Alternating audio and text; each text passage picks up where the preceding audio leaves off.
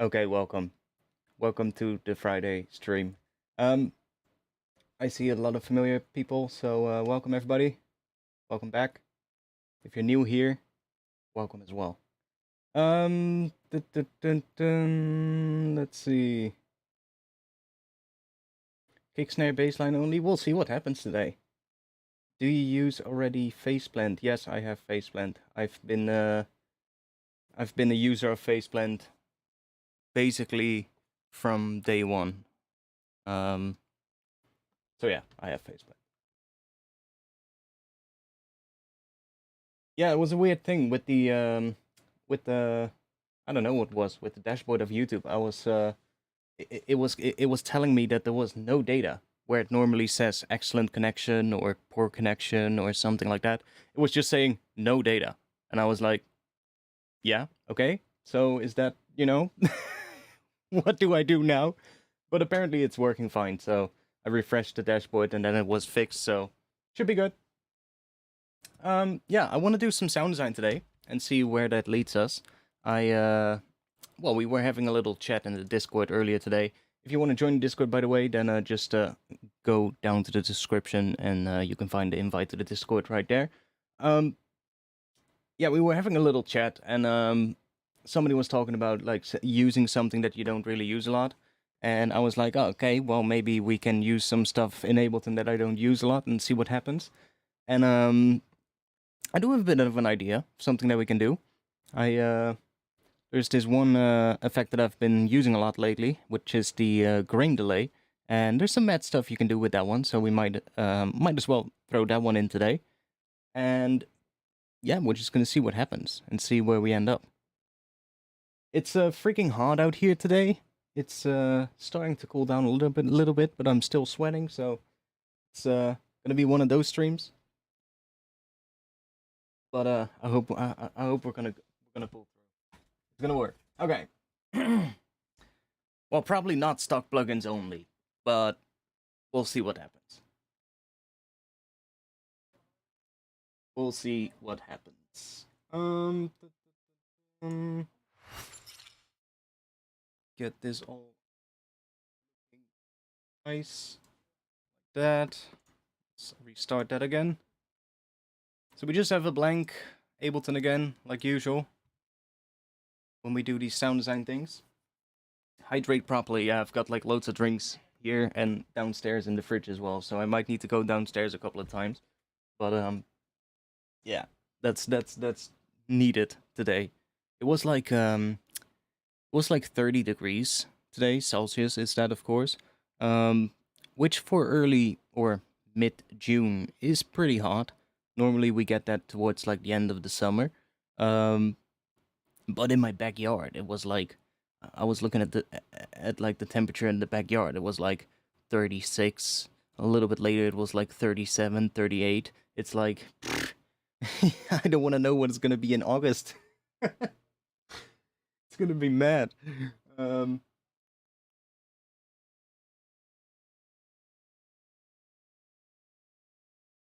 it would be really cool if every time you think of a plugin to use, you could try to make it work with stock. I mean, yeah, true. True. But I mean, I have so many plugins that I really like using, so I will always end up going and using some of those. Like, no reason to reinvent the wheel if you've got something that does the thing that you want it to do, right? So,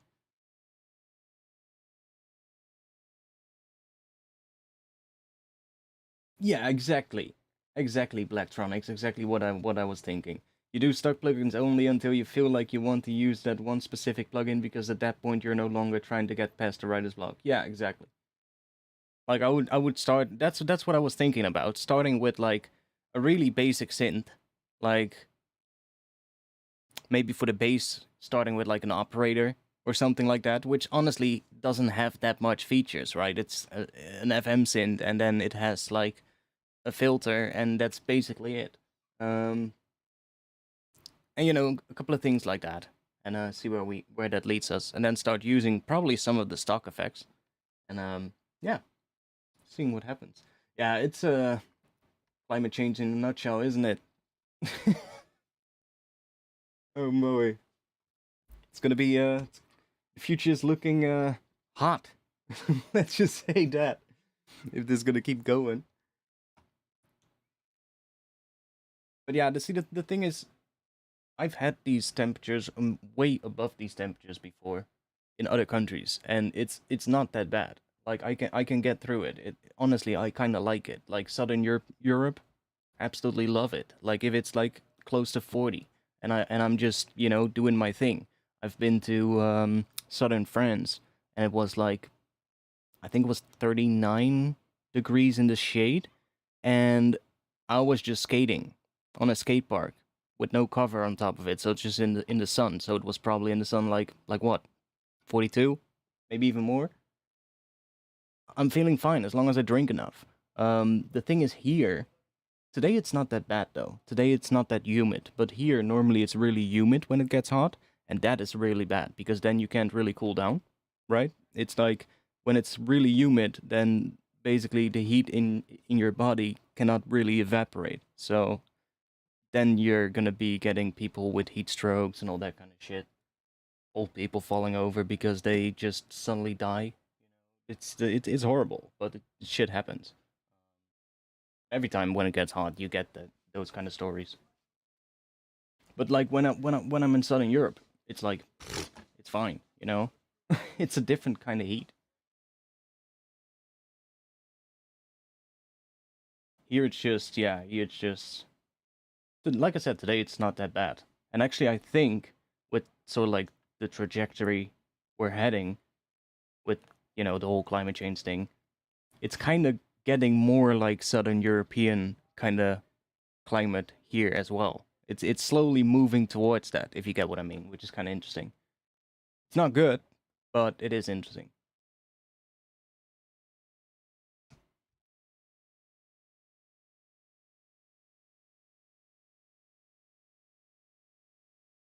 Actually, did you know that the human body temperature is getting cooler? I only know it because it wasn't TV on Dutch TV this week. That we're closer to 36 now because humans have become healthier over time. And that's because that 37-degree mark is coming from like a measure that they did, a study that they did in 1850. And since then, they haven't really bothered to update it. But because we've gotten healthier, we're now closer to like a body temperature of 36 for most people.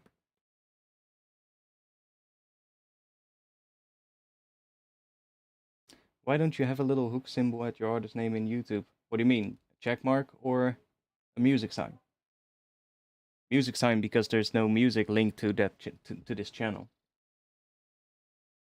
And check mark, well, I think check marks are these days only for like accounts of like 100K and up. I think. Maybe not, but I don't think you can just get one. Maybe if you bug YouTube, but especially at this point, I doubt that they're gonna be handing out any check marks unless you're really some big name. YouTube the last couple of weeks, there's been some mad shit going on. It's not good. It's really not good. Um, I'm not sure if any of you have followed along a little bit with what's been going on with a couple of creators, um, and it's not good. Oh yeah, some weird shit happening. Um, I don't want to name the people because there's actually been people right now that have been making videos about the whole ordeal and have been getting copyright striked because of it. And it's like, what? So I'm not even gonna name the people that it's about, but there's been some weird shit going on.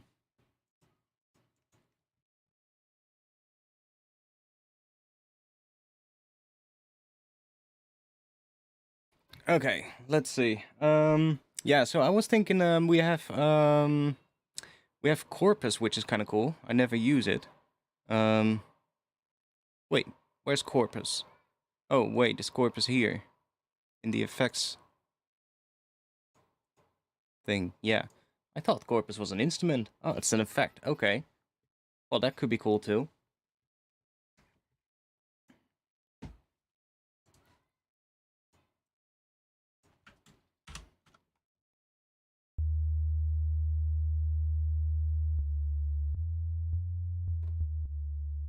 Here we're gonna go for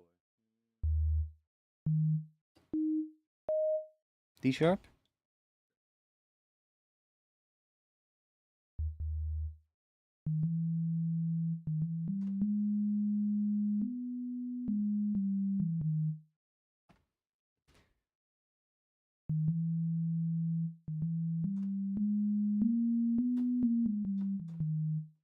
Okay, yeah. Corpus is kind of like physical modeling, yeah. I never use it, honestly.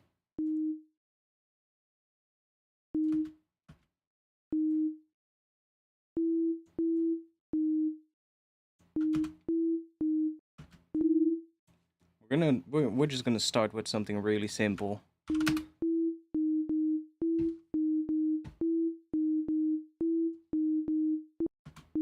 We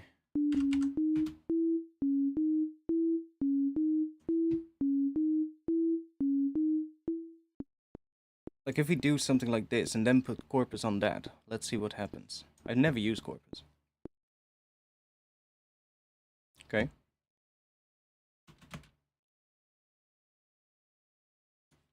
Maybe we need a bit more.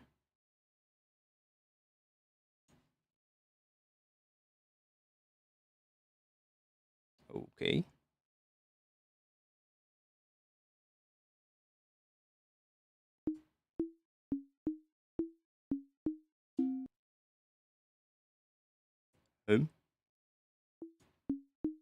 Why is my Corpus doing weird?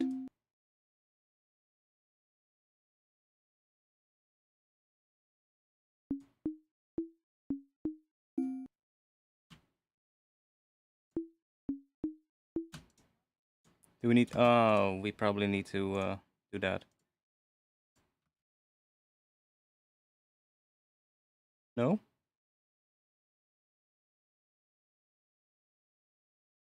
Okay. I'm trying to figure this out why it's not doing anything. Shouldn't it just work?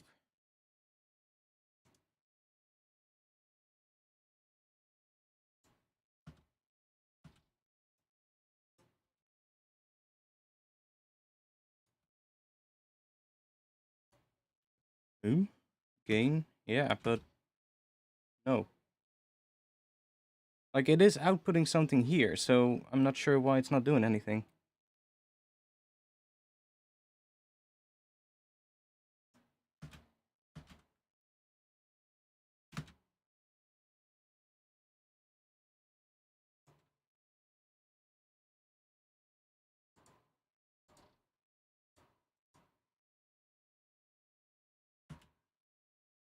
That's weird. One moment. I'll reload Ableton real quick. That's really weird. Yeah, it should, right? Off to a great start. Yeah, that's really weird. I've never... Maybe it's been like that for a really long time and I just never noticed because I never use it, right? Because I really don't really use it a lot. Would it be smart to... Oh, let me just first try reloading Ableton. We're off to a really great start. Yeah, let's blame the heat. That's probably the best thing to do. That's really weird.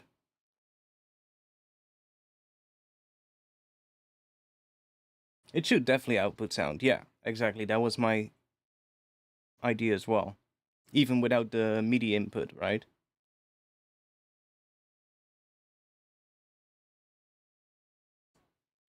Okay, well, we're gonna reload it right now. Okay. Still not. That's fucking weird.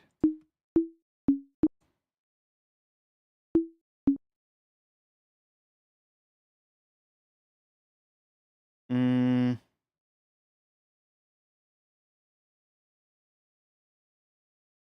Mm. Let me think.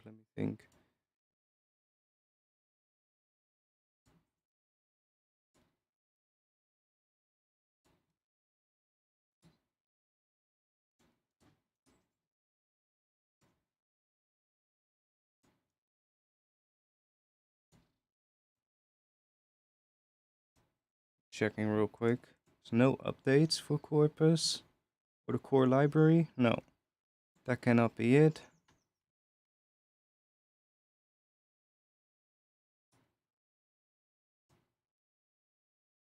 That's so fucking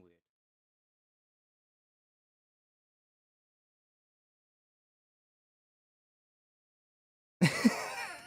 Eh? Okay. One moment.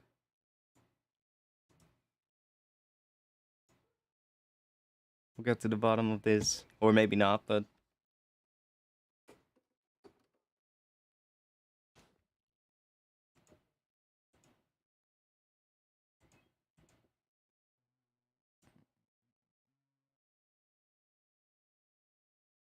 Okay. It is getting a MIDI input.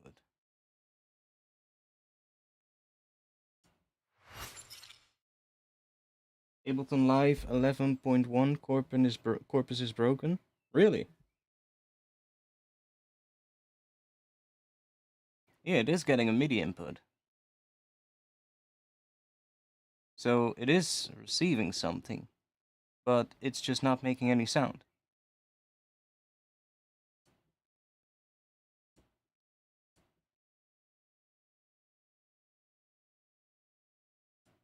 Well, I guess we're not using Corpus then.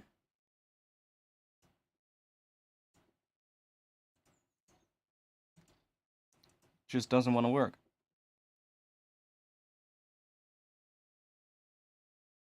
412 or lower buffer size. Really?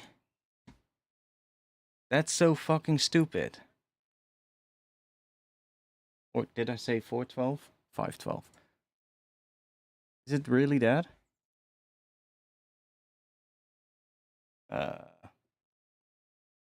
Don't think it is. Oh. There we go.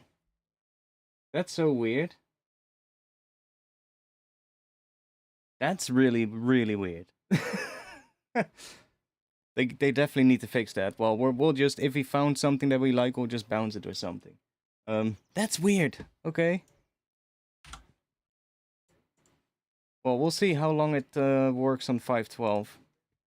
We might be able to get away with it. Truck operator in here.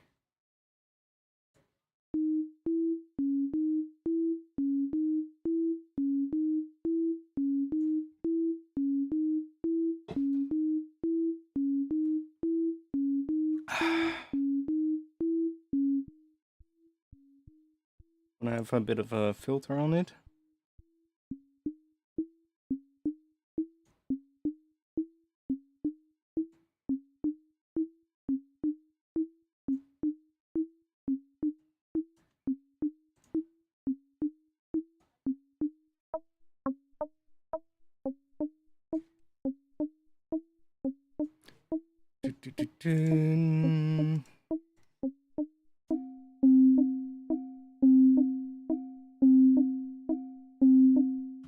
Okay. Let's do that with a MIDI input, probably.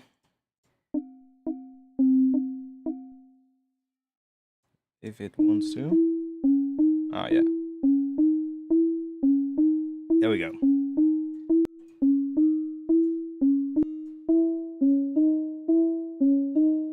It's loud as fuck, I think. This one has, yeah. I need to change the default patch of operator. I never really use the stock stuff a lot, but like the default setup of these things is not how I would normally use it. Like I would have the velocity sensitivity at 0 unless I want it. And the same with these envelopes, I would have them like that. And with probably a shorter release by default, but I never really use them anymore, so yeah. Hey, but thanks anyways. Well, it's weird though that it's only like works on like 512 or lower.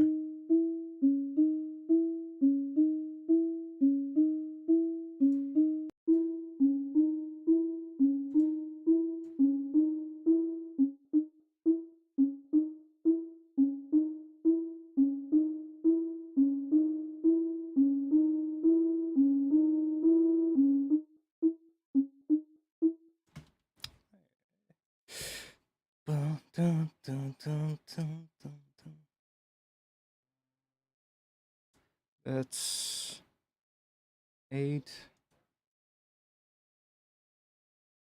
Should be 16.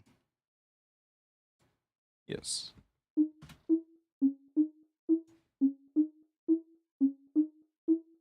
What was it? Right there.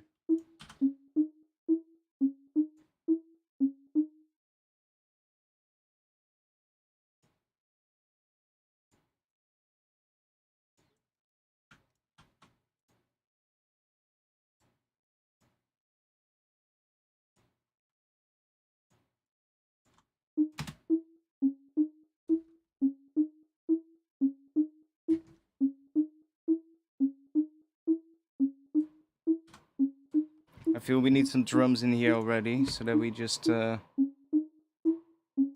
got something going. I think I have some, yeah, I've got some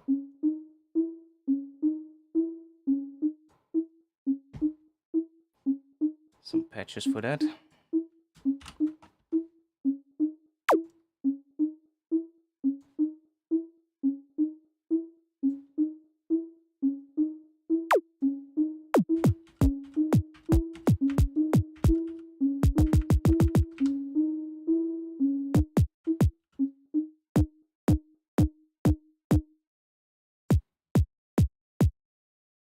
Let's see which one we're gonna use.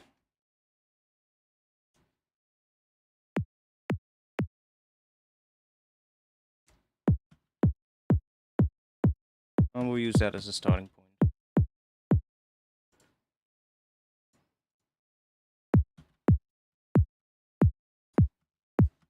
Yeah, I like that better.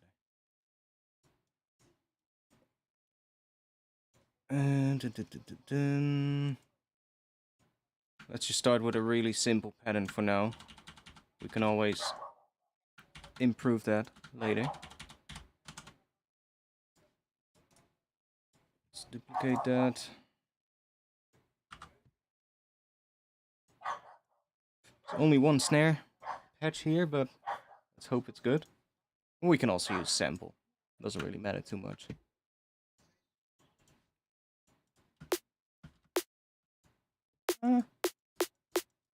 Not too bad.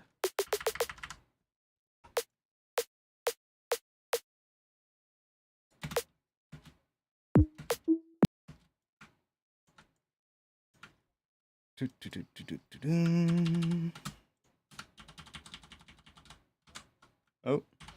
No. Come on. Do that.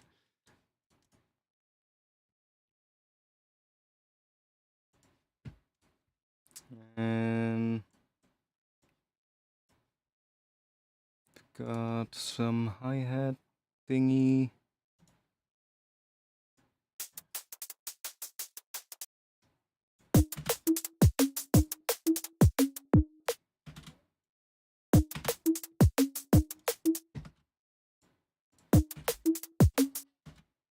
Clipping as well because of that kick drum, but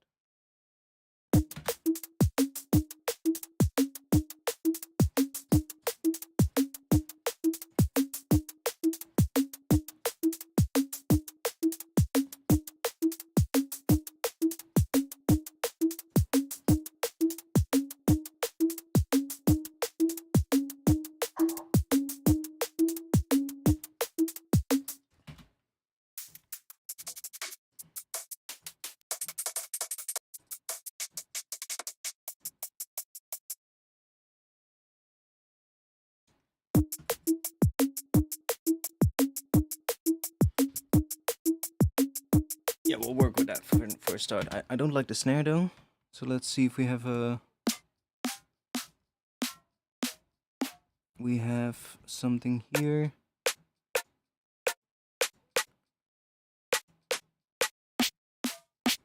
Jesus Christ.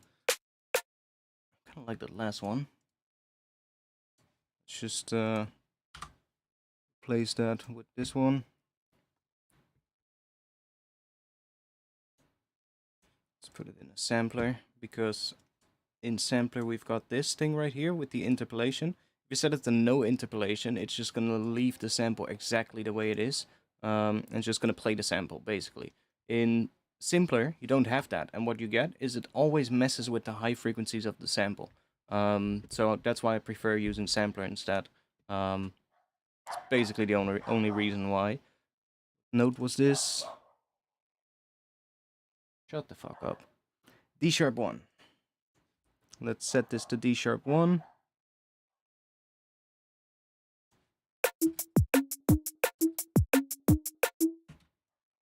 You know what? We'll just chuck it on an audio track. Actually see it.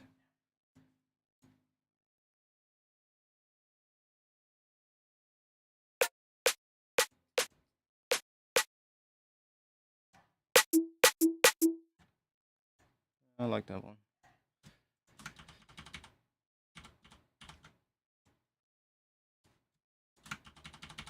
Just set up some drums real quick, because then we've got something to work with.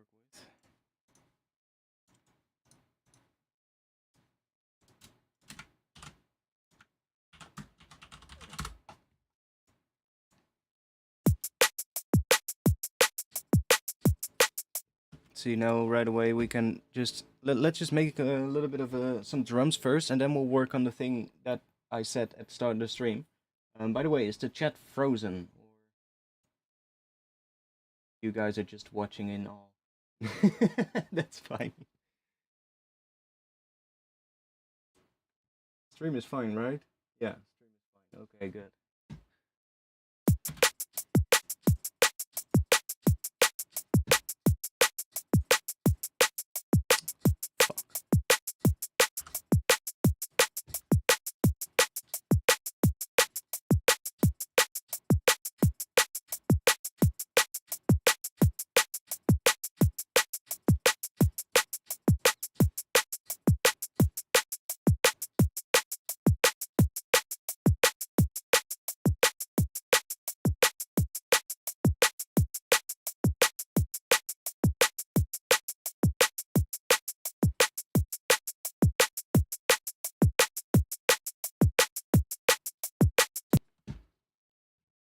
Okay, we need better hats.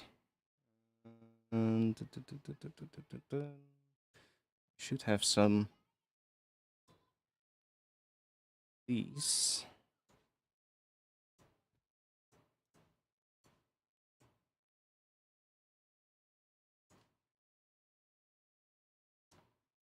That should get us started.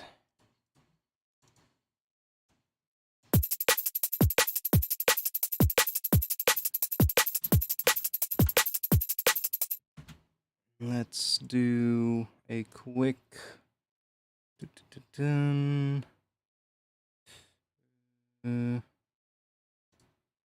let's use a quick compression here.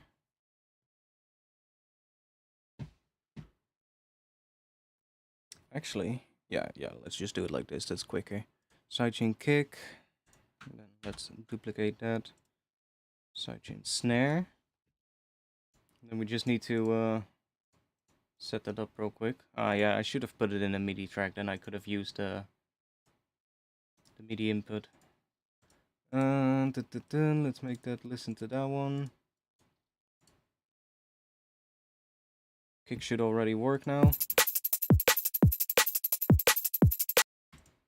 And then this one, cannot really do that now, so yeah, let's put this, I guess, in a MIDI track. It's gonna make it a bit easier. No interpolation, just do that. Then I probably need to go in here, turn the filter off because we don't need it. Set this to 0. And then we just chuck one of these there. Then let's set this to, what was it? D#1, I believe.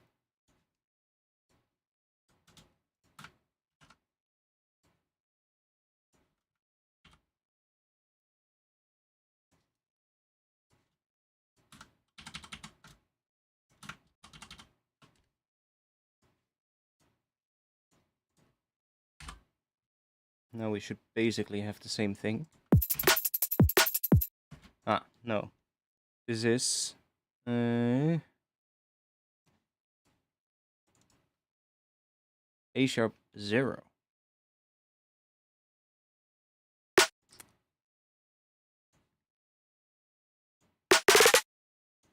Now it's the right note.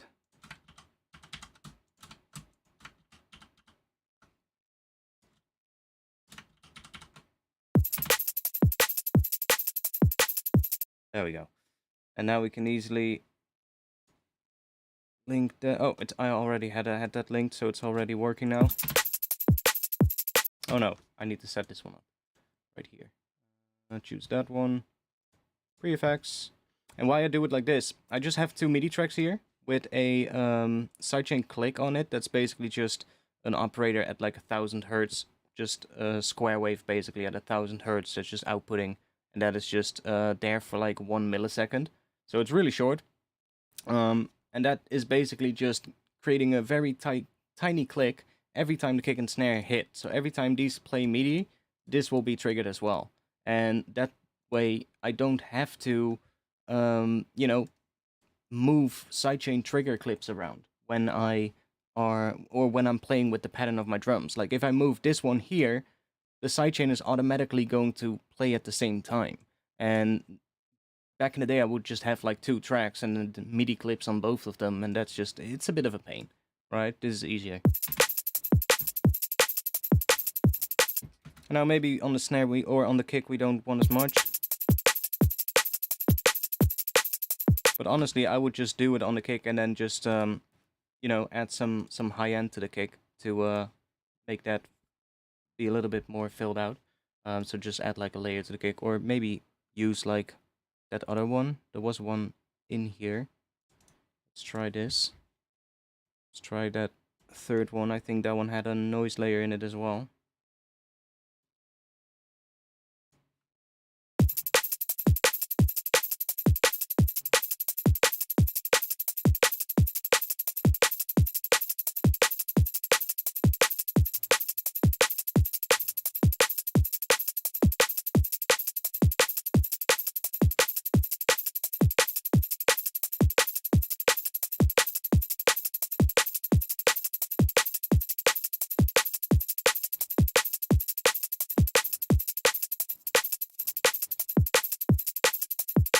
That one is cleaner. Let's use the clean one for now.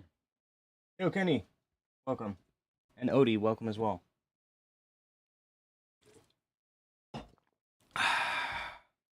Okay, at least we've got some drums here.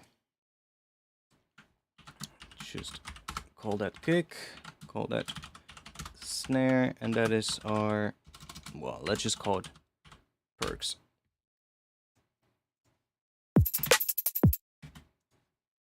And let's do a little bit of gain staging already, because otherwise we're gonna just run into the limiter. Let me go into here.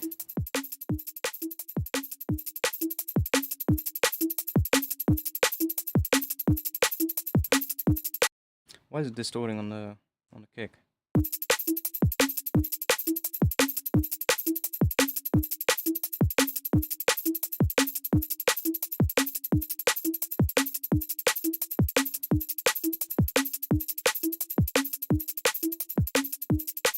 I would say I would normally use this. Let's just put it on transparent.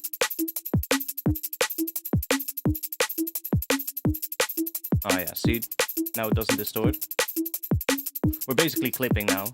I'm using a really slow attack time and a really short release time, so basically we're just clipping. But on the modern mode, widget was set on, it distorts on that first kick when it hits together with that other sound that we haven't really worked on yet. If it hits together, it distorts, and I don't want that, so let's just set it to transparent. It's gonna be a little bit quieter, but it doesn't distort, which is better. It's not too important for now, but just for me not to get insane. Okay, so we have this thing here, so I have done a little bit of automation, but let's see what happens. So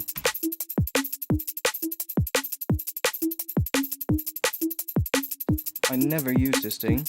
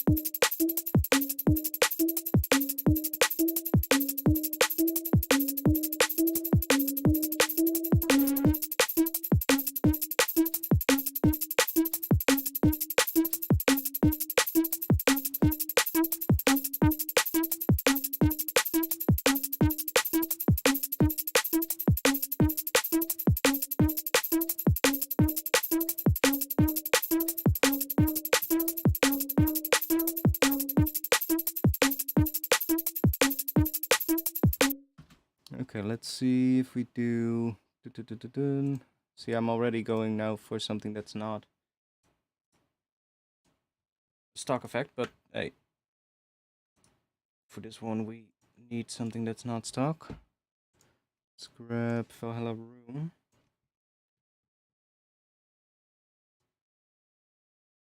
I could also just chuck it on the track itself. Let's just chuck it on the track itself.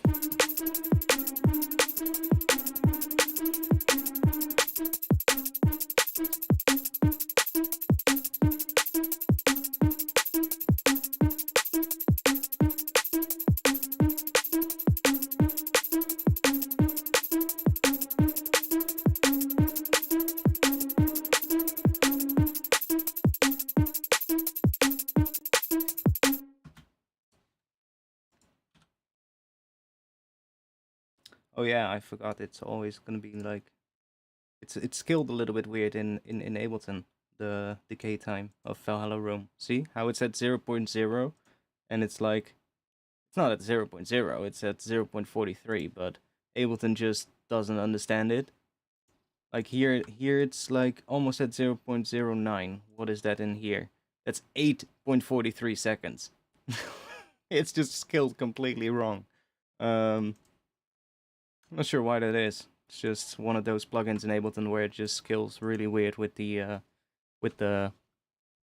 automation.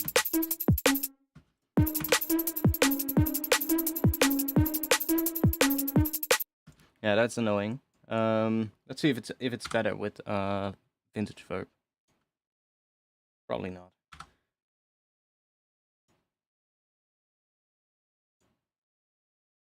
Oh, it looks better. Oh yeah, that's better. That's a lot better.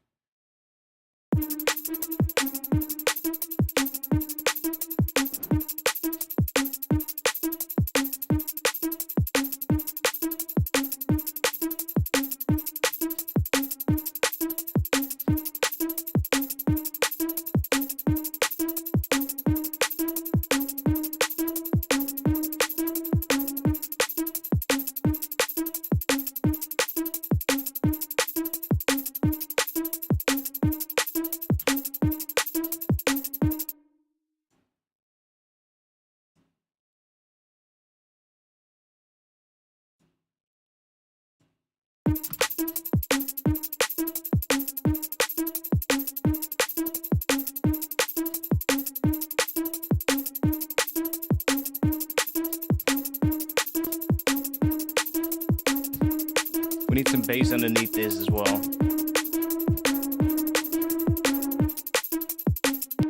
We need some bass underneath this, otherwise it's not gonna give us the right idea. So let's see. I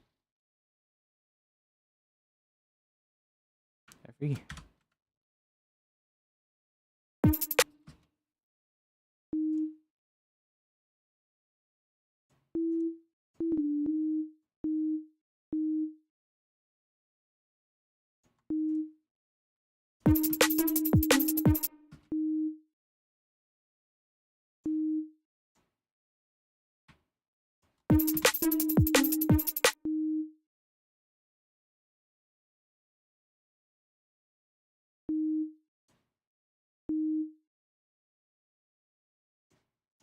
Let's see.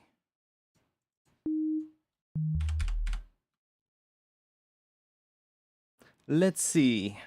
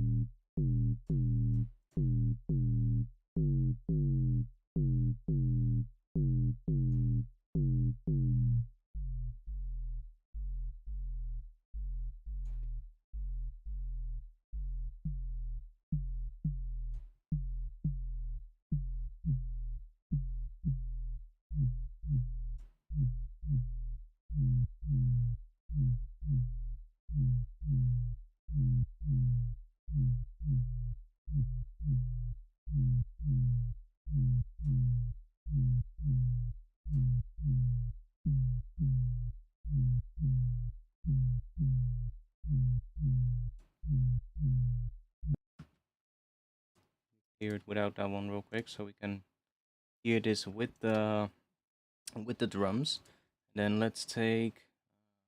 I'm actually gonna take that out of here. This is gonna be our bass. We can sidechain that.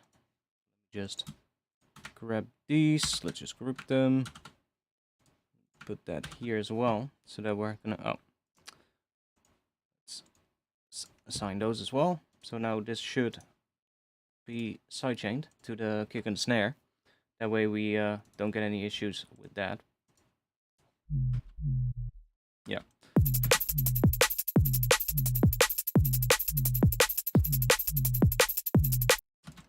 Okay.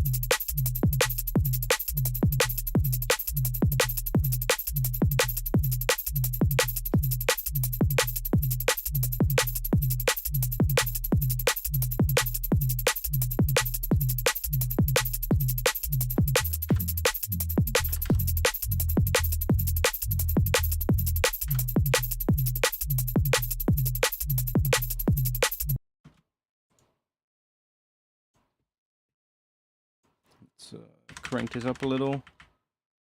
Bit much. Probably has a lot of velocity. Yeah, let me set that to 0 so that we don't get that.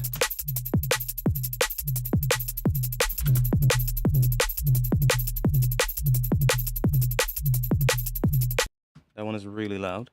There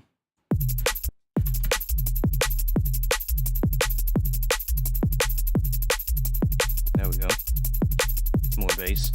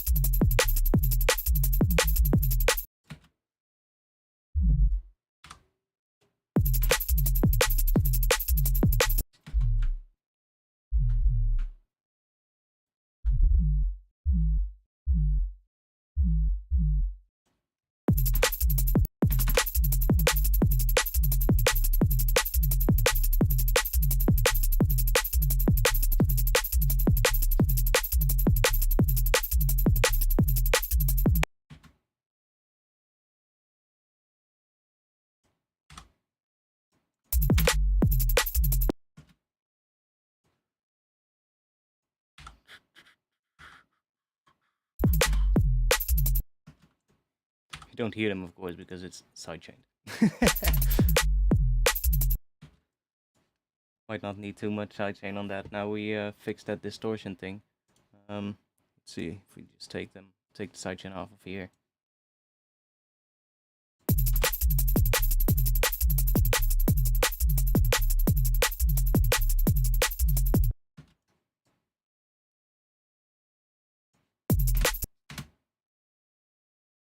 Okay, let's see. Oh,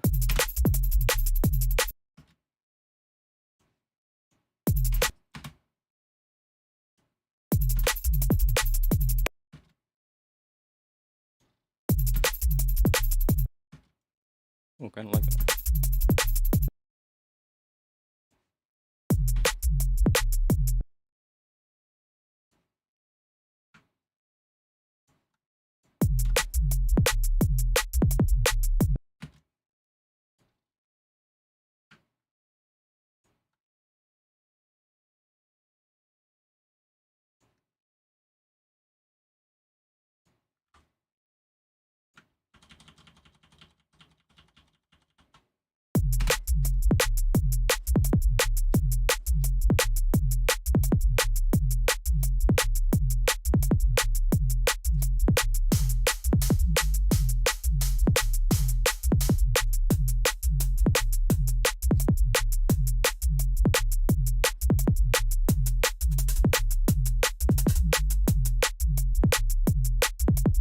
Find some better ones.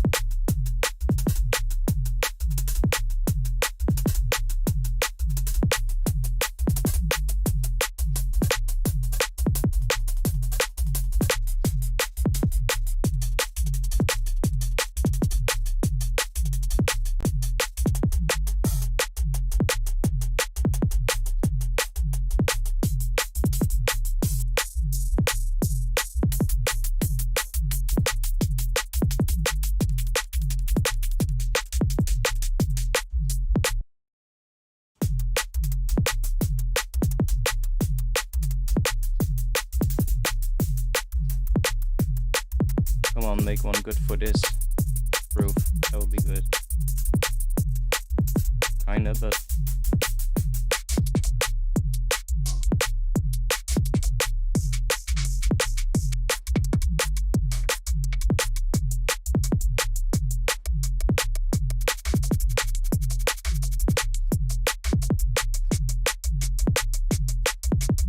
No, no, no, don't do that.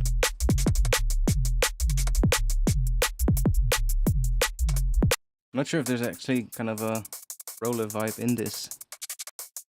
Oh, maybe.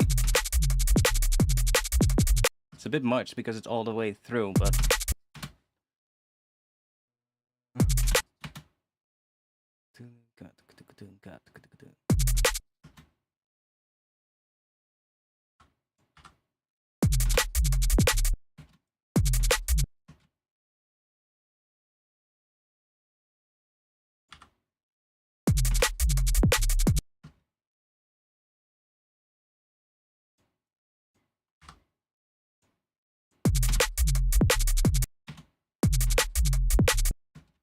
Nah, it's not roller.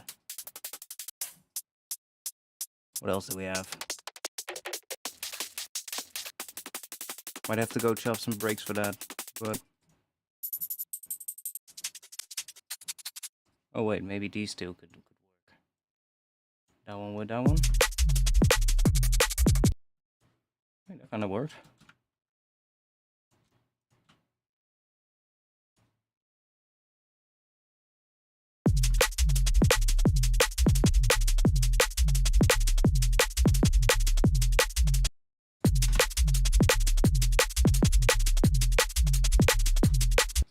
This is a starting point, okay.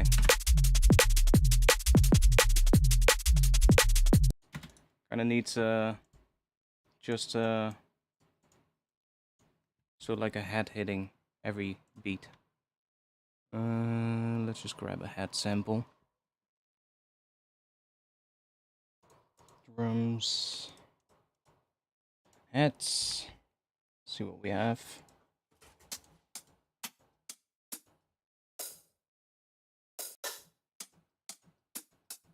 Just like a nice sharp one.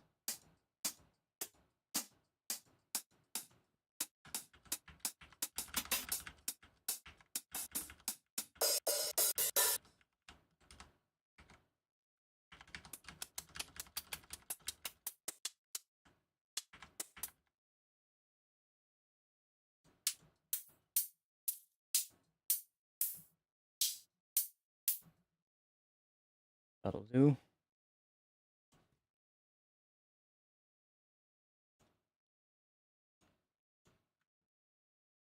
Heck, we can even warp this and just say loop this section, and we can just do that. There we go. Set it to repitch mode so it's not doing anything to the sample.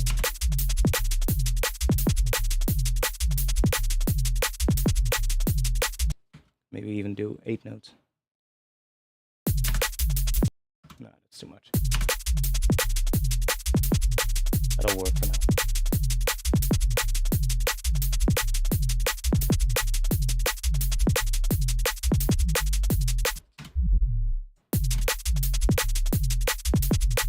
Okay, and here we're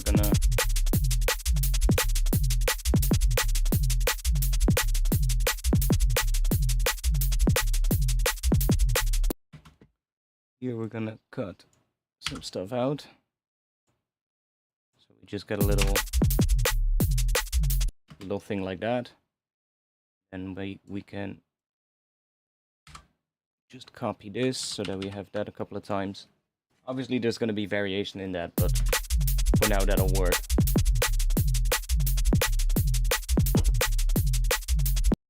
I want to see if we can do a better kick pattern for this shaker shuffle kind of thing though, because I think it will sound better if we have a different pattern with this one. See right here, there's not much going on. There's two quiet things, so it might be good to have like a kick drum right there to kind of fill up that space. See, that sounds just better with that shuffle than this, because it feels like there's a little bit of a gap there. We could fill it by chopping this up, of course, but like that works too, but I think this works better for this shuffle. That's just gonna be better. And then probably save that double kick for later. So we're just gonna start with basically just this.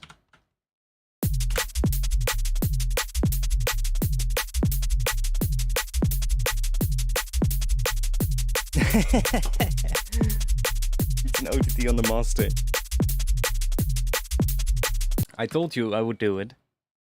Should we do it? I'm just gonna do it. Don't do this, by the way. Don't do this.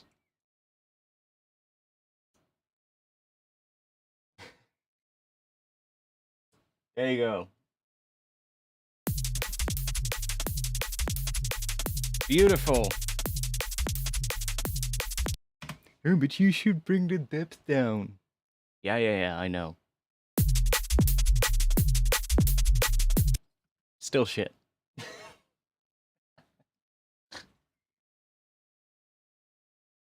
One OTT is not enough, yeah. We need at least 100 or something, man. Otherwise it's just never gonna sound good.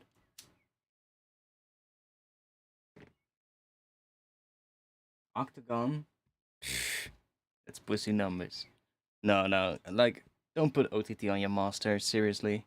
It might sound tempting, like this. You know, it sounds a little bit hyped and it gets a bit louder and shit, but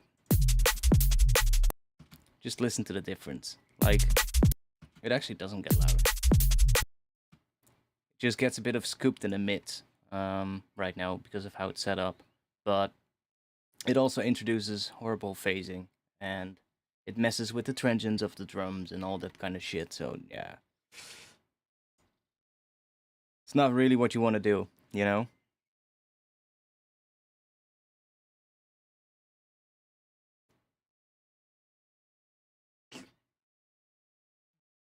It's beautiful though. Yeah, I see so many people say it. Just put it on your master. Put it on like 4%. Then it's not doing that much of a phase change. Yes, it does. It still does the exact amount of phasing on 4% or on 100% or on 0% or regardless of any of these settings here. It's not going to change anything to what it does to the phase. But yeah, it's funny. It's always a funny discussion.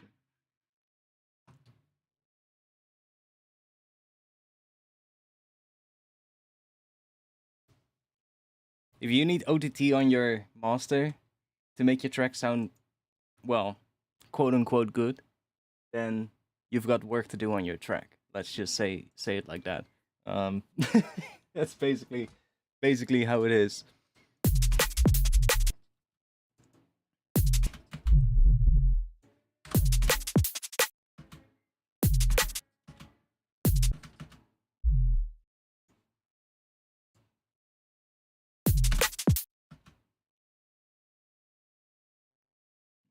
Mm.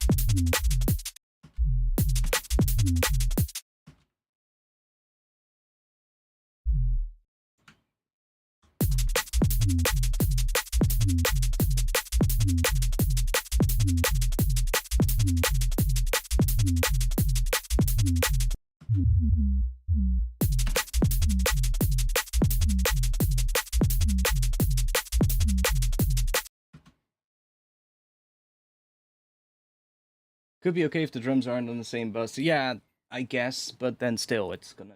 Why would you do any like multi-band splits on your master? Like it's just always gonna be sort of like destructive to whatever you're running through it. Like yeah, it could be a quick fix. Like if it's the only thing, like if you only have like a stereo track to work with, right? Let's say you're mastering a track and you've only got a stereo export of the full track. Yeah, okay. That would be a moment when you maybe want to use some multiband compression or something if you need to balance the mix. But then still, a mastering engineer would probably tell you, could you maybe try doing this in the mix? Because it's always going to be cleaner. But that would be a reason to maybe use like some multiband compression on the master or something like that. But I wouldn't really recommend it.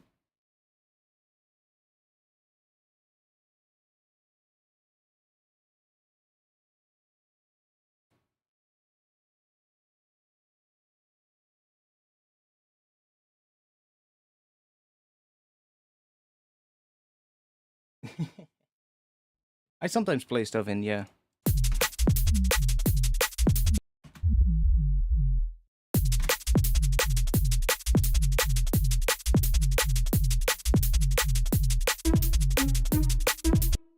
Okay, now this one sounds like crap, but let's see.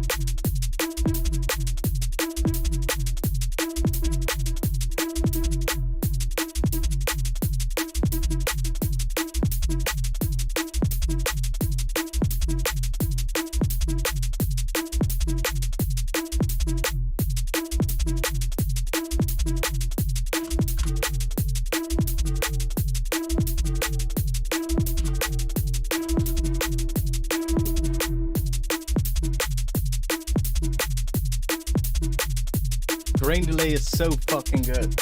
I love it.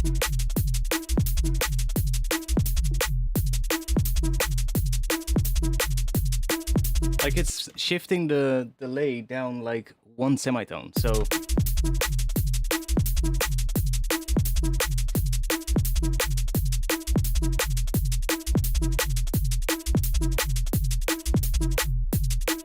And if we bring the feedback up, every delay is going to be a semitone lower than the previous one.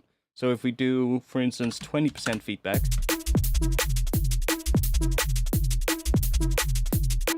and it's also doing some other stuff, I think, but let's see what we can get.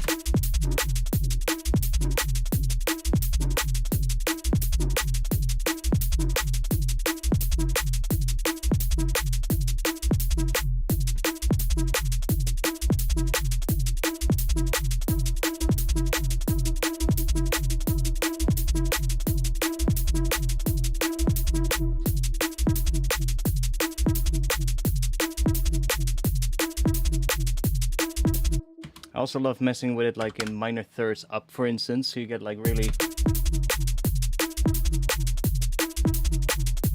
like...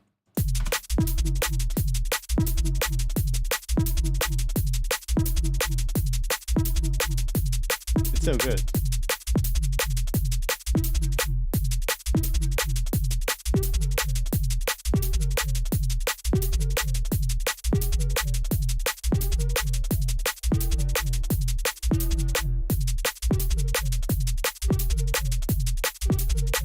Ooh!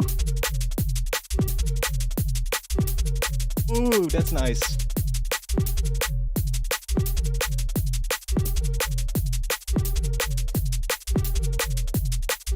That's good.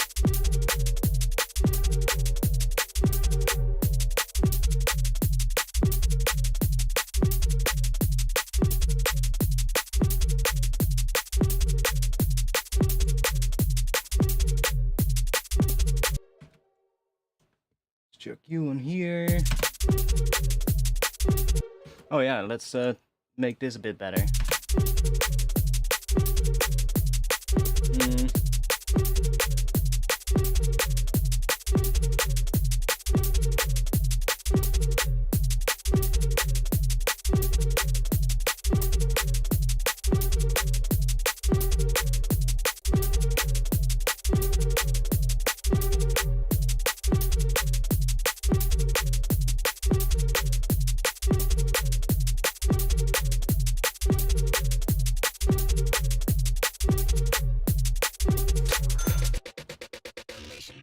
Hey, medic.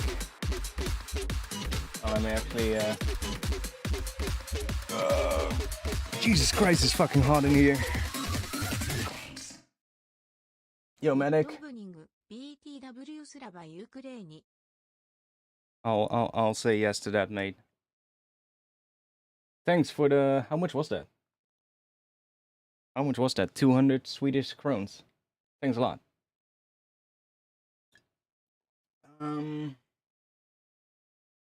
I completely forgot looking at the chat. By the way, I haven't seen the bot chat today. Hey, I've been messing with the Streamlabs settings, and let me actually check if the bot works now. Work. Do it, bot. You can do it. Wake up. Oh, somebody's message got blocked because he said the word shit in it. Let me just say that that's fine. I'm not sure. Maybe I need to reconnect the bot or something to my YouTube channel, but I've been messing with some of the settings to hopefully get rid of the bot issue. So far, it seems to work today. And yeah, the last week wasn't that great. I mean, the stream was fun last week. We did some gaming, of course. I played that game Superliminal, and I had a lot of fun last week. So I think I might actually do a couple of gaming streams every now and then. Probably on the other channel. Like, I have a gaming channel, so it would not really make sense to do that on here. But last week was just so like, it was just like, let's just play a game, and it was quite fun actually. So I might just do that on the other channel every now and then. Don't block swearing. Yeah, it's just, if I don't, then there's gonna be other stuff slipping through as well. So it's like,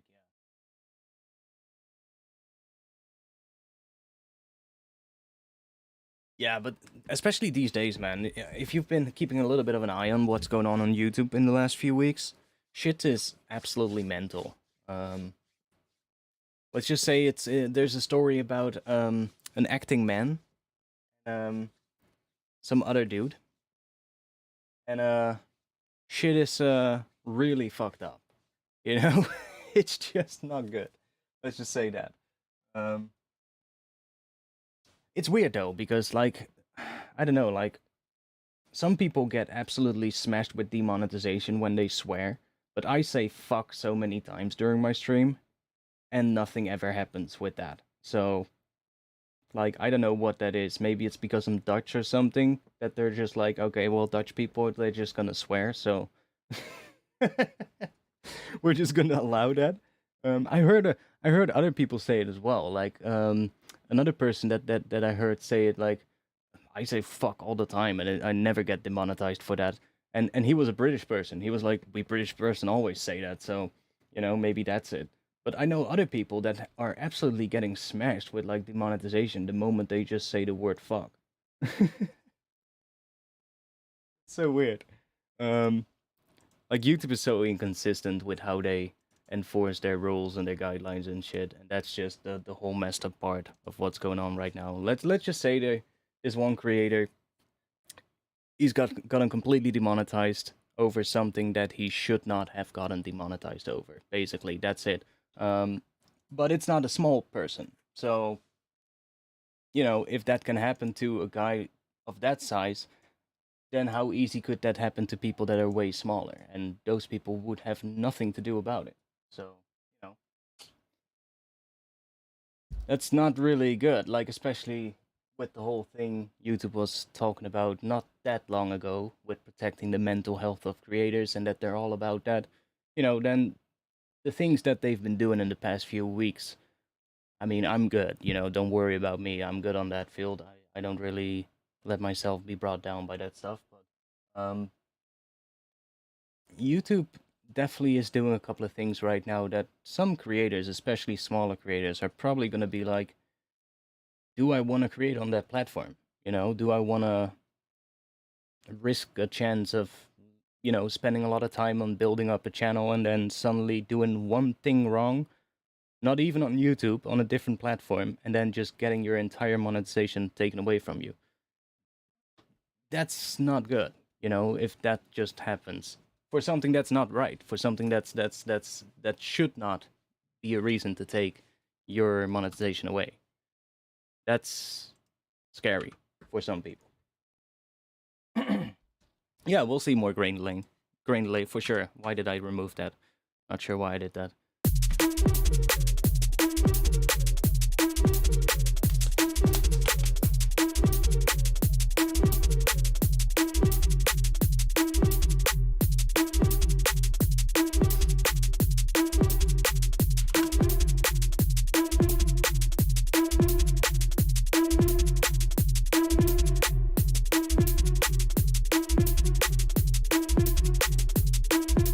Now we're getting chromatic.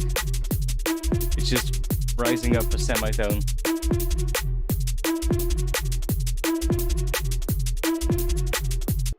Yeah, well, the thing that was just happening was just not. It's just not good that it's happening, And I feel like there's a couple of people at YouTube who made a couple of really stupid choices in this whole ordeal. And like I said, I'm not gonna name what it's all about because you can just find it. It's everywhere. But I don't know what is happening or who made the decisions about it, but it just doesn't seem right. And almost every creator I've spoken to about it says the same thing.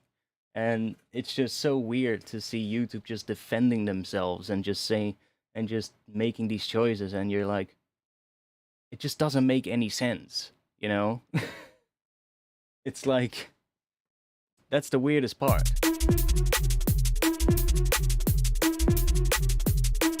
Well, I mean, I'm always dying to talk about stuff like when YouTube fucks up, but I'm a creator, right? That stuff matters to me too. It's always fucked up when shit like that happens.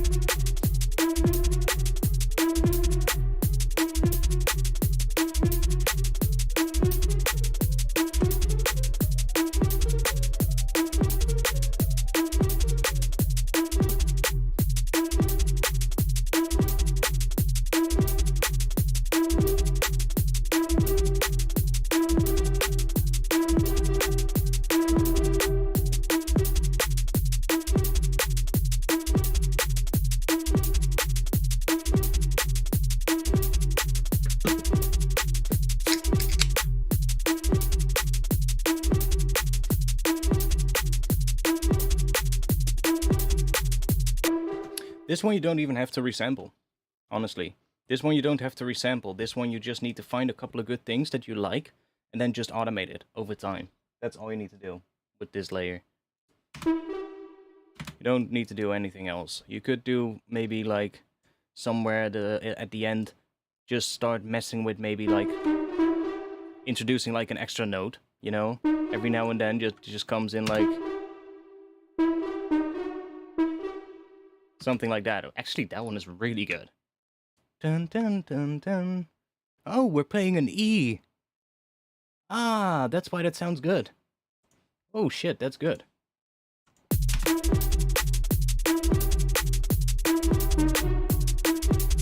Yeah, that's nice. The reverse ones you can do with reverb. You can just take some reverb and just make some swells and shit. And yeah, you can at some point maybe resample it. Jesus Christ, it's fucking hot in here. I bet you it's not gonna cool down this night. How hot is it still? Like I'm sweating. My leg is stuck to my chair. I'm not even sitting on a leather chair. How hot is it still? 30? No way. Oh, 25. But it's now 50% humidity. And it was like 30 or something this afternoon, so that's going up. It's getting a little darker now outside as well, so I would love it to actually just cool down a little bit so I can close my windows. So we don't get too many mosquitoes inside. But it's still super hot outside, so it's not gonna cool down. I got a fan, but it's not really gonna do much. It's gonna blow hot air around, which is already the case right now because I've got 2 windows, so I'm fine. Yo, Greedo.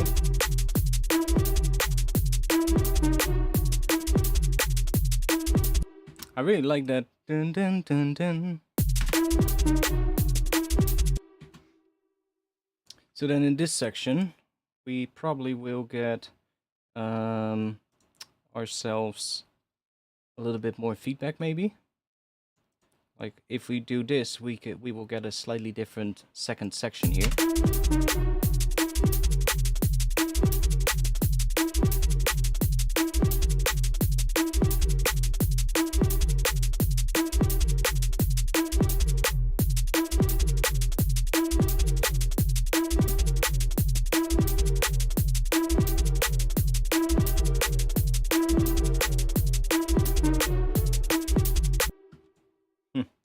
What happens if we put this all the way at the front?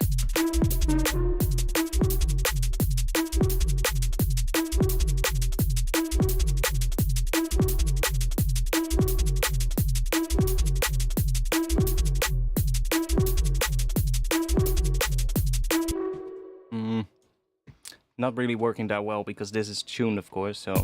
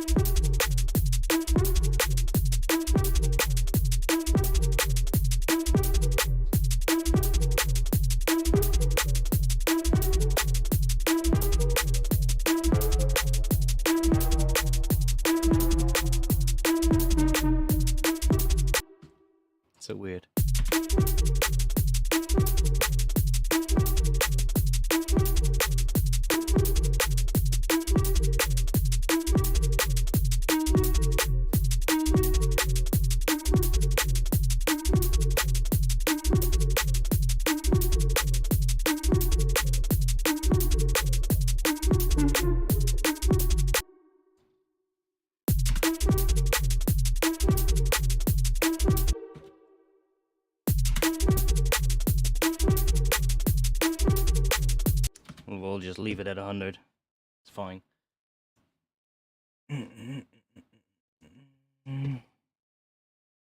do want to see what happens. Like, if we introduce another delay in front of here, then this one will generate a delay based on the other one. So let's say with a feedback of 0, so it's just going to create another sort of like extra delay. And then this one is set to 3. Well, that would be interesting, maybe.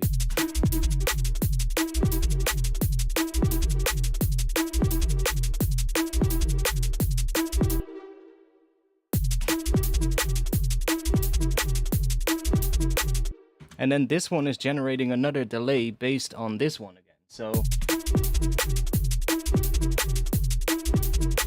get like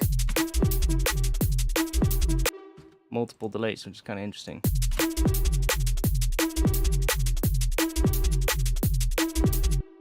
This one we could introduce like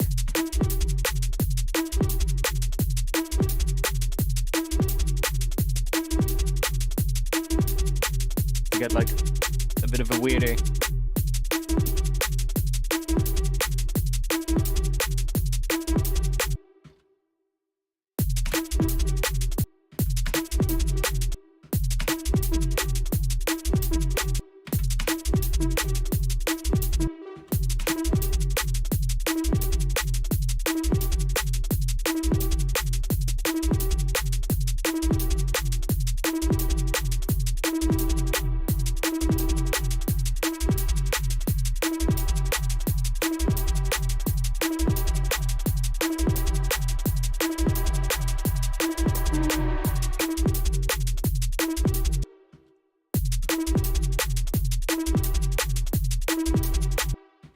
Sup is just an operator.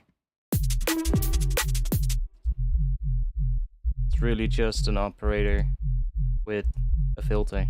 That's it. It's nothing more than that.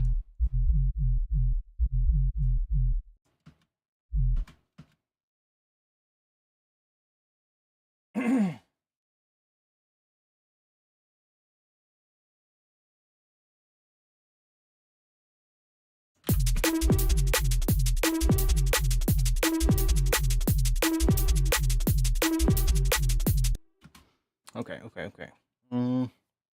So we've got this. Let's map you to macro 1. Let's set that to -4. -4. So we can have this all the way down as well.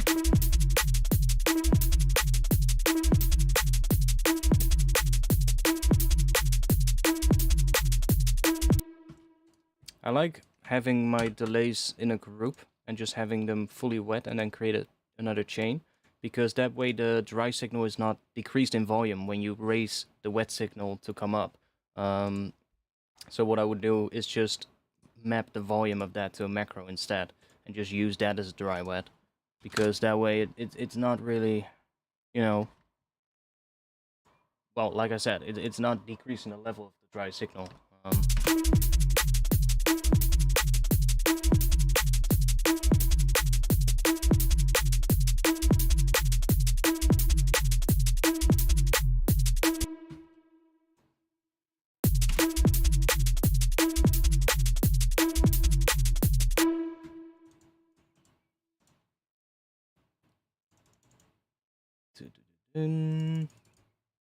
That need to see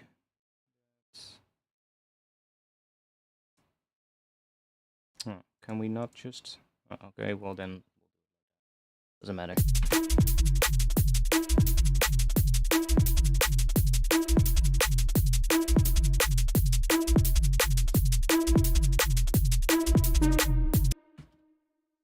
And then here I want to have the dun dun dun dun. We can just go and this. Probably do it right here, so we don't get a delay in this section.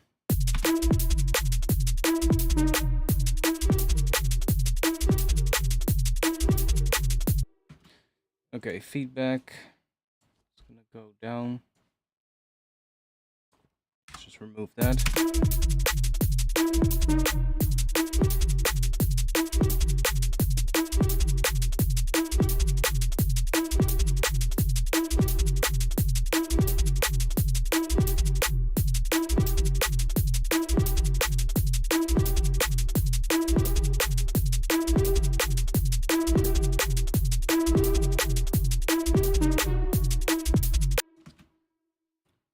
It's messed up here. Let's fix that.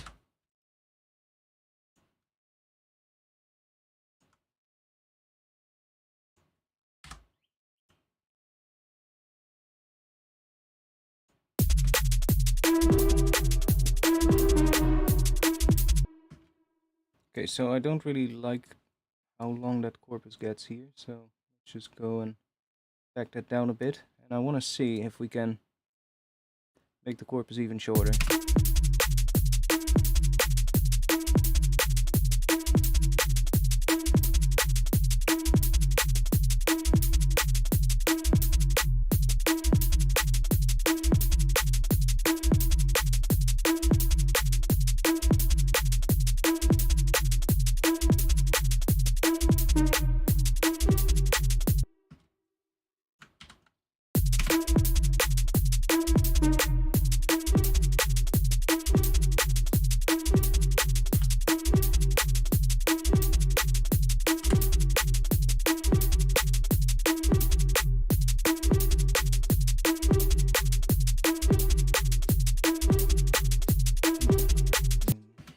Rename these as well. This is the crane delay, and this is just a regular delay. That way we should have them show up like that here as well, so I can see which one it is.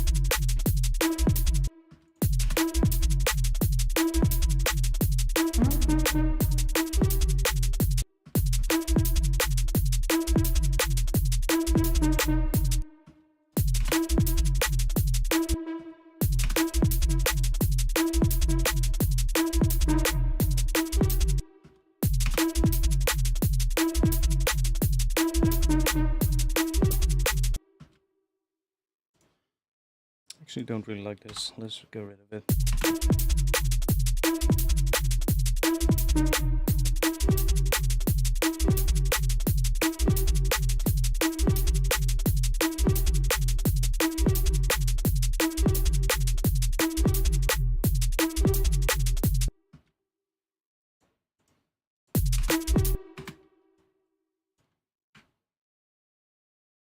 Before we do that, let's click this so that it locks the automation. What if we do one every 8 bars? Is that, or is that 4? It's 8, right? Yeah, that's 8. So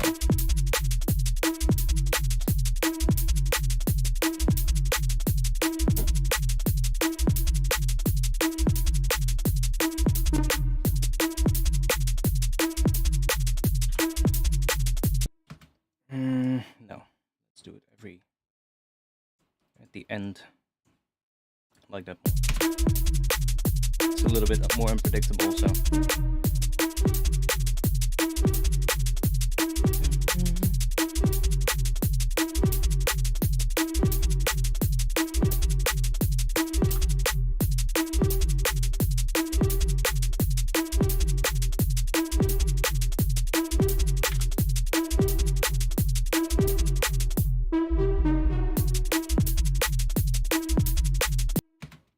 Okay.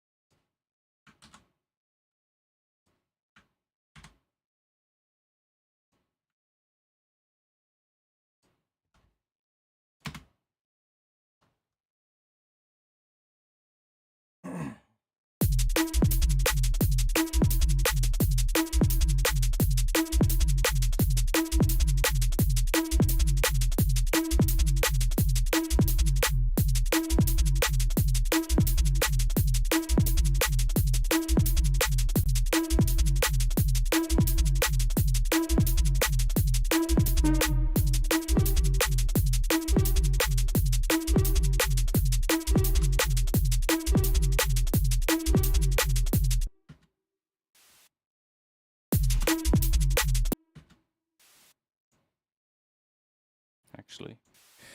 Just do this.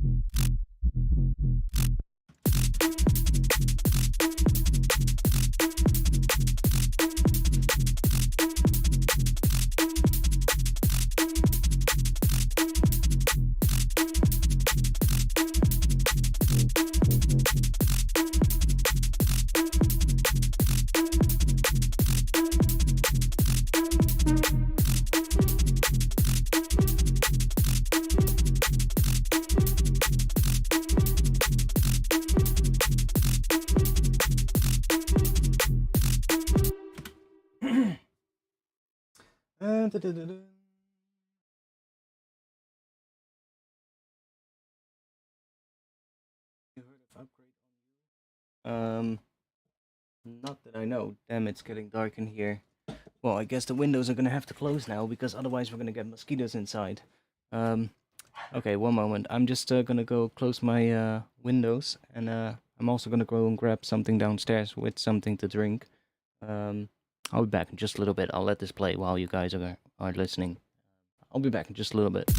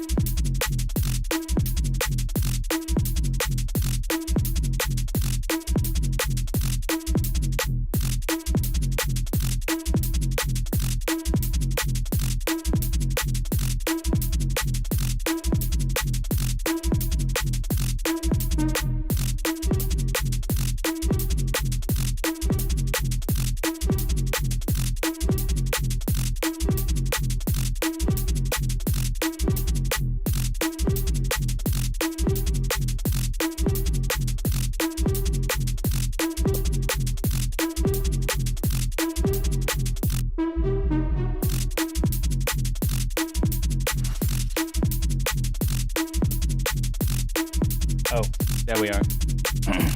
Go. Why is my chair not? Ah, there we go.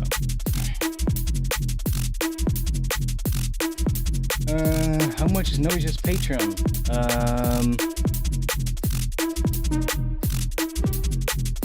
Let me check. Manage memberships. 22 for the tier that I'm sub to.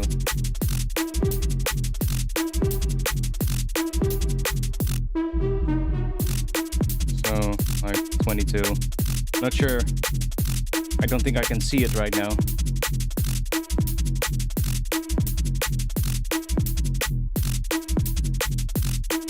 Not sure if I can see the other tiers right now. Oh, here.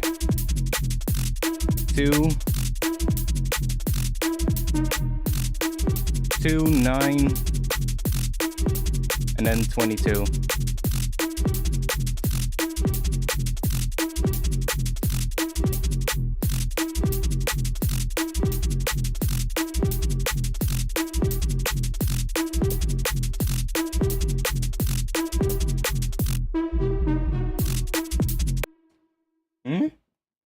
What's mine? Check at the top of the chat. It's right at the top of the chat.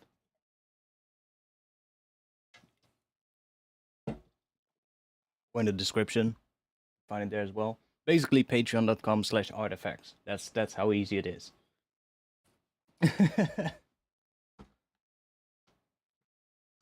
got a lot of samples on there. The heads that I'm using right now are on there. The snare drum is on there as well. The kick drum I don't think is. No, the kick drum is not. But the snare and the heads that I'm using, or at least these two, are on the shuffle part of the heads, not this open head or this closed head. But these are on Patreon.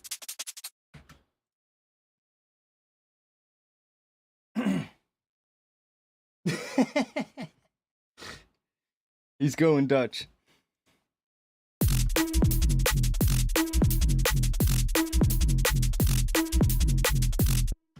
Okay, we need something like a vocal.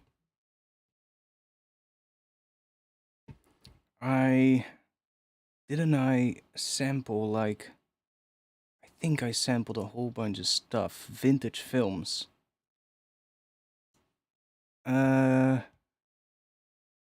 Like we can watch it together. Where are we gonna go? I've got like all of those old kind of anti-drug movies and like some other things, safety movies. There's all kinds of weird ones.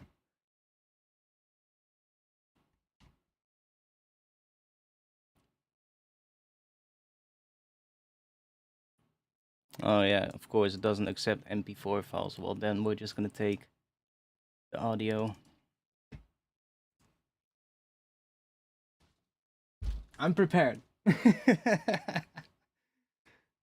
I'm prepared. Bound to get some weird vocals out of this, probably.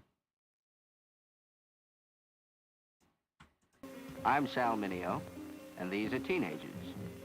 All teenagers. One without background music would be good. Teenagers have always shared one thing in common. And this, of course, would be called group self-expression. Today, just like always, clothes have been the groovy way of really... Is this all with background music? Because if so, then we're gonna grab another one. It's the matter of being... in the treatment of... Oh, there we go. Is it insight or insanity? What do America's leading scientists, doctors, and psychiatrists working with people taking LSD say? As we see it from a typical psychiatric ward, LSD is certainly much more than a mere fad. Right now, we have over a dozen people hospitalized because of acute symptoms resulting directly from their taking LSD. Bizarre, fatal accidents and suicides have also occurred in LSD's users. Alright, we're good today. There's nothing happening with any bots today, so it seems to be fixed at the moment. I'll see what happens if it keeps being like this. Because of this, we say that LSD is not just a fad. People are seriously disturbed, some even dead. People are seriously disturbed.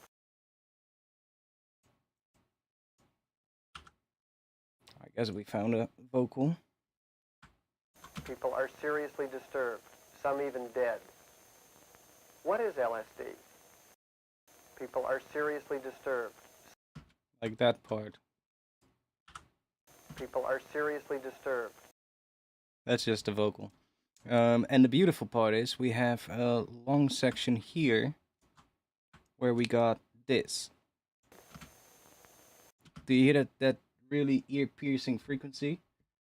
Dude, this is just go on YouTube and look up old like anti-drug movies and shit like that. In fact, I have a YouTube channel. Not I have a YouTube channel, but I saved the YouTube channel. I'll show you. That place is an absolute goldmine. What was it called again? What was it called again?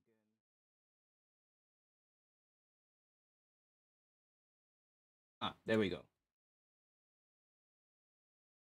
This YouTube channel, Periscope Film. They've literally got, like, go in here, and this is all just archived old movies. It literally goes on forever. Any kind of topic you want, war documentary stuff, there's like so much, and it's all just with those old crunchy vocals and shit, and it's perfect. Here, like, Date with Disaster. That's probably gonna give you some interesting vocals. Smoky Story. There's some really weird ones as well. I watched one about a guy with a chainsaw, and it was basically a video about chainsaw safety, but it was absolutely hilarious. Like, it was like, when you see these things, it's like, man, media has changed so much. Not sure where it is. But this is such a gold mine with vocals. Yeah, exactly. Like the Reefer Madness stuff, that's all gonna be on here as well. Like, I bet you if you what was that one called? It was something with chainsaw safety video. Let's see if we can find it like that. There we go. With Chainsaw Charlie. So it's all set to demolish Charlie if he doesn't make his cuts right. And it's literally just this kind of shit.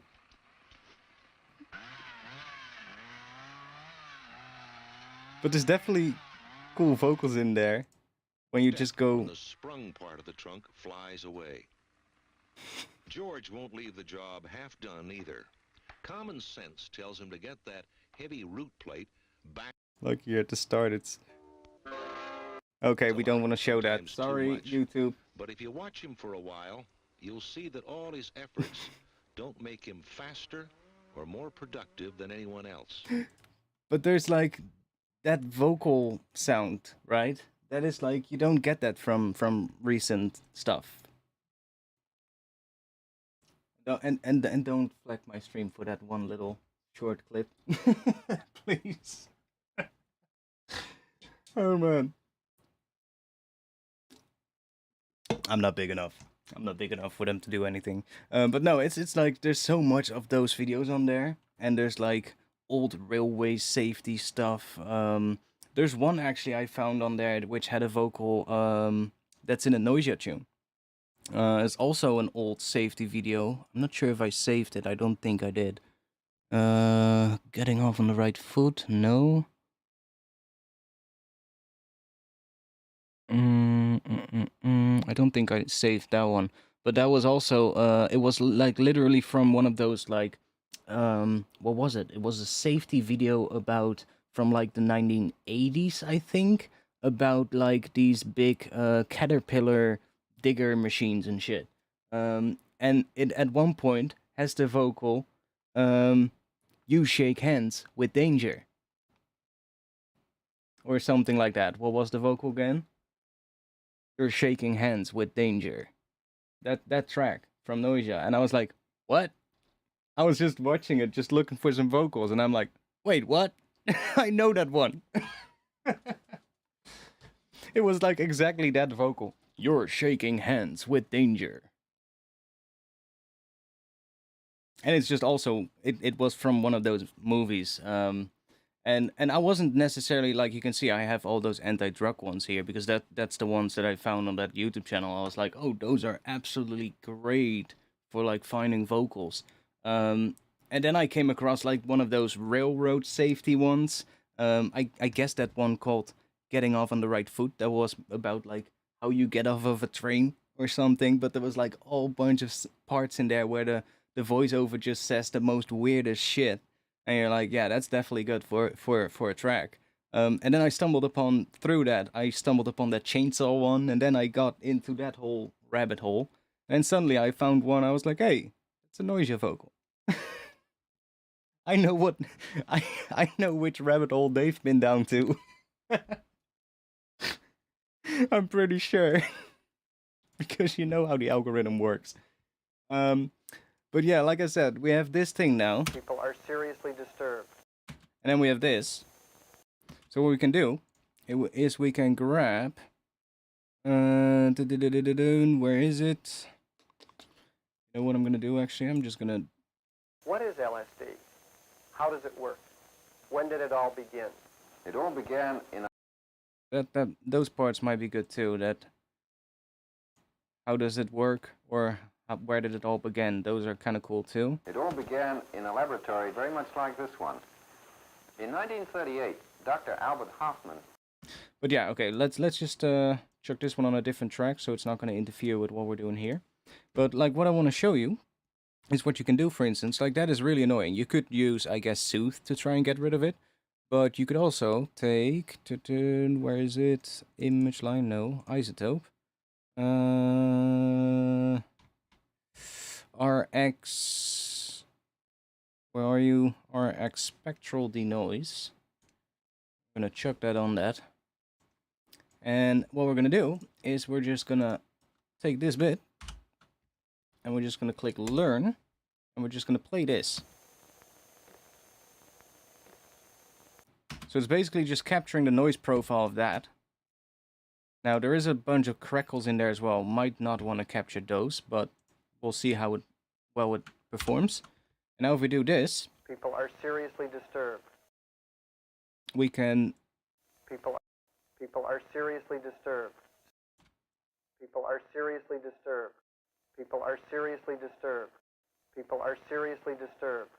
People are seriously disturbed. People are... See, it works. I do want to try how it sounds with Soothe instead. Because it is a pretty resonant frequency, so like if we play this section, Soothe is automatically probably going to find it. There we go. It's right there.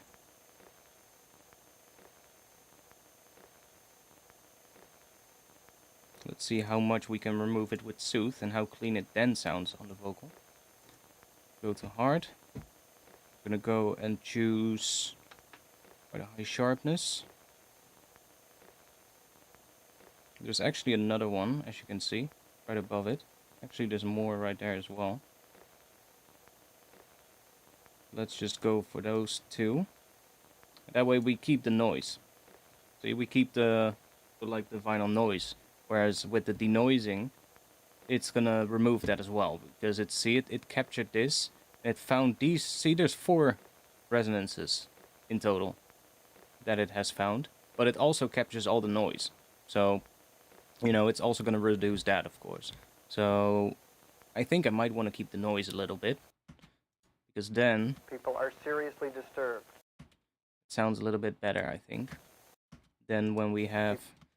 okay, I do think we can get rid of that a lot more, though. See if we can with...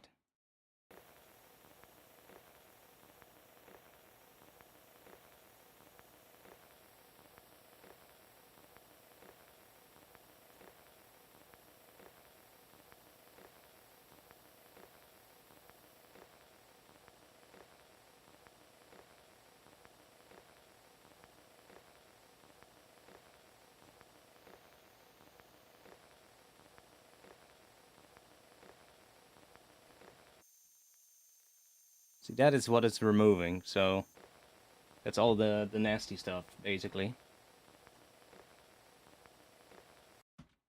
So now we can listen to this. This is Soothe. People are seriously disturbed. And then this is the spectral denoised version. People are seriously disturbed. Yeah, definitely the Soothe one. It just sounds better. People are seriously disturbed. Yes, we're getting the noise, but that's actually better in this case. Yeah, I'm on RX-7. But it's great. RX is really good though for like cleaning up stuff. Like I also have the I have the RX-7 suite, so I can just, you know, use it standalone as well with the editor, but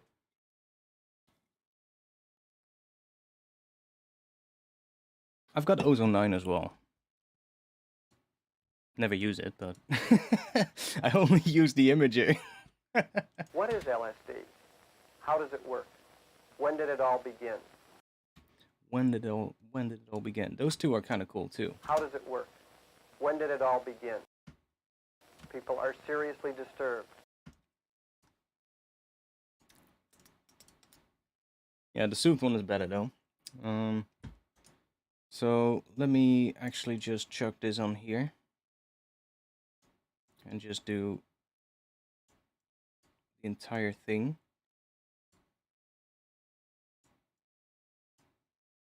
That's the one downside of those old things. It's just, you know, I can also do this.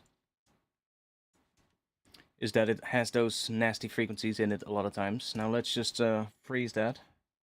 Oh shit, that's 30 minutes. That's, oh, it's not that slow. I thought it was going to be a lot slower.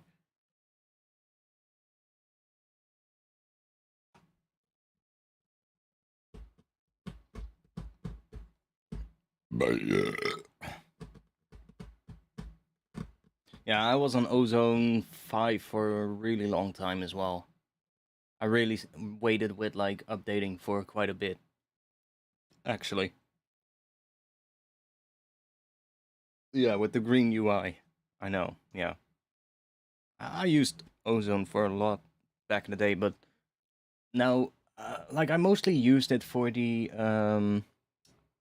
limiter, and then, or for like the maximizer, I should say, which is the limiter, of course. But and then I often would just start messing with like the saturation and that kind of stuff. But yeah, I just always overdo it, you know.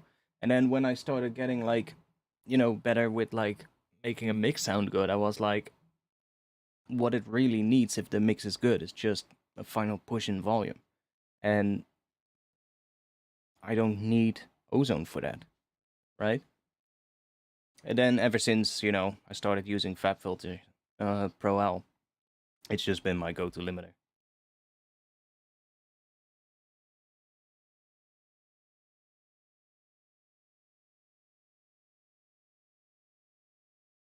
I'm doing the entire thing because we might, you know, want to grab some extra vocals, and then we don't have to find the exact same settings in Soothe to get it to sound exactly the same, right? So it's always good to just do it to the entire vocal. That way you at least have the entire vocal with the same processing on it. Great. Flatten.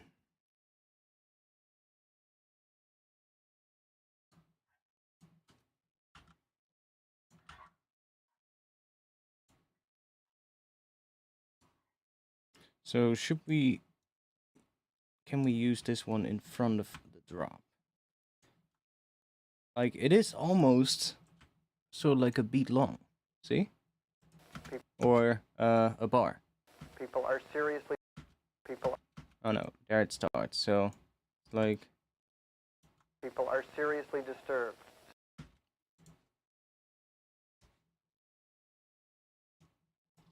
People... Let me...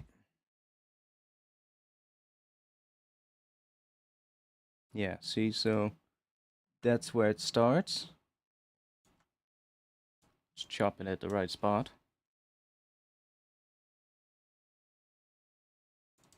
Let's bring that down again so that we don't hurt ourselves. Did you save? I did now.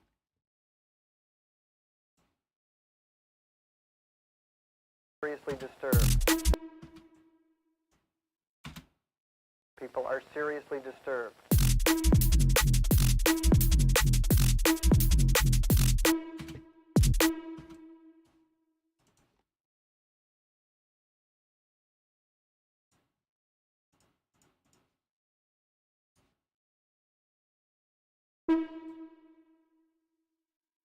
Yeah, see, this one is a semitone up. That's why it sounds a little...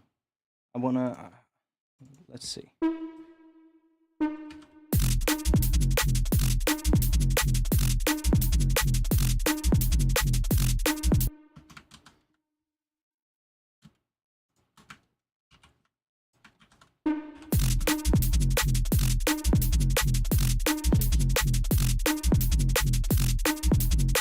Yeah, the exciter is nice. Don't really use a lot though.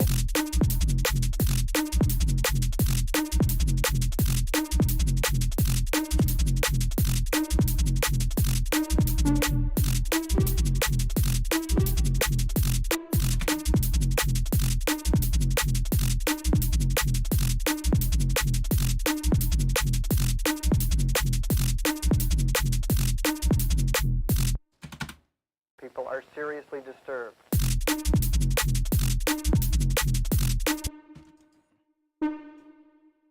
Like, this thing is probably gonna come in later, to be honest.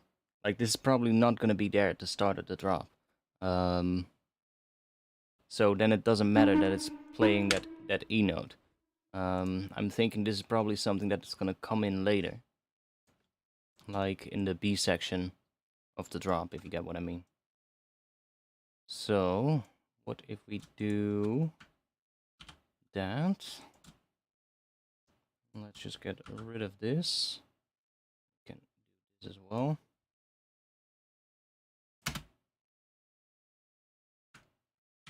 People are seriously disturbed.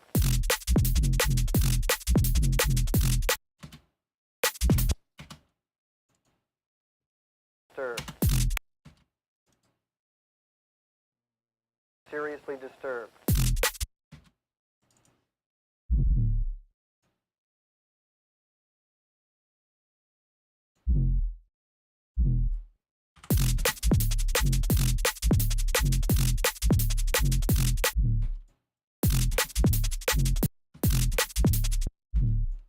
It's low though.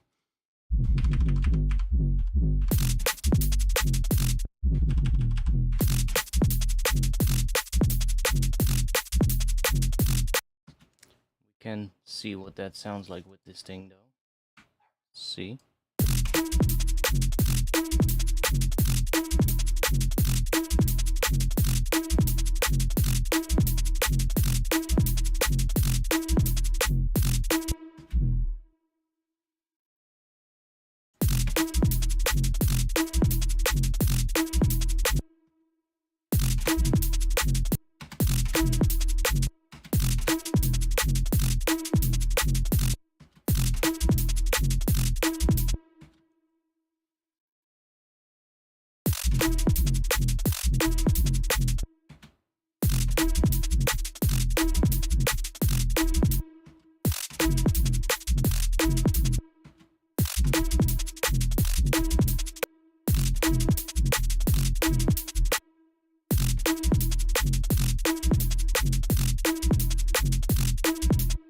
Yeah, I'm thinking about like what the groove the bass is gonna be.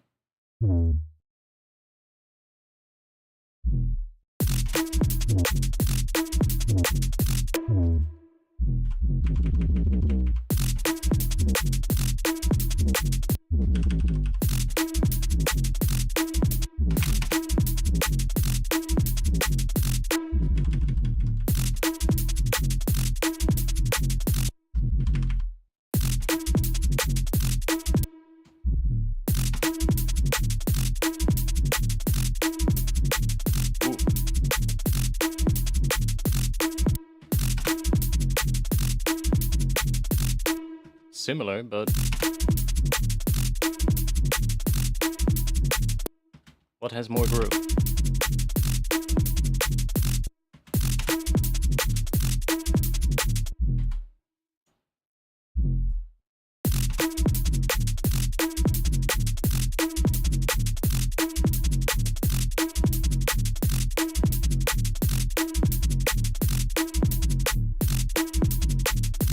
think that's it. I think that's the one.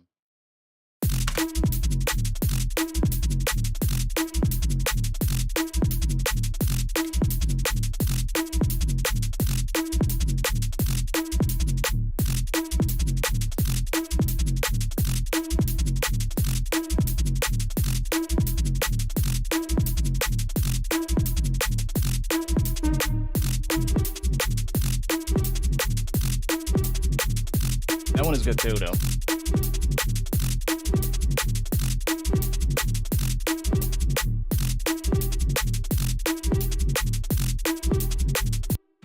No, not on D.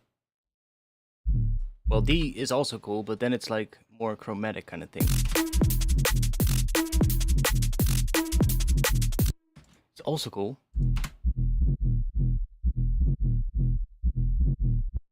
And we're kind of in double harmonic, maybe. We got like so like 3 semitones in a row. But I kind of like this one on that one. Oh, you mean this one? E, yeah.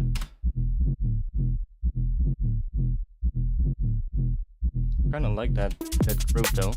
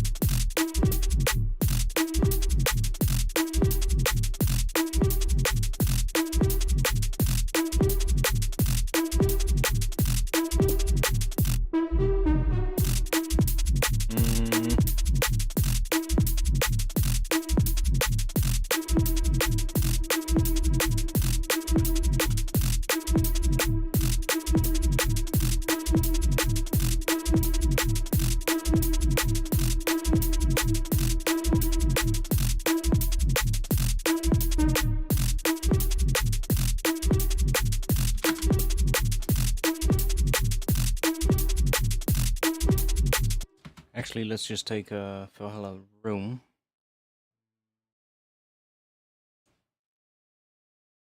Oh, fuck. Out of this one. This is, by the way, going to be for our reverb sweeps. Let's drop a room in here. Quite long.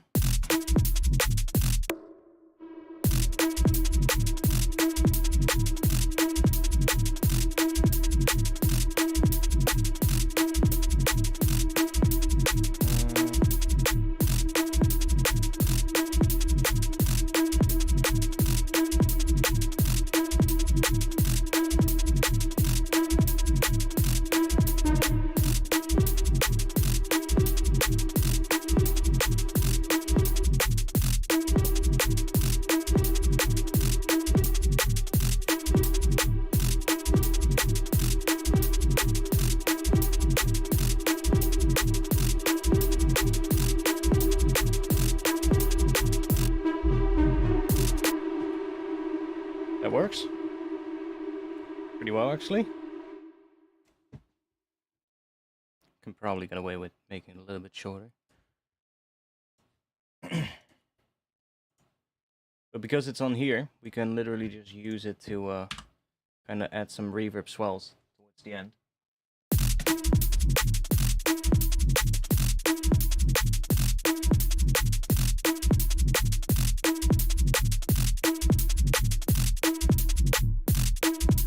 This is just the same thing twice, so let's just focus on this section first.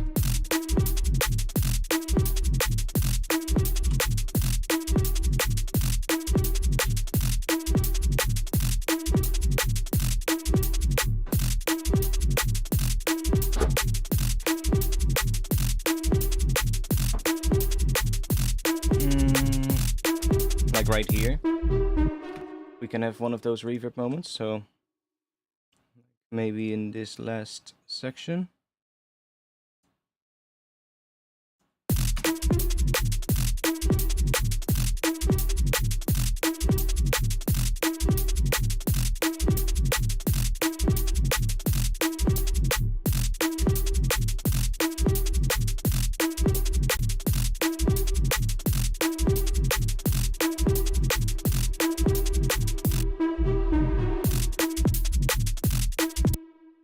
And then maybe we can take this one out here for a bit.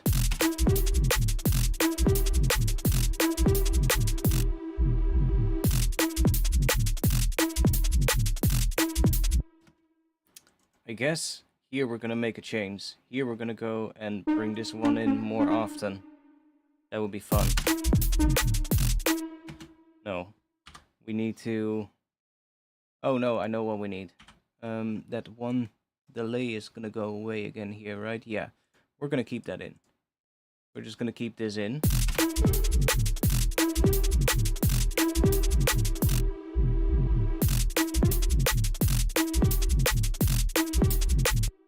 It's too bad that it...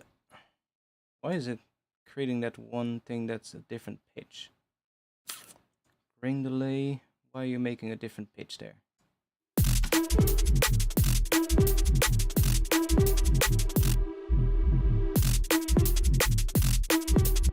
Why is that first one different?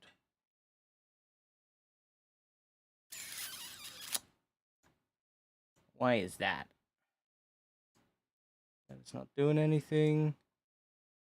Is that maybe the Corpus? Oh no, it's the frequency. It's the frequency. Let's turn that up, that one.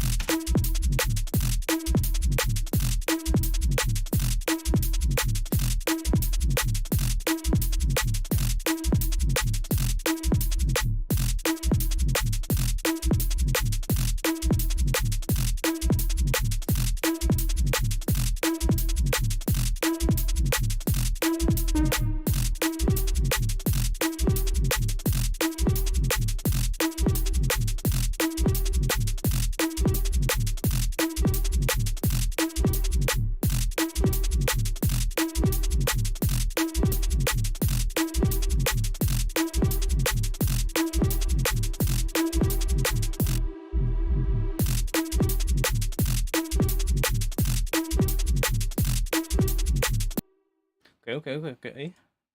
Somewhere here. Let's see what happens if we mess with the spray a little bit. Start raising that up a little.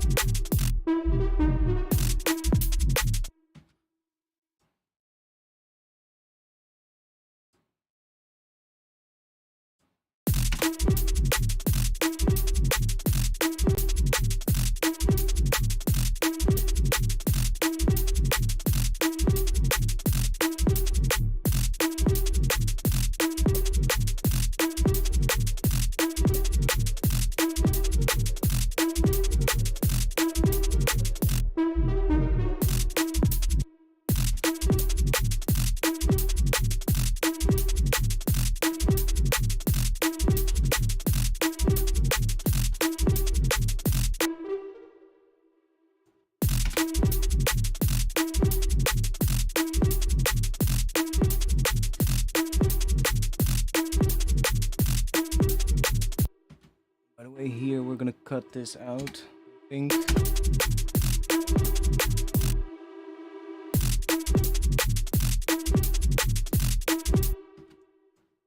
What if we do something here? What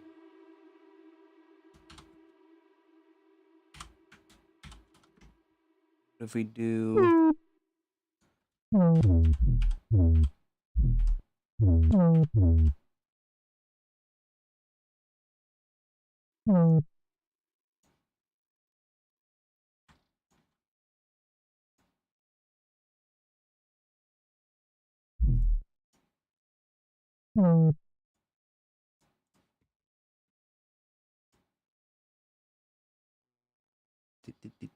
Glide.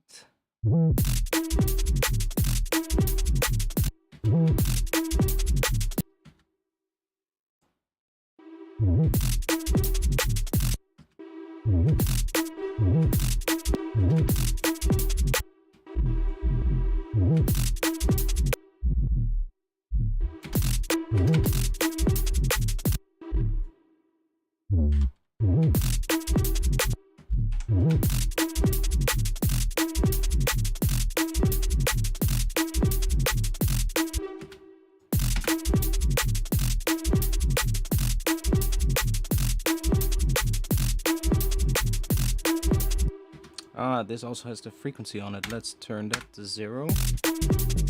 That completely messes with this now.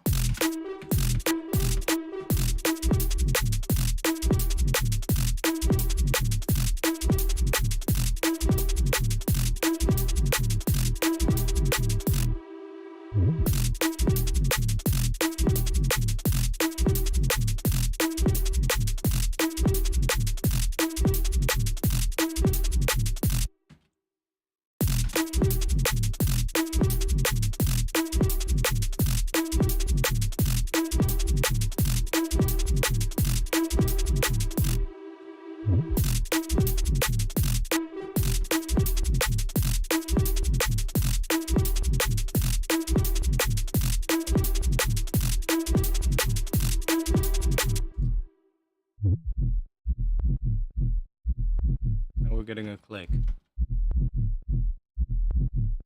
I don't like clicks. Why are you clicking?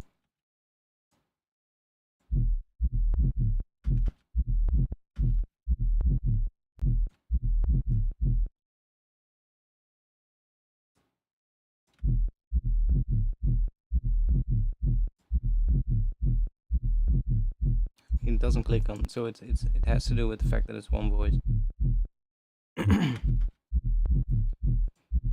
Maybe also because this is on 0. That also helps a lot. Oh, maybe not on this one though.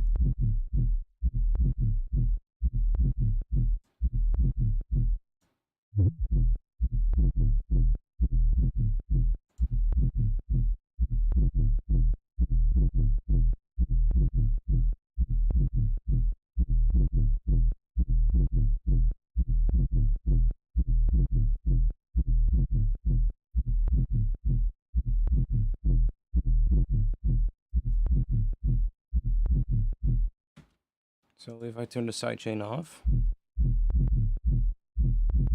it's even worse. So it's clicking somewhere. I'm not sure why, but like if we turn glide off, it's not gonna click probably. And if we turn it to one or multiple voices, it doesn't click. Or less.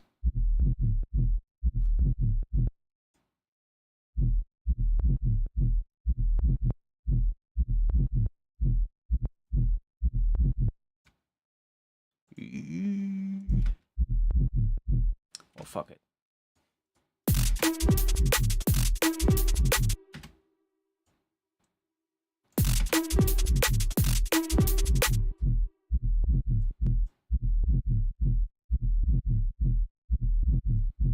Click is gone.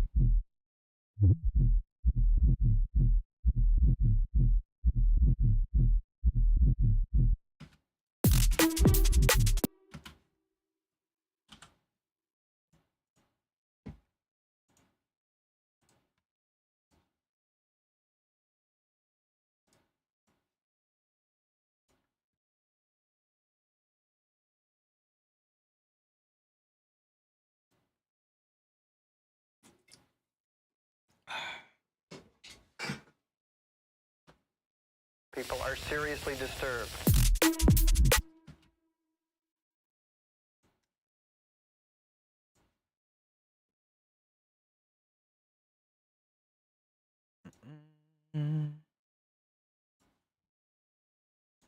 People are people are seriously people are seriously people are seriously disturbed. People are seriously disturbed. People are seriously disturbed. People are seriously disturbed. People are serious. People are seriously disturbed. People are seriously disturbed. People are seriously disturbed. People are People are seriously disturbed. People are serious. People are seriously disturbed.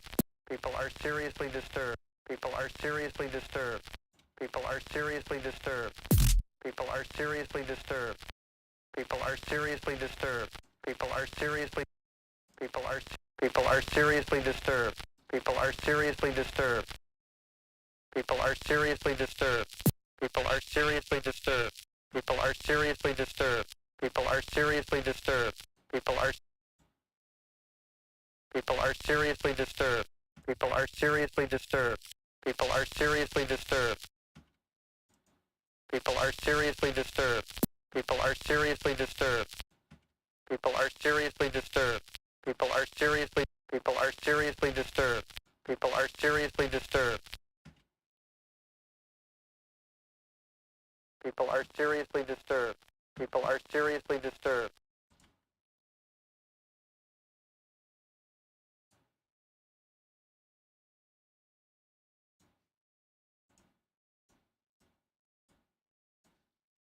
People are seriously disturbed. People are seriously disturbed. People are seriously disturbed. People are seriously disturbed.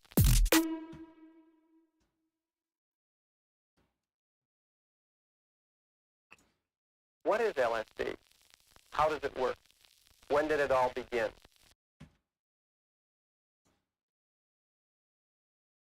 How does it work? That one is kind of cool as well. Let's see what that sounds like right over there. That one? How does it work? Yeah.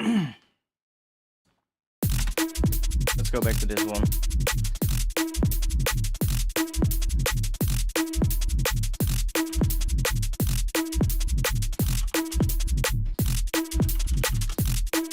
Jesus Christ, it's still hot in here.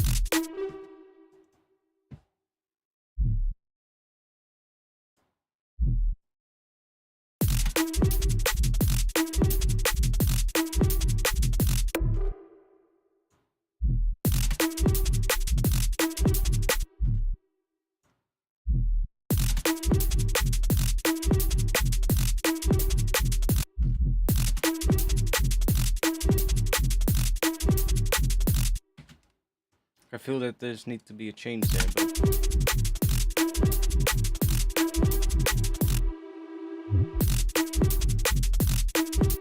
maybe not.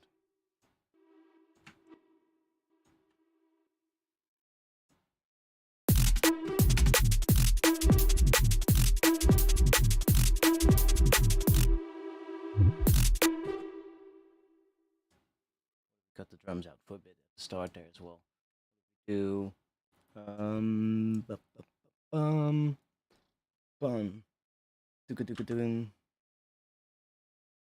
and bring that snare in right there.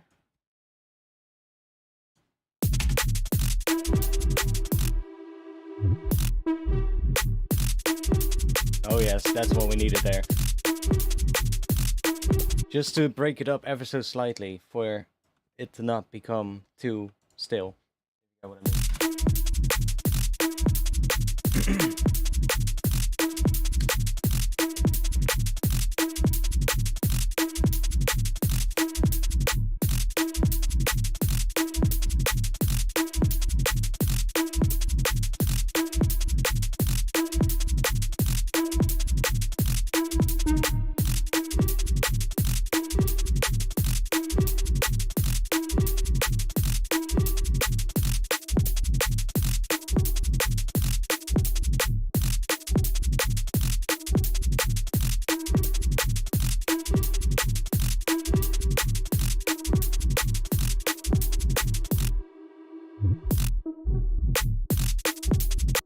Oh, it's definitely gonna go to that, but it's quieter. That's a bit of a shame.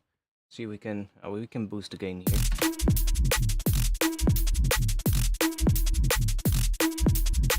That's a nice one for the first section then, I guess. And then that second half we're gonna go to somewhere here.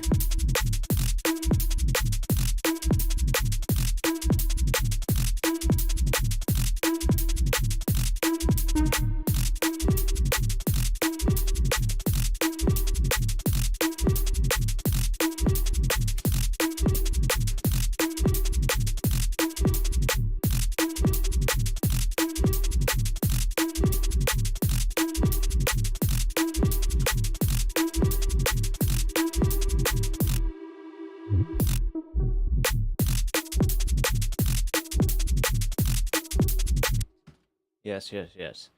That's a really cool sound. So if we just go in here and just crank the gain up a little here.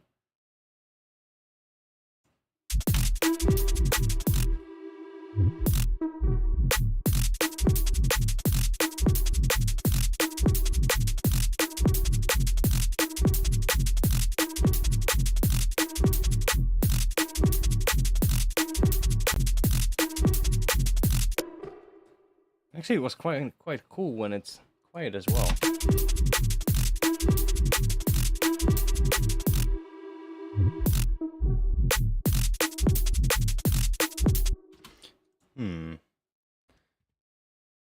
We compress it before going into the overdrive. Let's see what happens.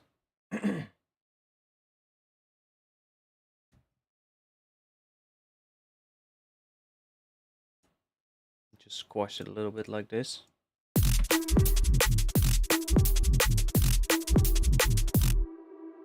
Let's do it after the... So this one, before we're going into the delays.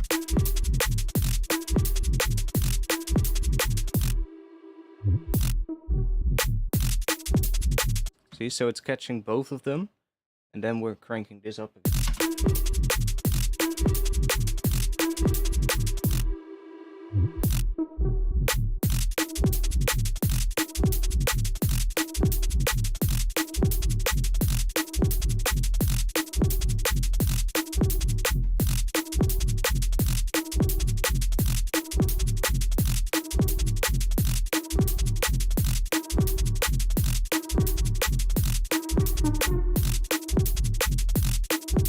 Okay, this is just gonna go to there.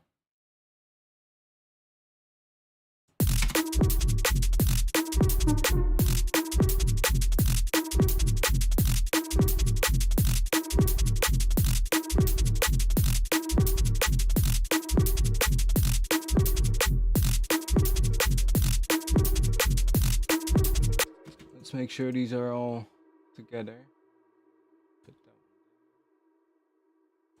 This is also from the grain delay. Yeah, let's do it like that. That's better. So Corpus.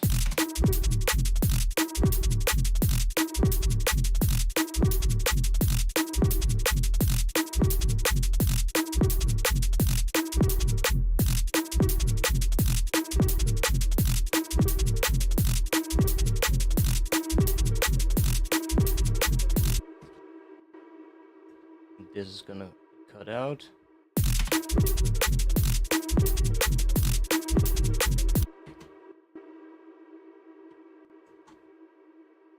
That is gonna be cut out.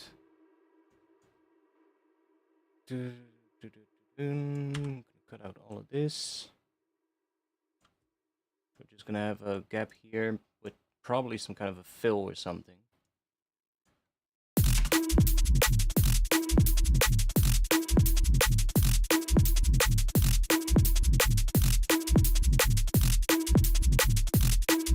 I think that bass can be better though. That's the whole thing. What if we grab? Yeah, it's going through that filter, so that's we would have to automate the filter, I guess.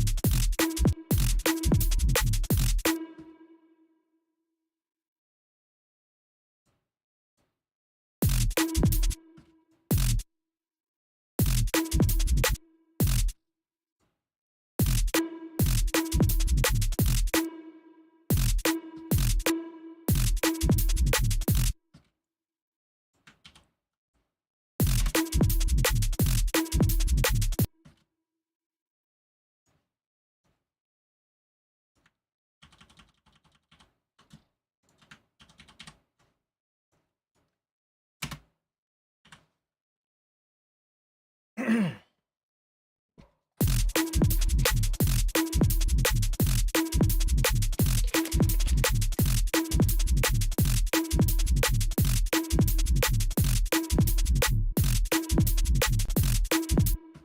I'm more thinking about this right now than this. This is already getting interesting. This is more important now, if you get what I mean.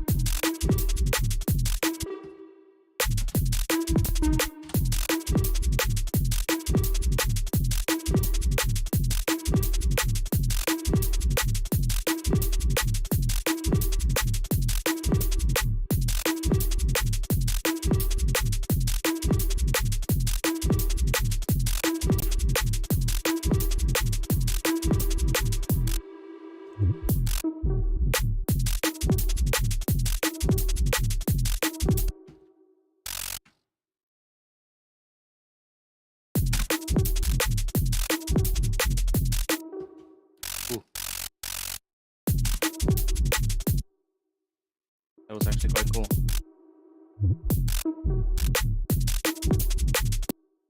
Like in the rest of the part with the drums, this might actually be cool. Oh yes. Oh yes.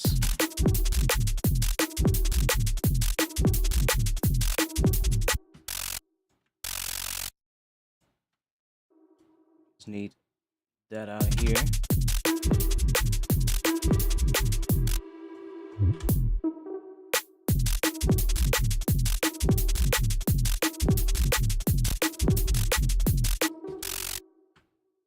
Go.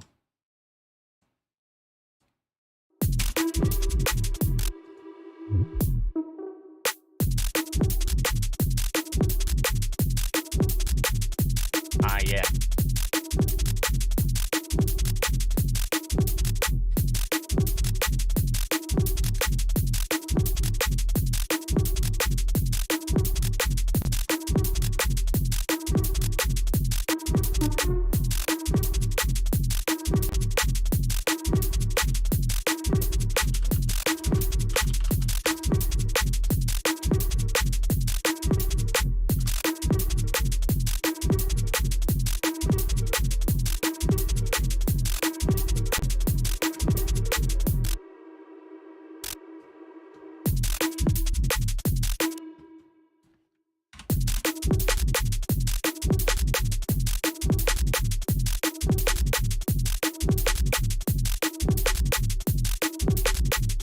Okay, let's make ourselves a ghost snare out of this one.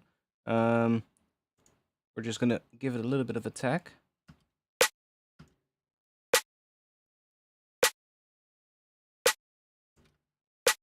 Like that. No.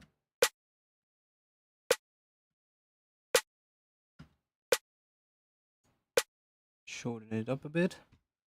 And might be cool to maybe pitch it up one semitone.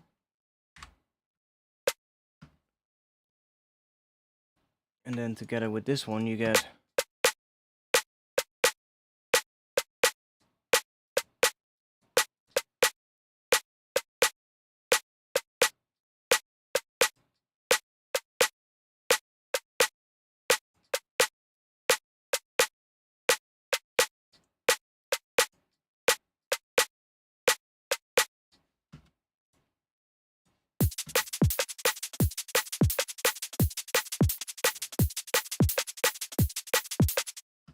or the same. Also kind of cool.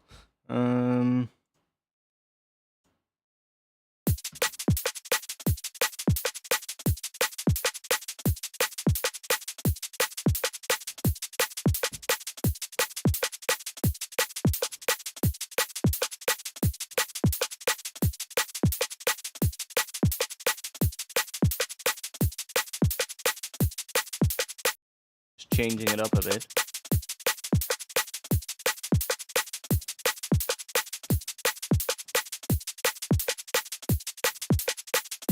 That's kind of cool. Gives the tail of that ghost snare a little bit of a different tone. Because we're just removing some of the resonances in it. Like you can see it right here. See that one there? That spike. Just gonna decrease that a little.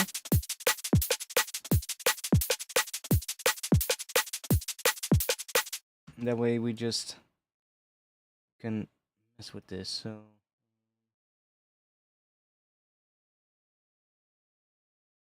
it's probably gonna be best there though. Let's see.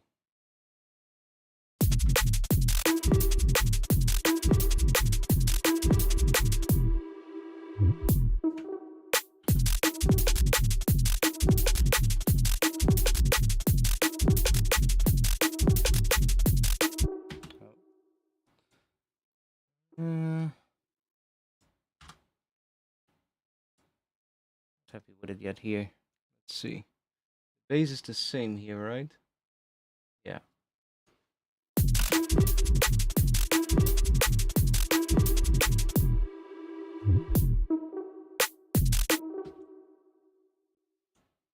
Let's try changing that kick pattern. Get rid of this.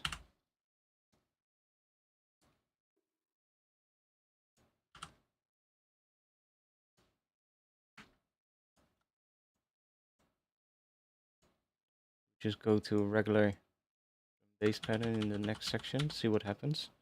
And then we can use the ghost snare in between. We can take one of these and drop it right there.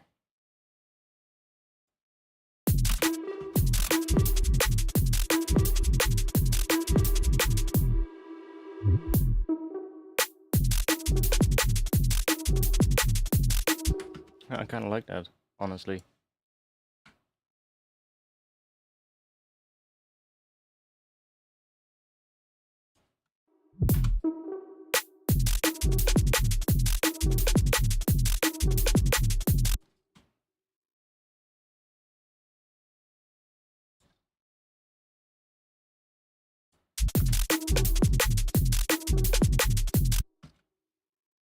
Oh, that's also cool.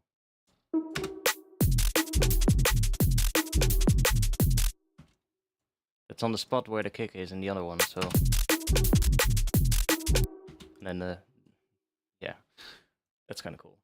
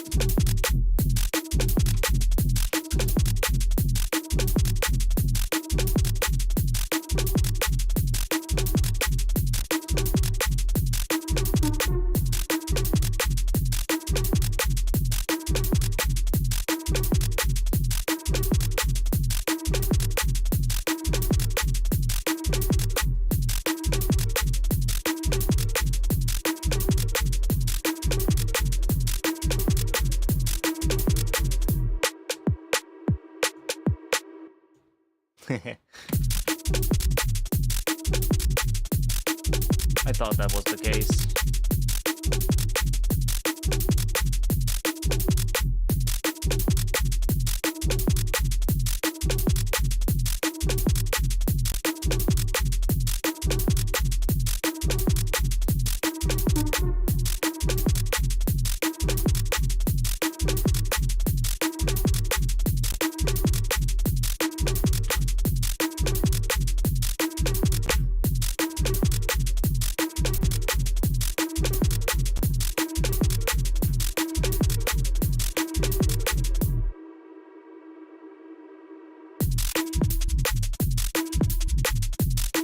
Yeah, that bass needs to be a lot better. Let's think.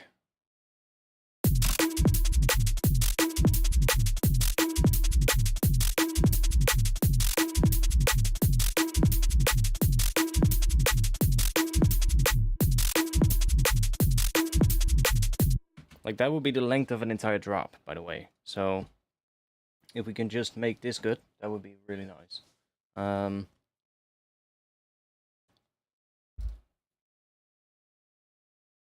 So, like, thinking what I want to do there.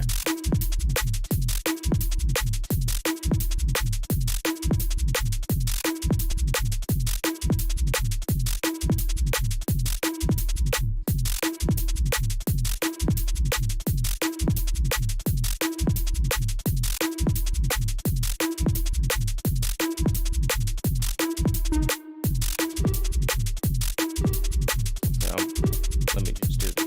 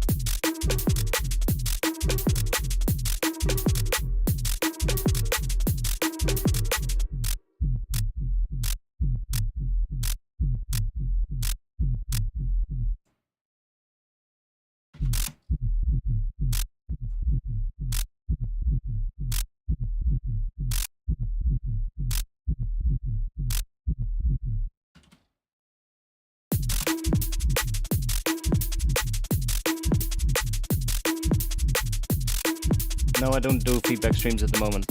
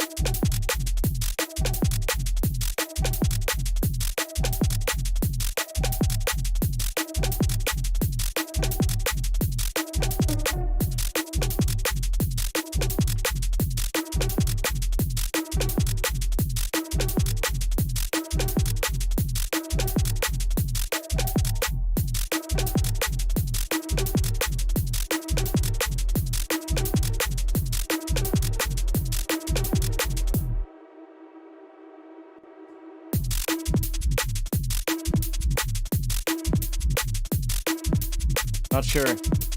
Was too much of a hassle, man, to do them.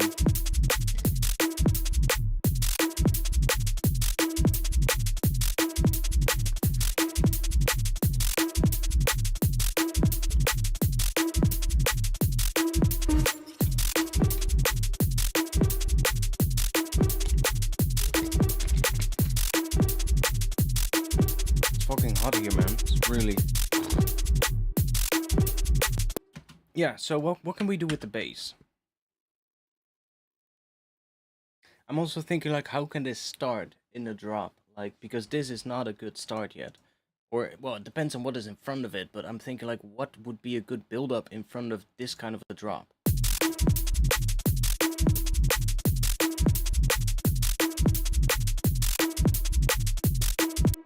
Like, this bass needs to be better, though, I think. I want to make something nicer for that, but thinking where I want to take this.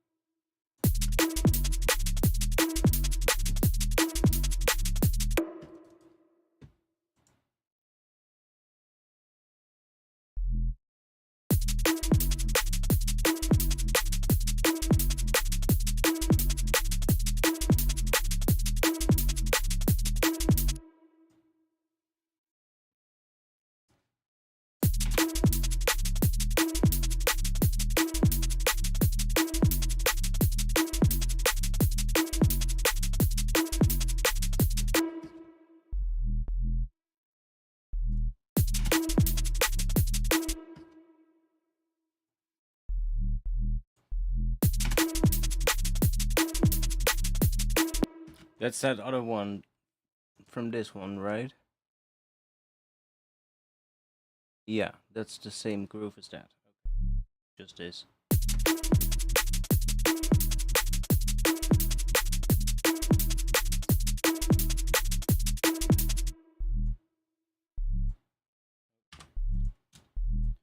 Grab these and make them a little longer.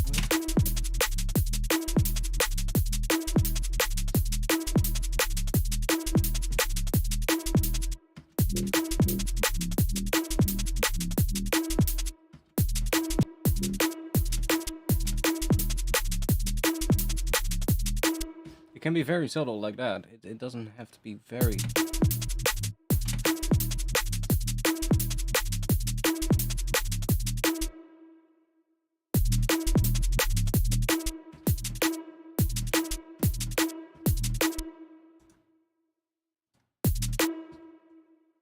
Okay.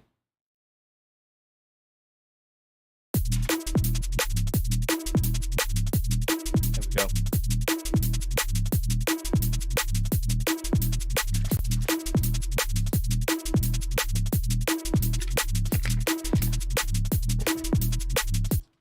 Okay, let's grab this MIDI then.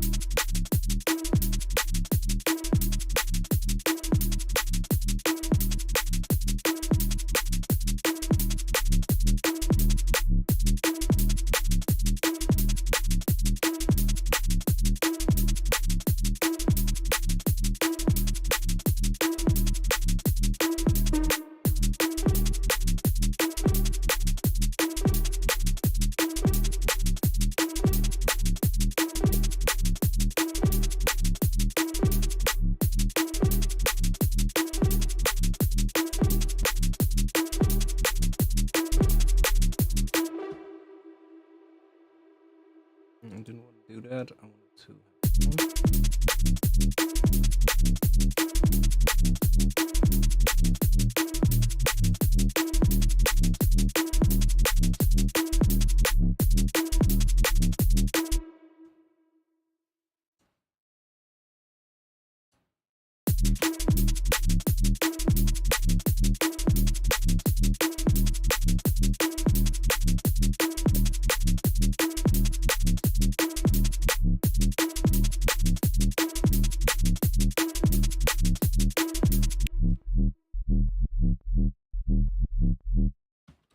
doesn't look too bad actually.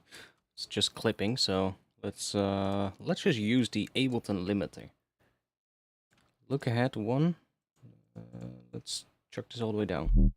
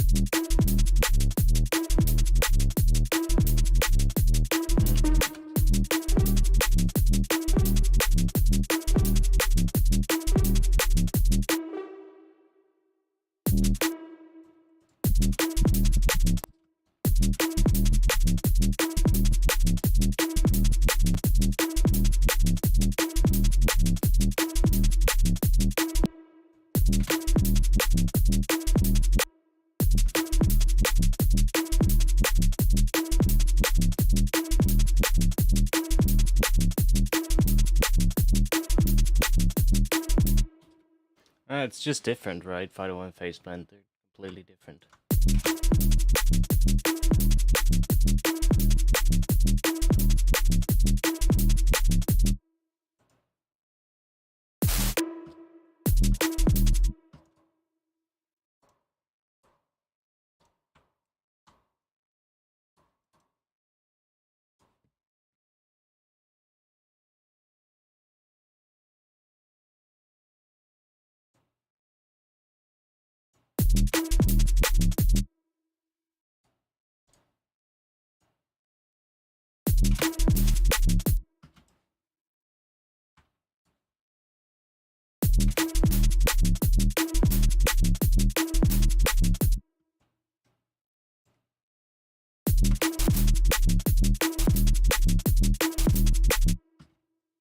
Ah. We'll just do it something in a separate layer, I guess.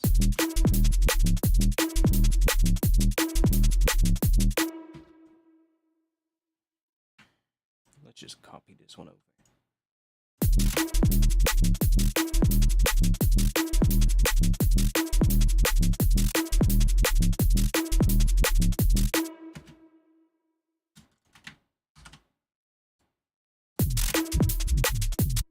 It's definitely better. That's for sure.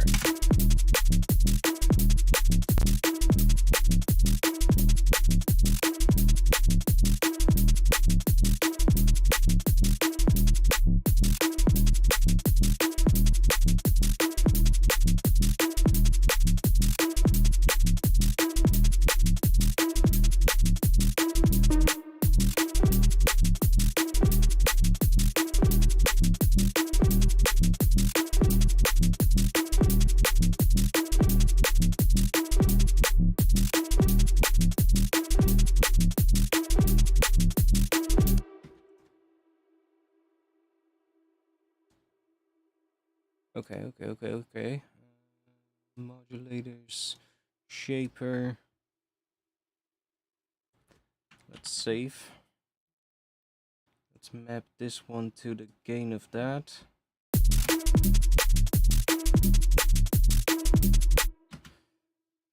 And let's go and mess with this one.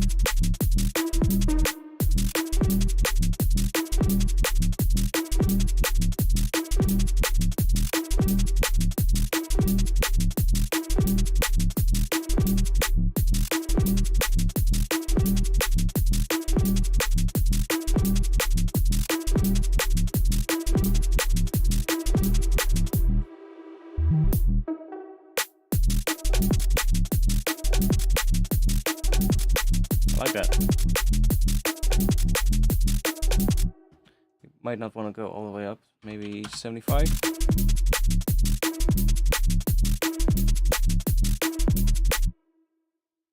Bit more. 85.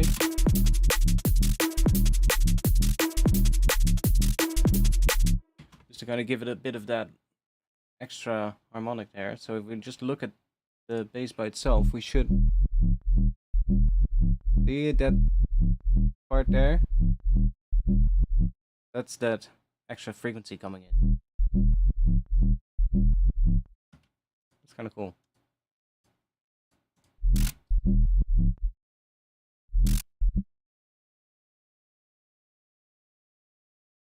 Do it after this though.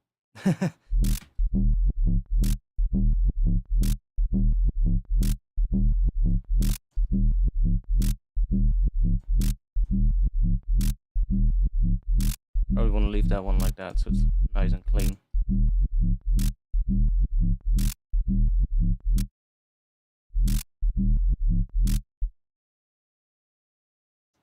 Put that one on this group so it's also taking the noise with it.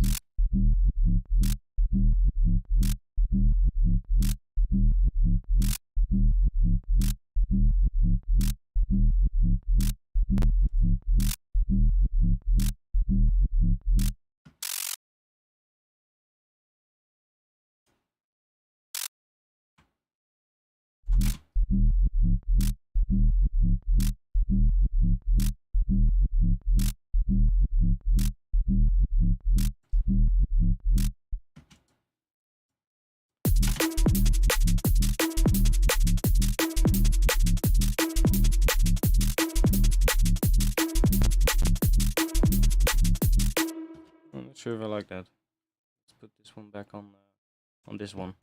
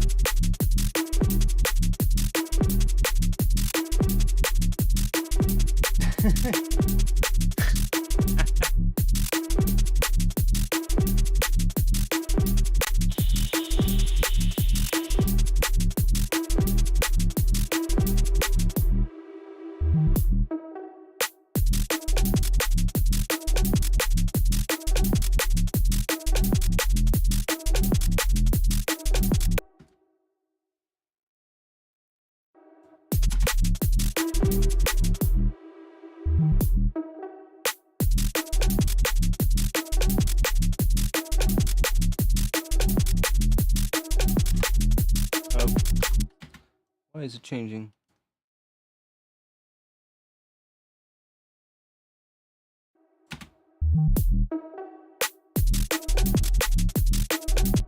Oh, I'm fucking changing the wrong one. My bad. Let's just get rid of this one because the new one sounds better. Still not entirely happy with it, but it sounds better than the one that we had before, so we can just keep this one now.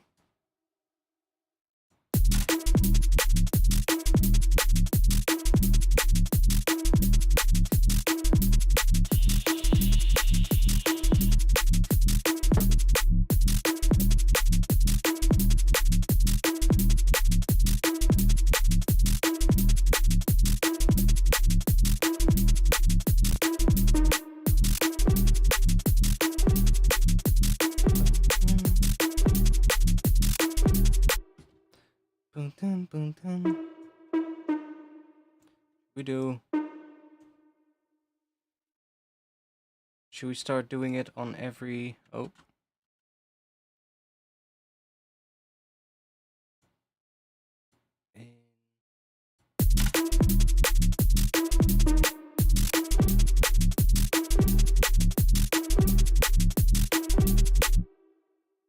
Almost feeling like doing it more in that next section.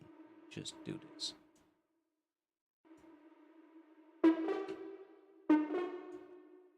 Dun dun dun dun.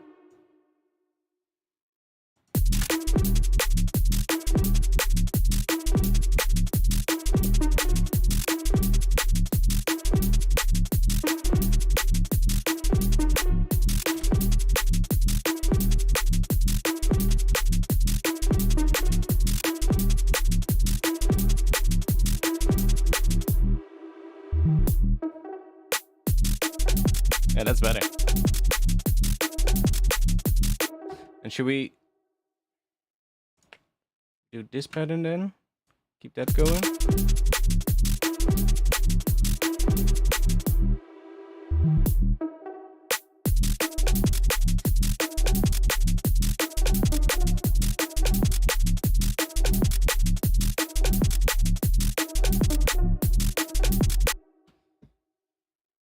I think it might be nice to just go back to this pattern.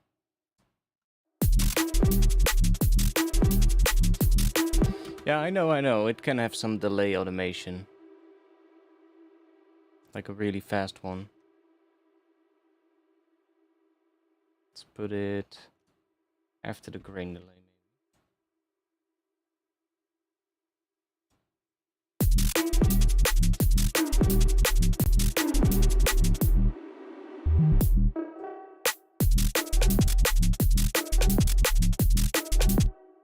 I'm gonna do the same thing as well as what I did with the grain delays, just make another chain like that, because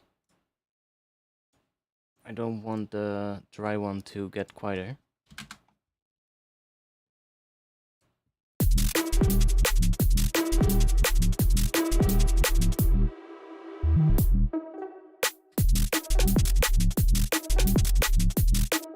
See, now we can start messing with that without it actually getting quieter, which is good.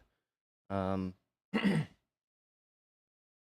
I'm messing with the time, of course, to get like all kinds of...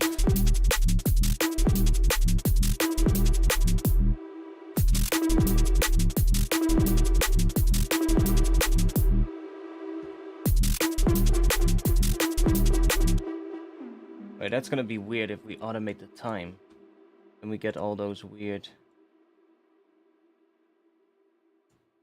We do that. Okay, let me bring you down a bit. Let's say here it's gonna come up. It's gonna go to about there, and then it's gonna go all the way down again.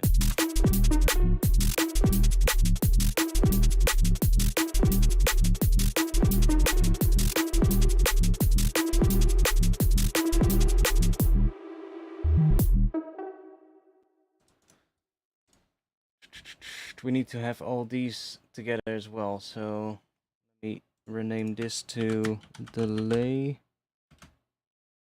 Yeah, that's just a regular delay, so let's just call it that. So we have the regular delay here. Let's put that right underneath the grain delay. See, here we have more grain delay stuff. Let's move that up to here so it's with the rest of the grain delay. Corpus stuff. It's gonna go down to there.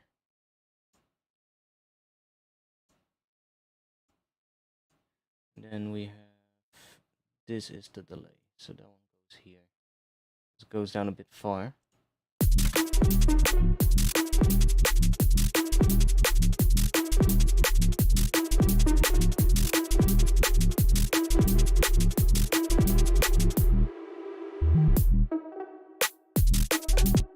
That's so weird.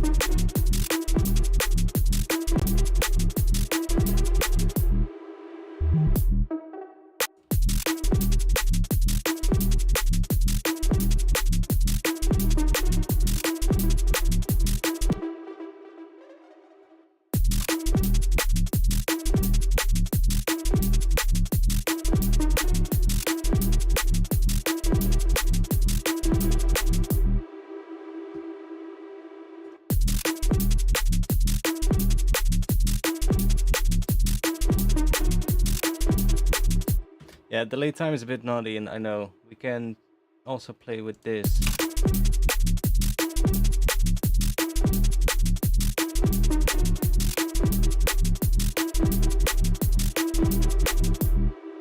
Like, what does it do now if we go...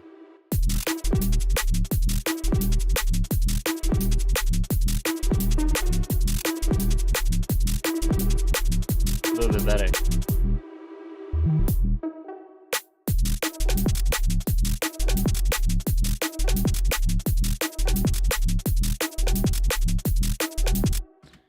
Yeah, something in me wants another thing here. This part right there. Maybe that. That could maybe be cool.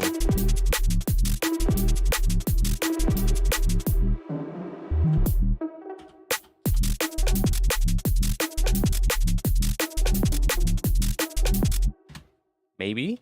Or should we do it somewhere else? Let's try.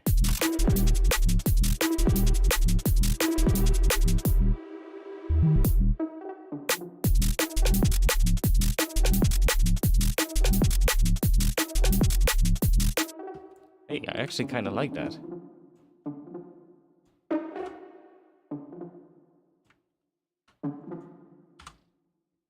Actually kind of like that.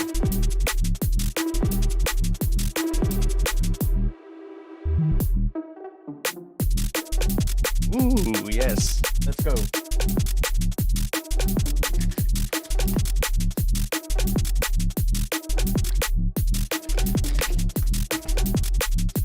It's weird, but kind of works.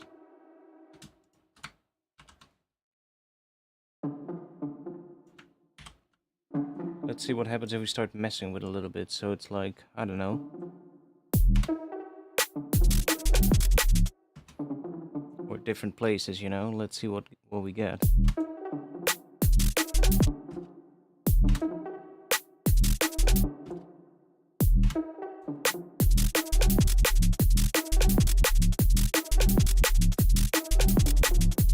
I mean, that's still the best position, I think, though.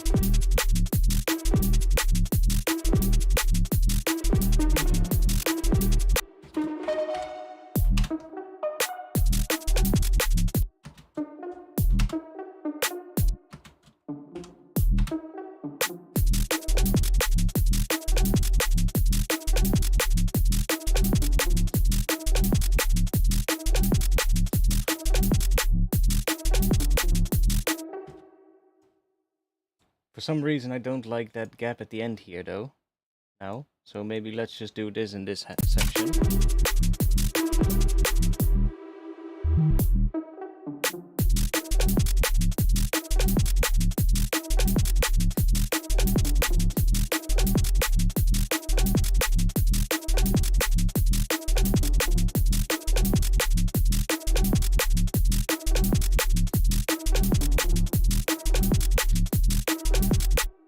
I almost feel as if the first beat is in a different spot because of this section. It's weird. Let me listen to this entire thing and see how that feels. What if you just swap the D sharp and E? Yeah, we could try that. Like, this is still not gonna work as the first section of the drop, I think, but we're gonna have to see how we're gonna do that. But we need an intro for that.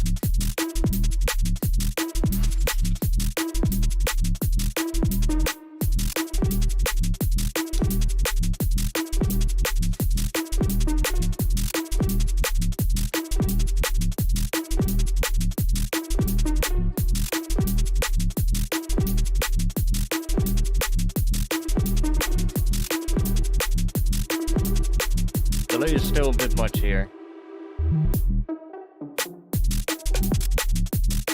This section is great.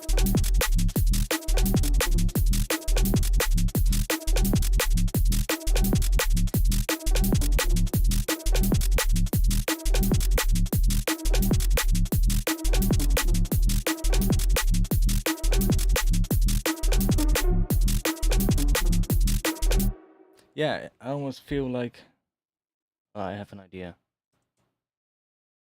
We're gonna shift this one around, but we're gonna shift it to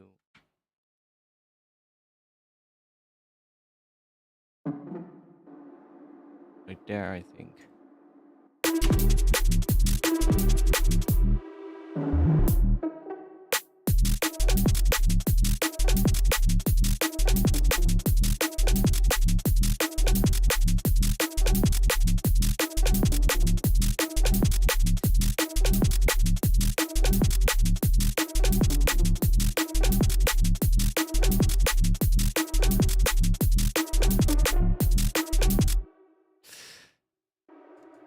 Weird.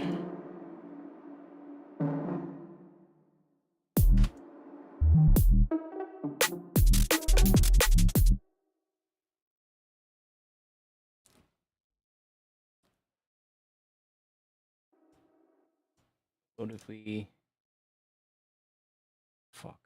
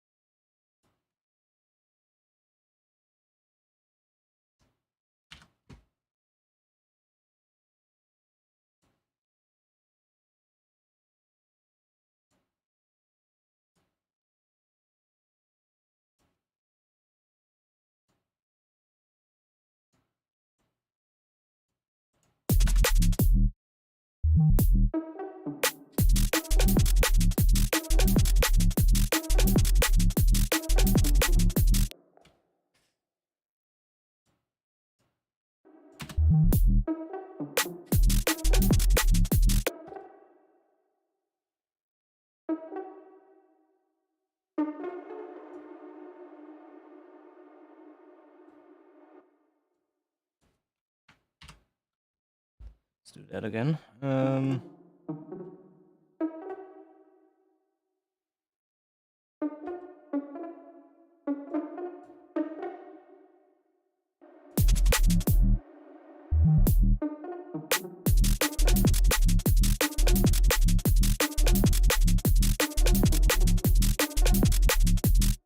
I don't like that. It was worth a try, but no.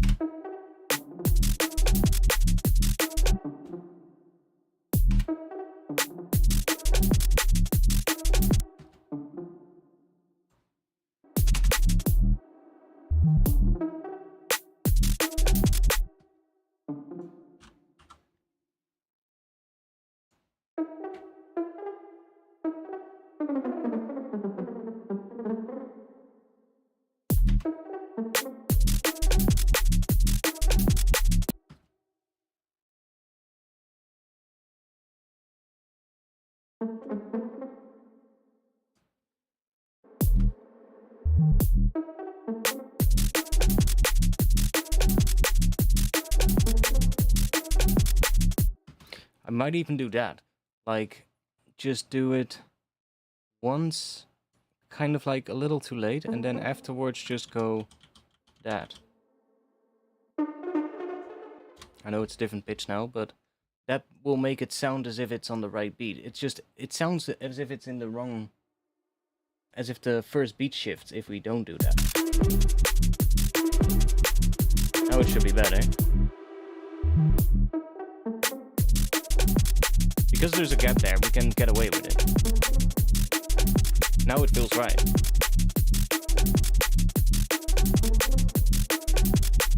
It's a little strange maybe for that one to come in a little later then, but might be cool. Could also try that one.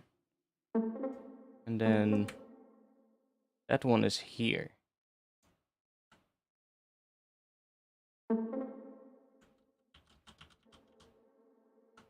Let's see what we get.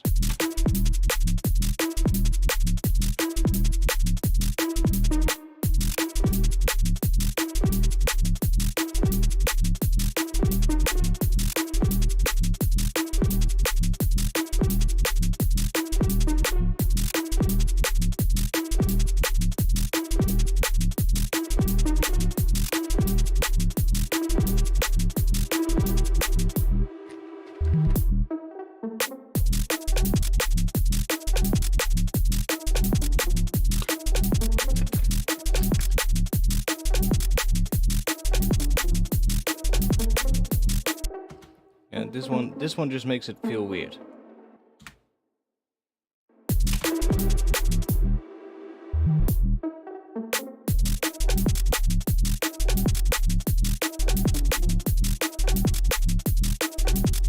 I mean, that works though.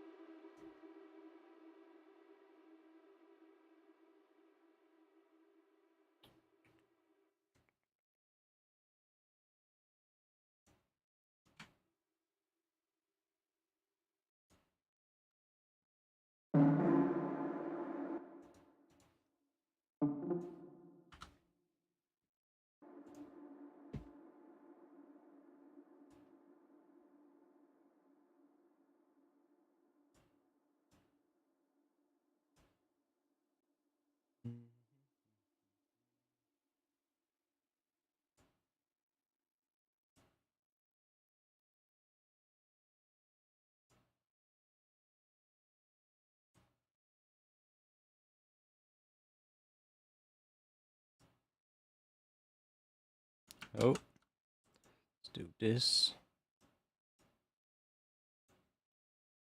See what we get now.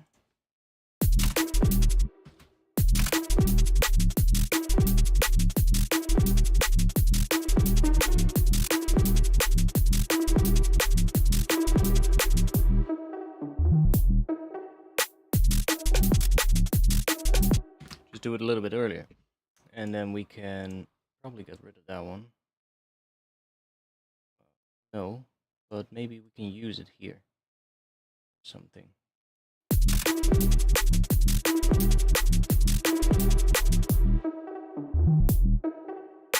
Or just leave it.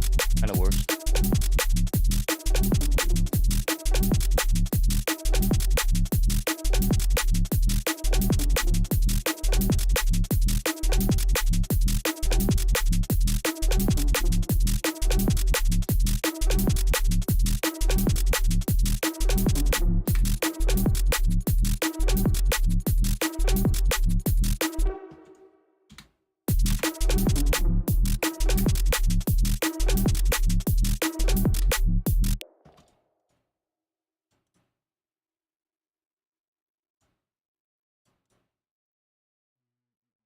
Let's take a drum rack because I'm not sure what head we need.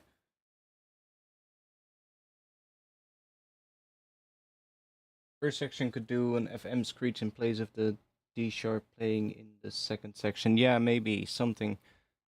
It needs something sort of like with a bit more impact, a bit more punch, a bit more, I guess, weight to it in the first section. This is a good, that second half of this is really good. Like this section, I would probably put something slightly different. With the same groove though, that's the important thing. It needs to keep having the same groove because that's the thing that really needs to keep going.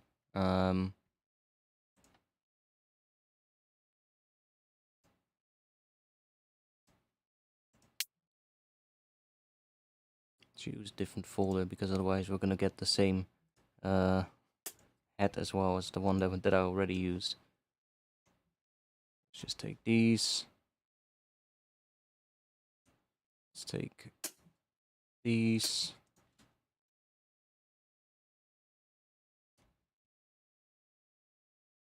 Let's take these close ones as well. Why not?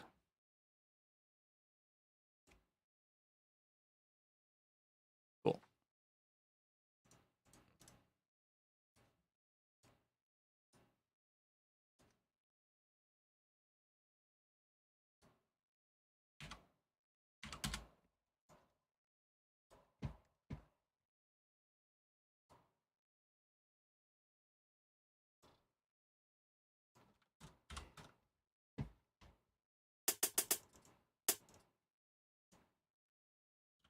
Start real simple.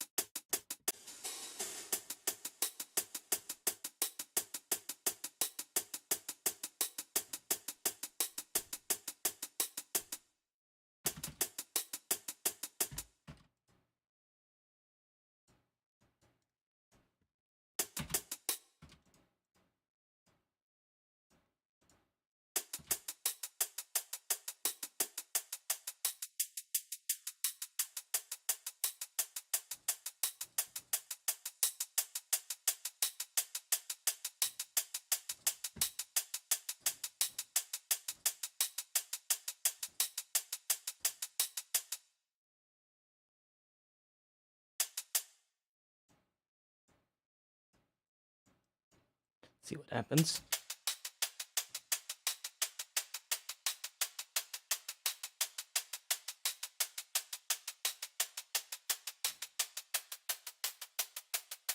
So weird. You get less high end by adding noise.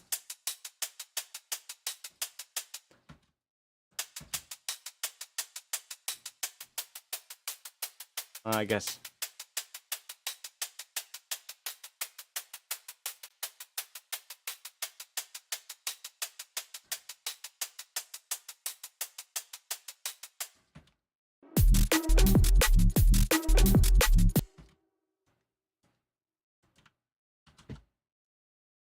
Let's see if we have this.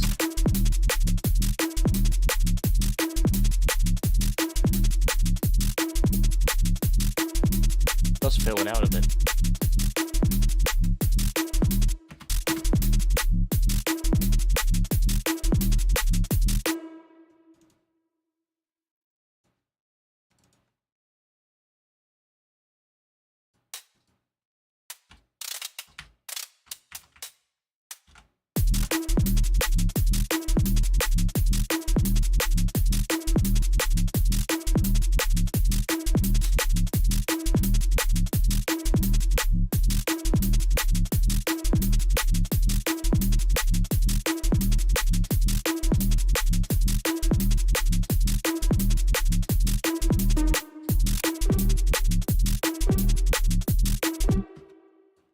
Very subtle, but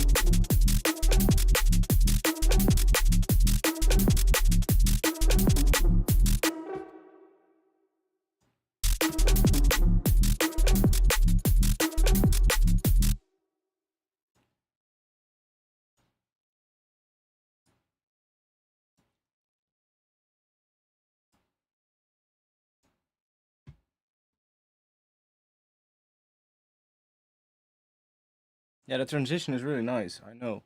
I like that as well.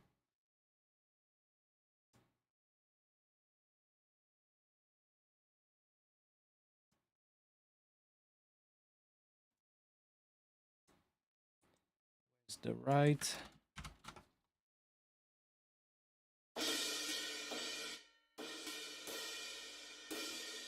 There.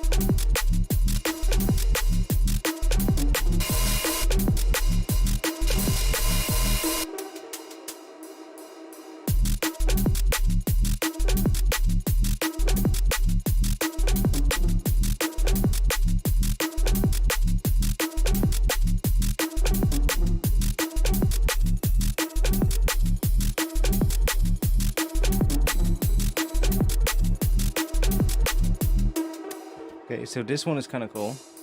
Kind of like it.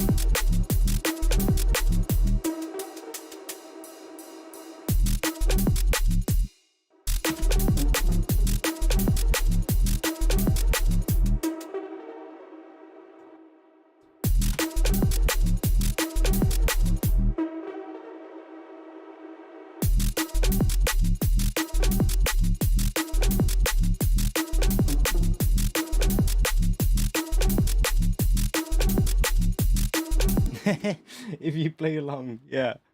Now it's gone though. Now it's gone. I should not pause then. If I just leave it looping, then that works. Yeah.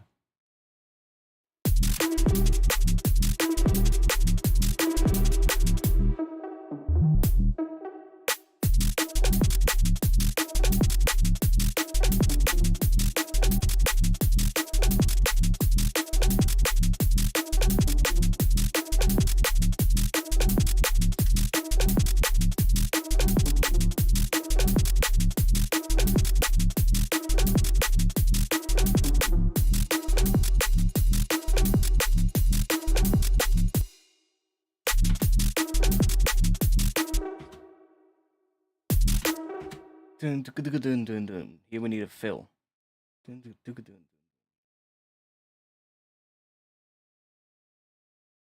Somewhere around here. Before that right part comes in. Let's see. I know where there's some quick drum fills. Let's see. They should be in here. Because there's these ones that are basically like stems for drums. And if I'm correct, there's one here called drum fills.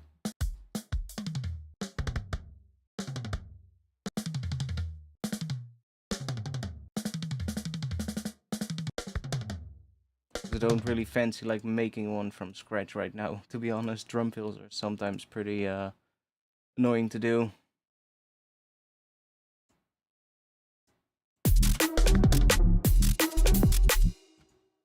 See, that gives us a lot quicker results.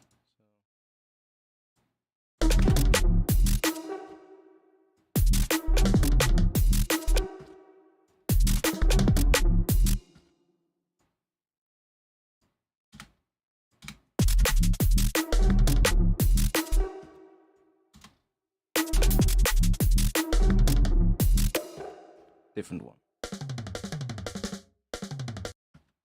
And I think here, the last ones are fills, yeah. The last ones are fills in these stems, so we can just chuck that in like that. Then it should give us the fill.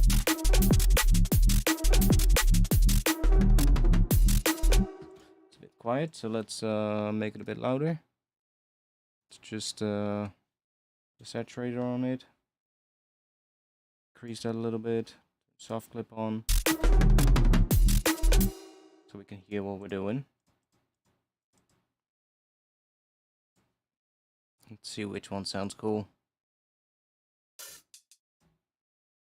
That's one as well.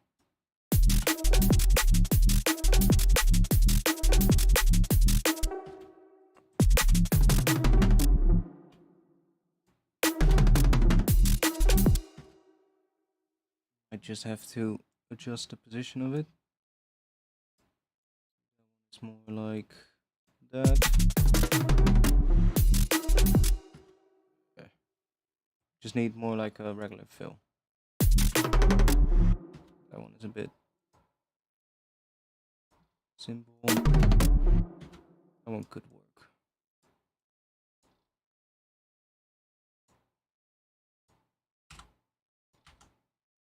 Maybe.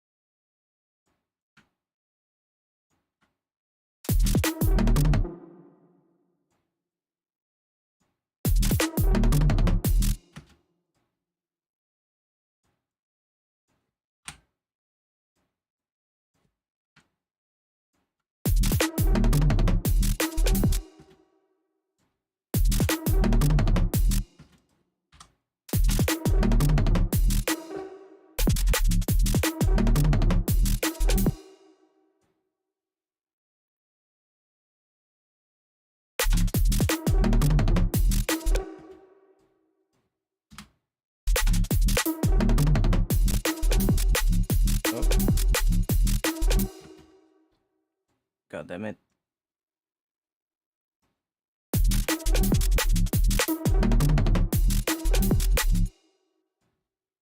Cool. We take this out here already, maybe. Get like a...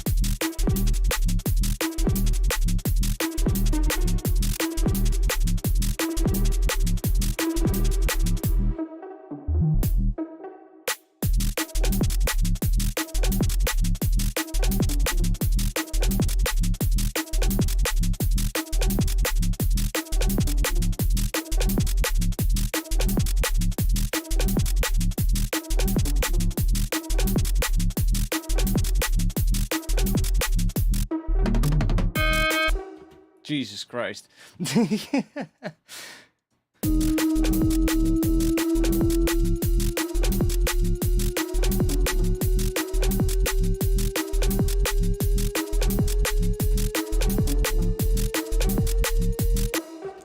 fuck it. We're gonna make the riser with something else.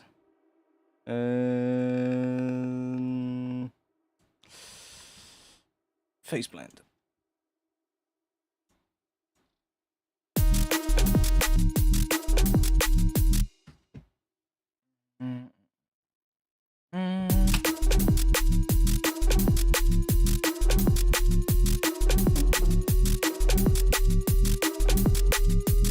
Honestly, sometimes all it needs is a triangle wave. It's such a simple but good riser. Triangle wave always works. And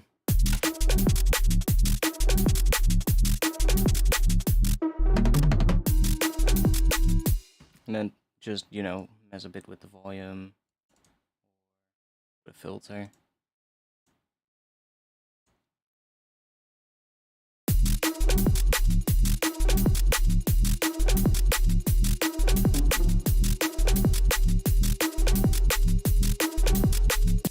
There we go. That's what we need. Oh yeah, we can now do this, right? Alright. Then if I move this, it's right there. How fucking great.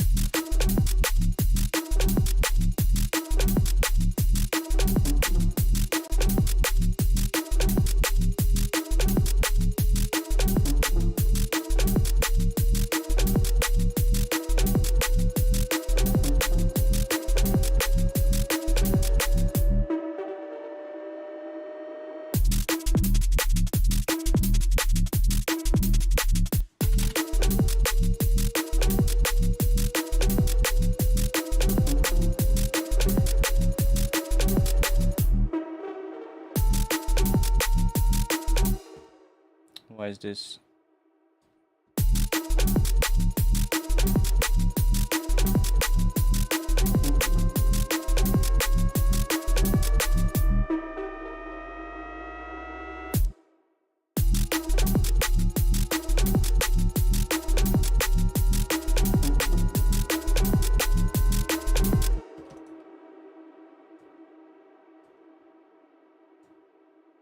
That's a bit bugged then. See that every time I do something, then it turns the automation off. That's a little bit annoying, but oh yeah, this is gonna be super tiny, of course. Let me not do that. Just do that. Clear automation slot. Let's just use a macro there. Can see now it's turned off again. Weird. Maybe if I turn MPE off. Let's see. Sometimes MPE is still a little bit weird in Ableton, I find, so let's see what happens if we do this.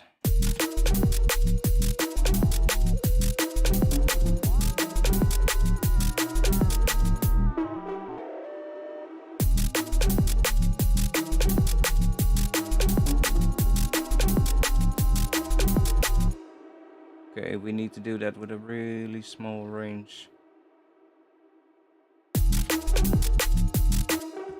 Or should we go the other way? Yeah.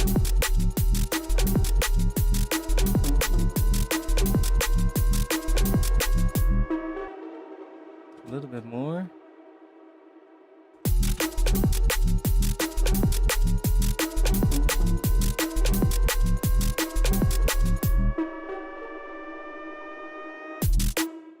Almost, do you hear it? It's that oscillation is so like slowing down.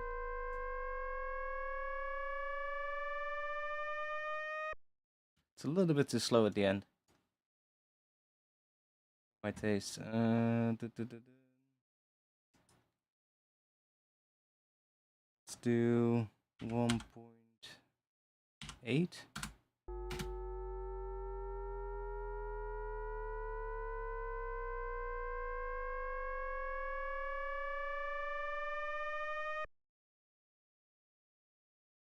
Better maybe.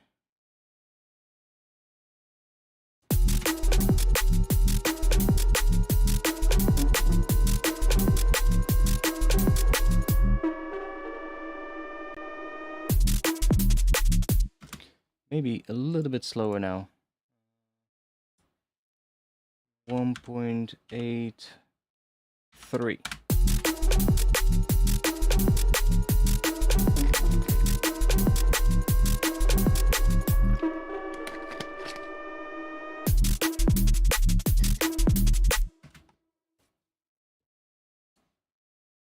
That was kind of cool. Let's go into here. Last beat, we're gonna go zoom. See what happens.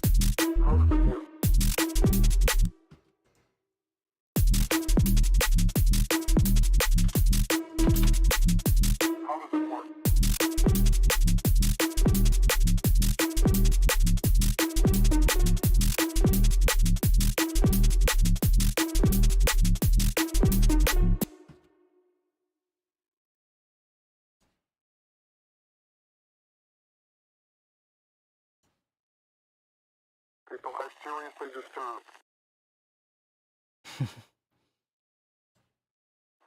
When did it all begin?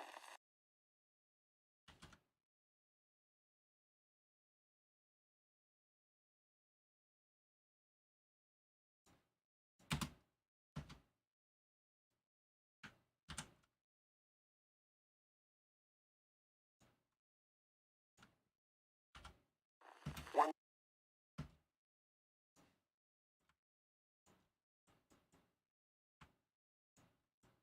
when when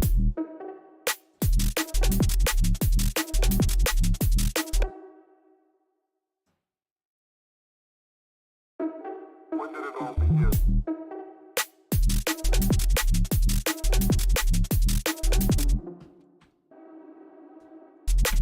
When did it all begin?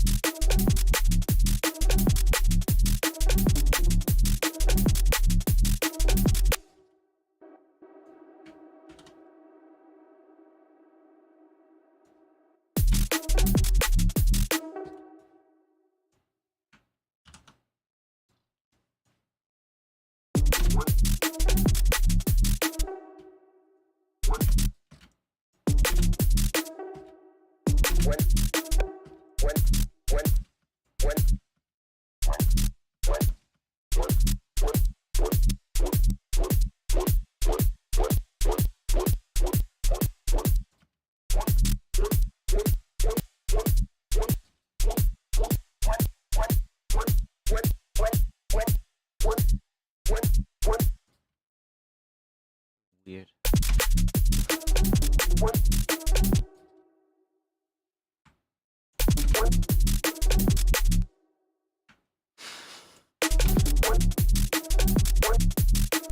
It's almost like a fucking duck. Wank.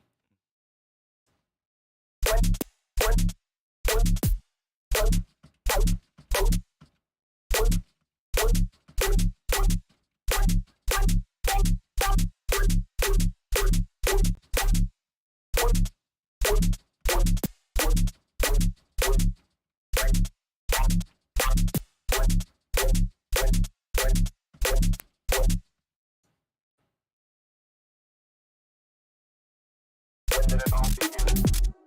Oh, it was actually quite cool how that sounded. When did it all begin? When did it all begin? When did it all begin? Yeah, I kind of When like did that. it all begin? When did it all begin? When did it all begin? When did it all begin? When did it all begin?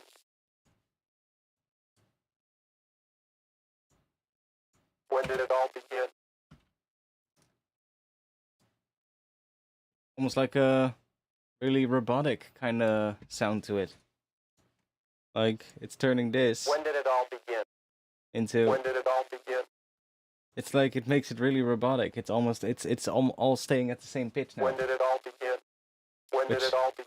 I mean, it makes sense, robot. It kind of works. So, we chuck that there. I mean, then we can just take that and drop it. When did it all begin?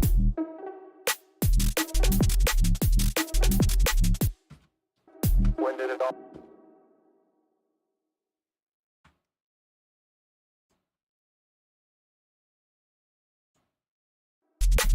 When did it all begin? Begin. When did it all begin?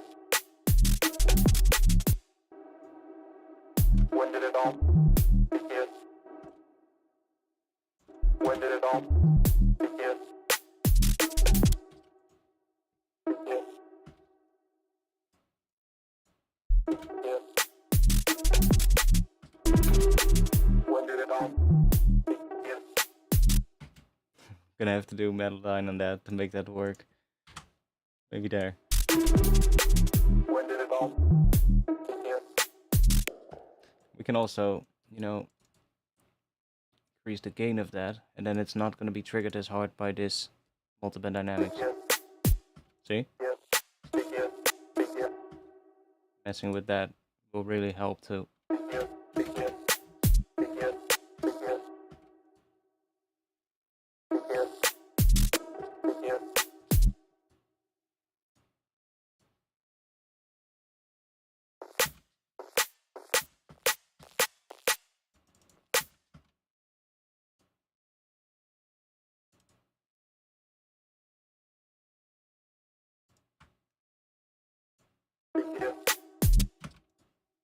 Oh, set the beats. Let's do it on Complex Pro.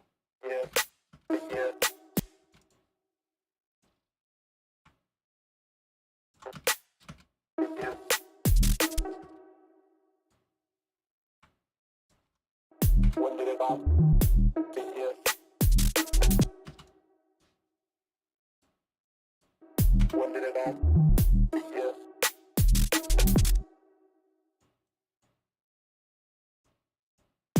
Yes. Begin.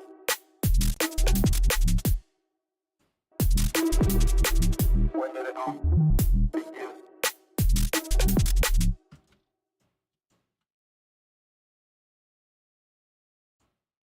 When did it all begin?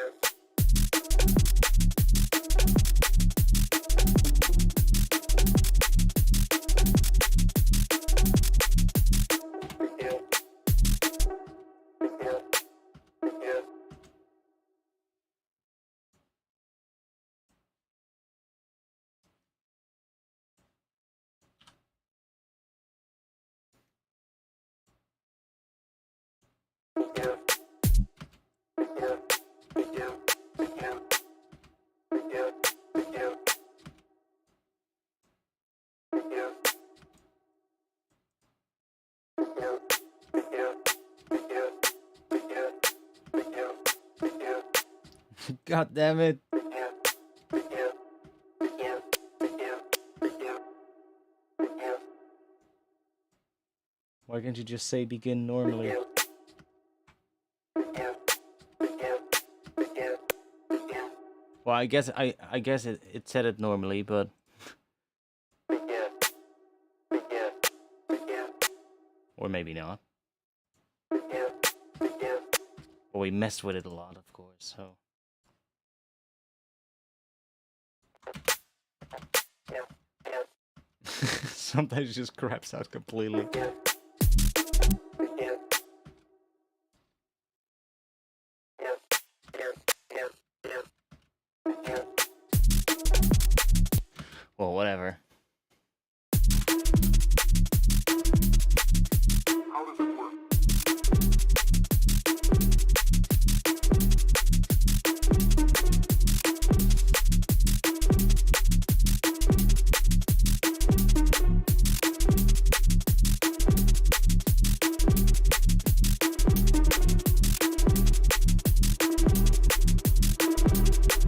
When did it all begin? I mean, worse. Sounds good enough.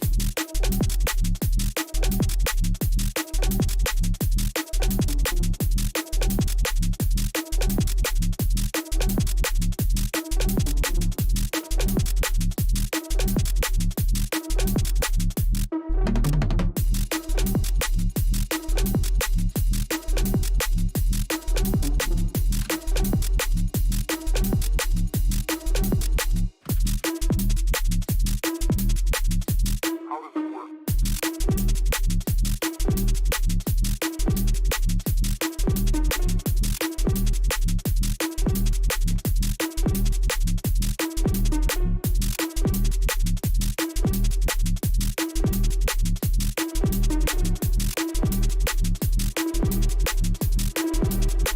When did it all begin?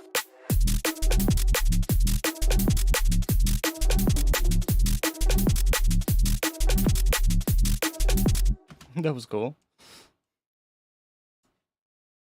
That actually worked pretty damn well.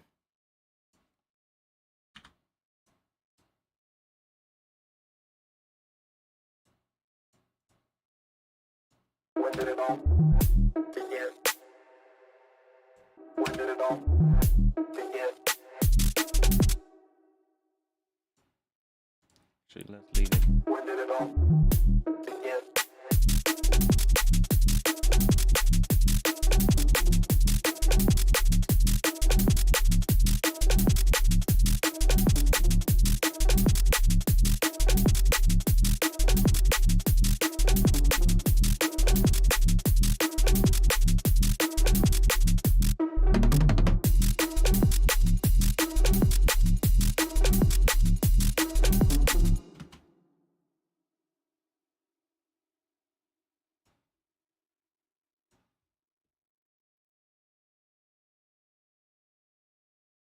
Come on, yeah, save.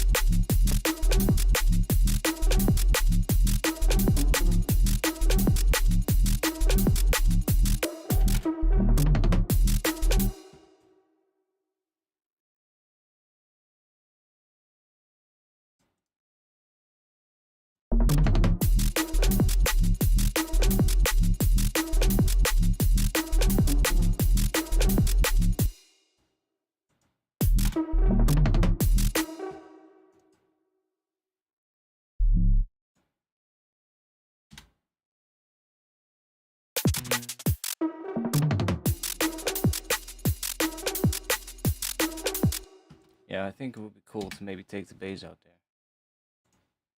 Section.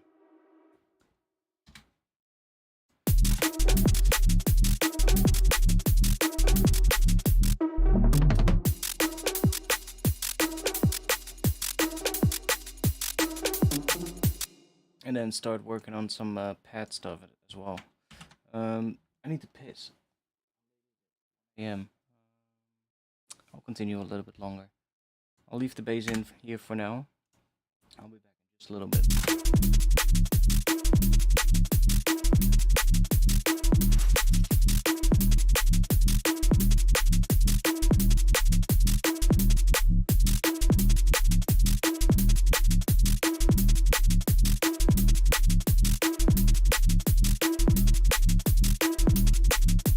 How does it work?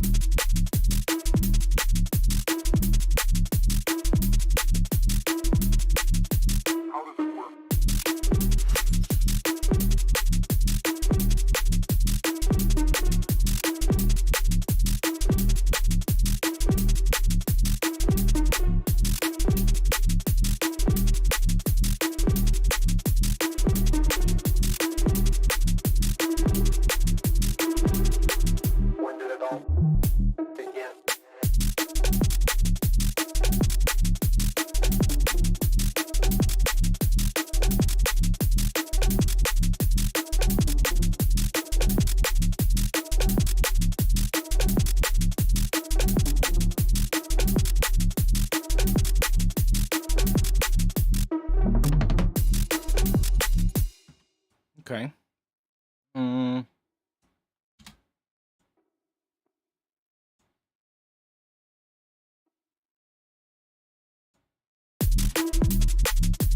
does it work?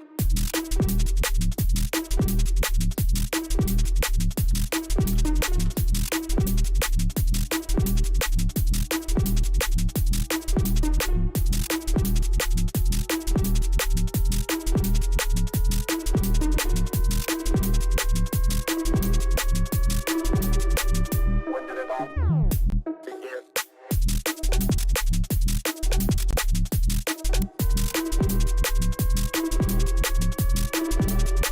When did it all begin?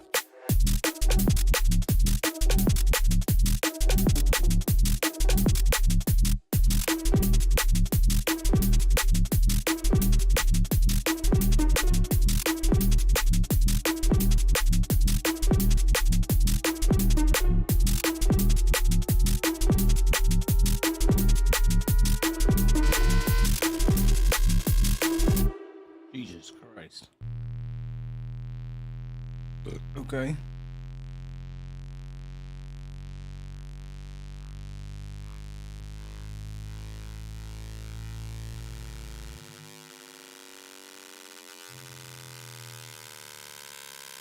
Completely destroyed.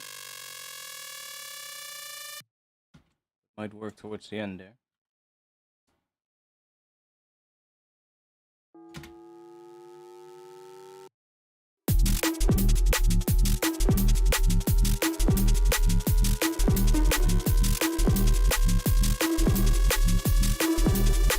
When did it all begin? When did it all begin?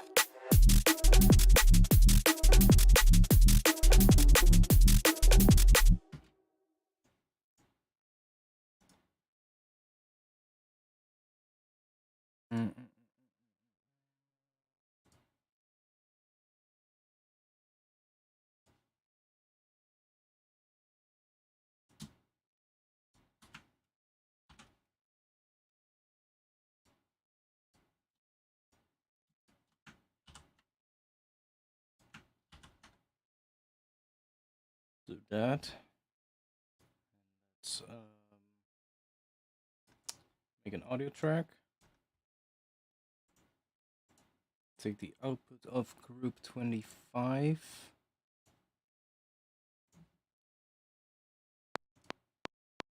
Begin.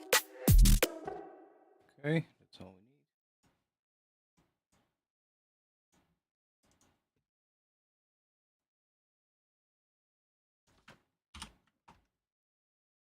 Loop that bad boy.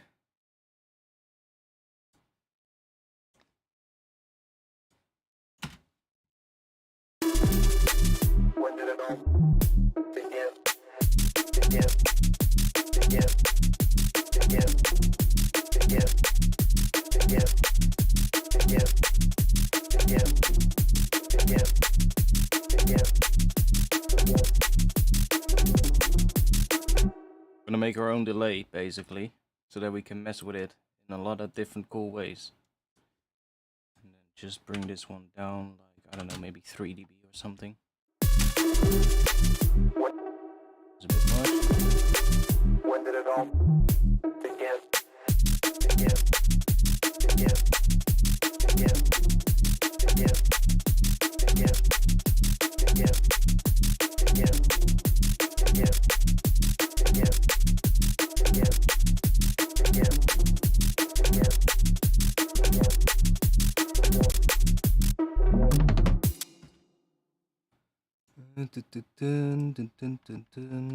What should we do? Let's try.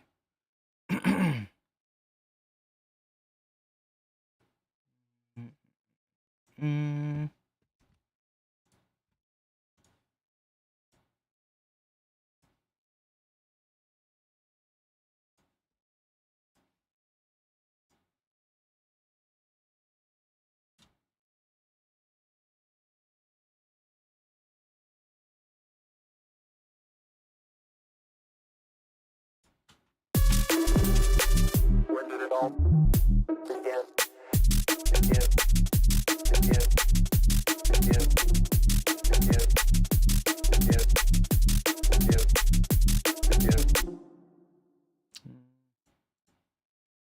Try frequency shifter instead. Let's use the Ableton one.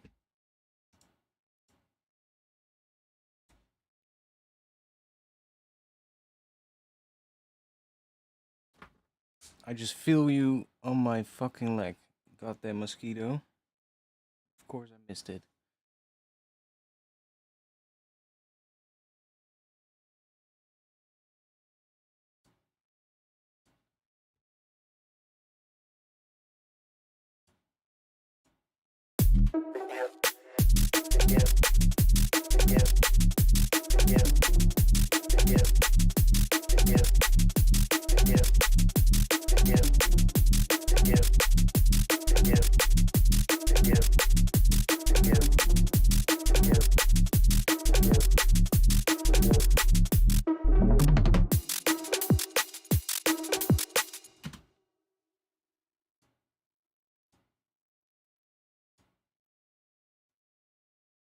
What if we put a delay on this one?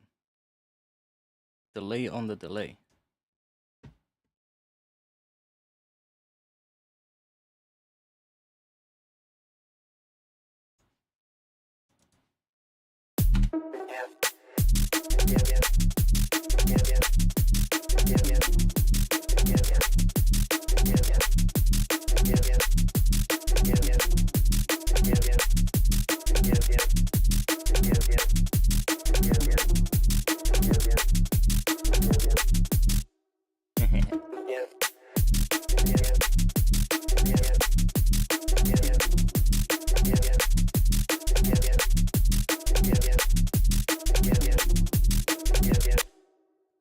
What if we take an unsynced one?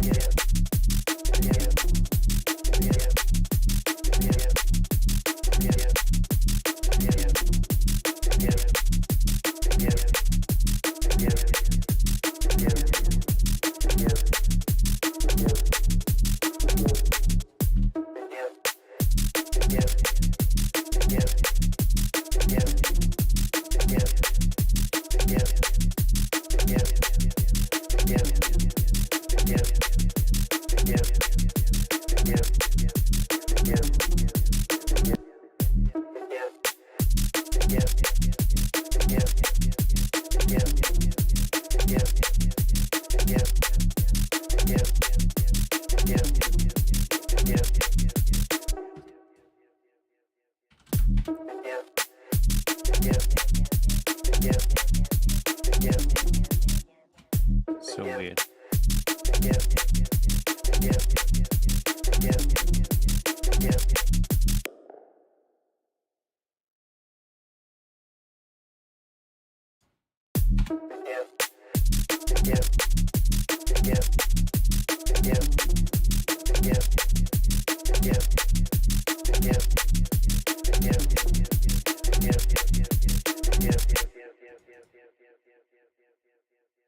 Don't like the frequency shifter.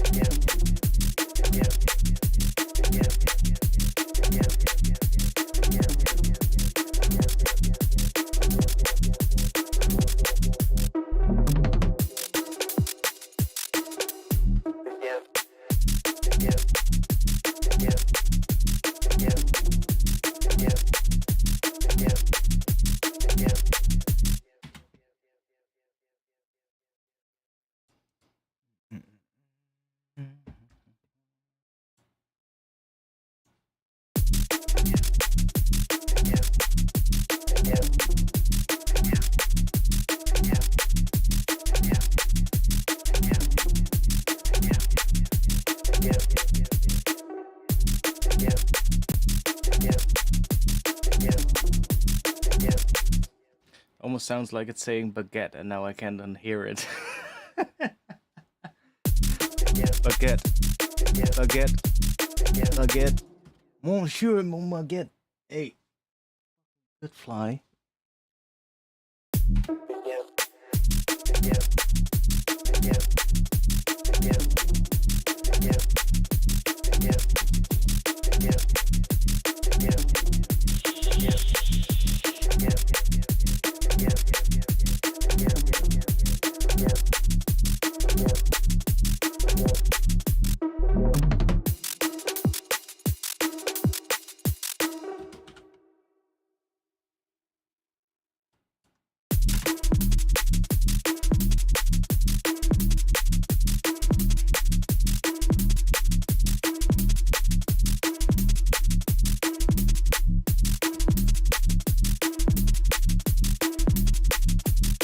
Forget them bass. How does it work?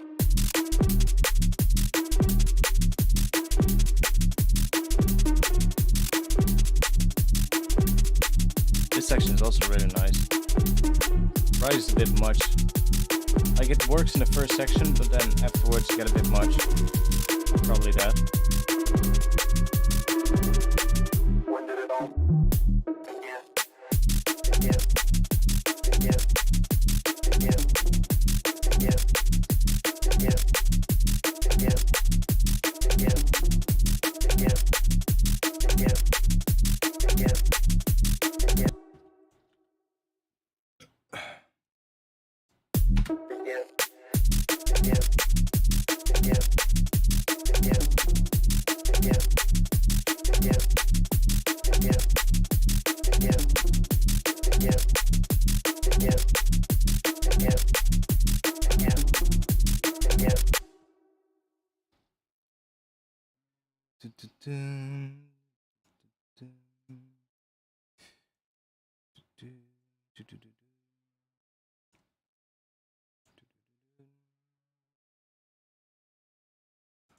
Let's go up a bit like that maybe.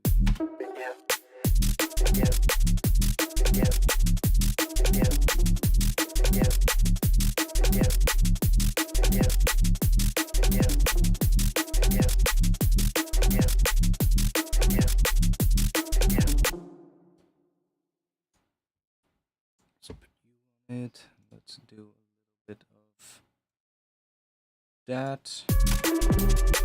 When did it all begin?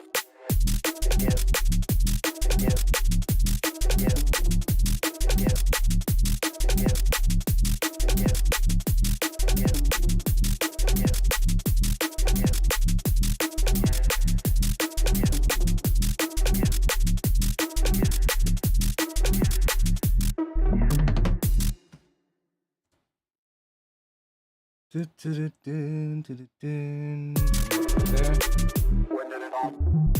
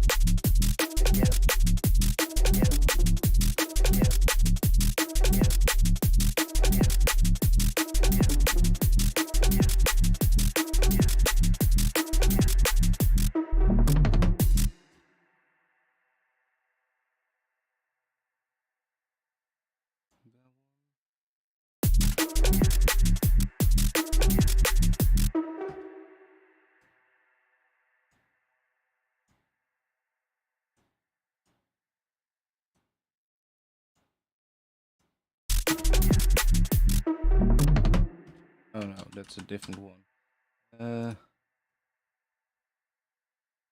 Hello room mix, yeah, this one. This one needs to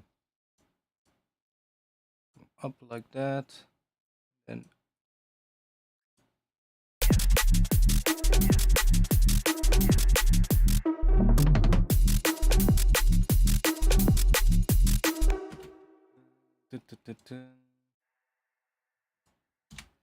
you.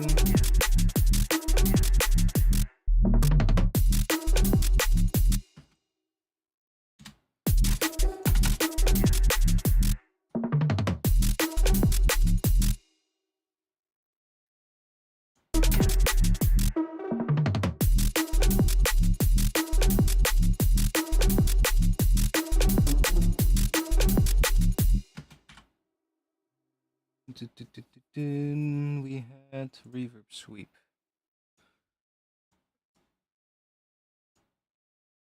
It's so fucking hot still in here. I'm literally sweating my balls off.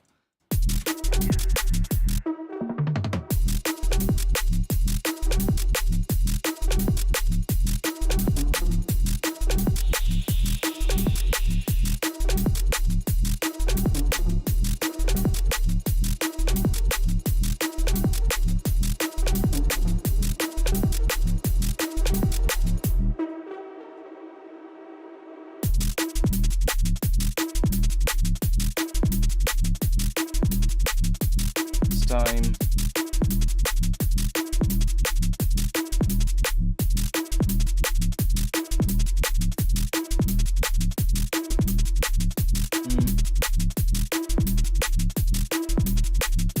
How does it work?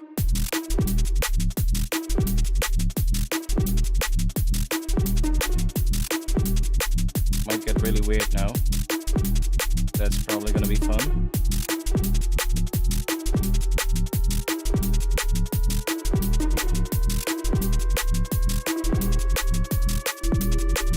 When did it all begin? Begin. Begin. Begin. Begin. Begin. Begin. Begin. Begin.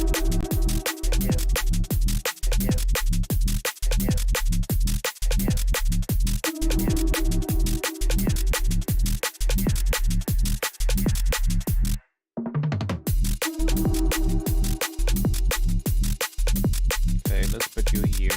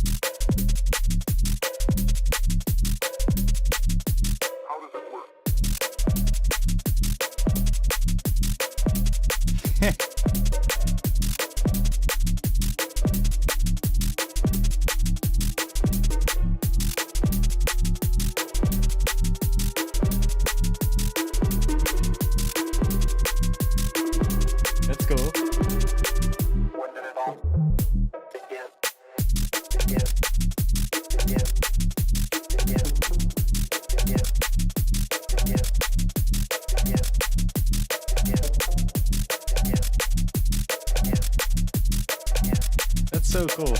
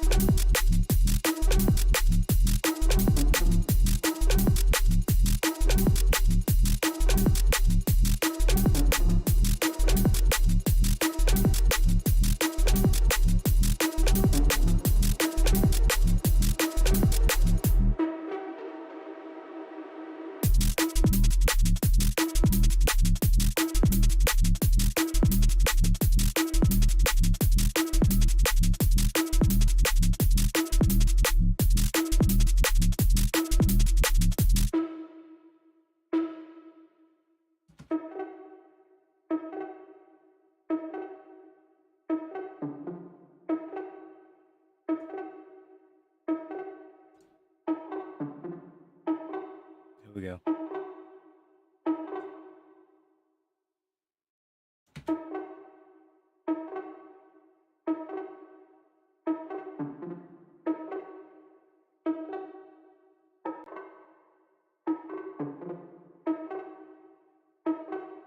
Such a cool plugin, this.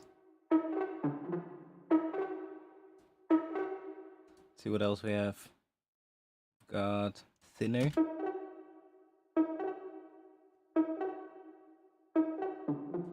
Really doing much.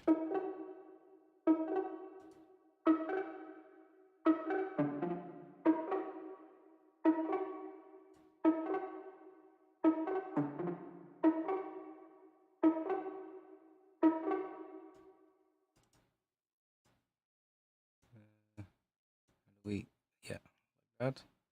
Let's do this one on there.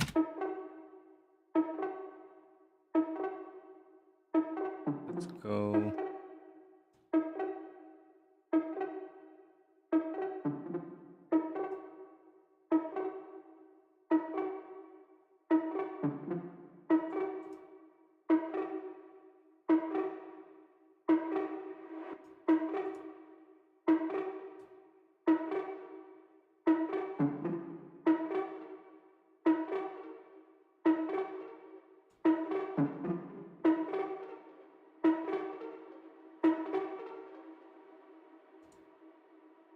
That one is pretty cool.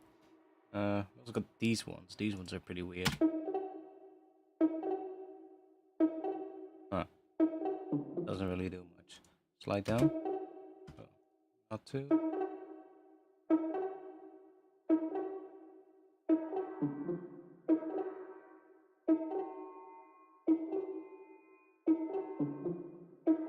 So weird.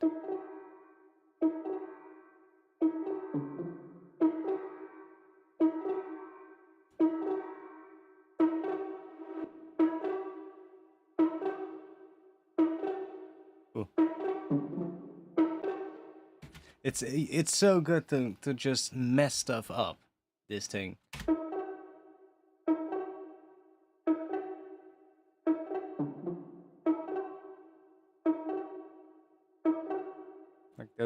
that freeze thing is really fun. You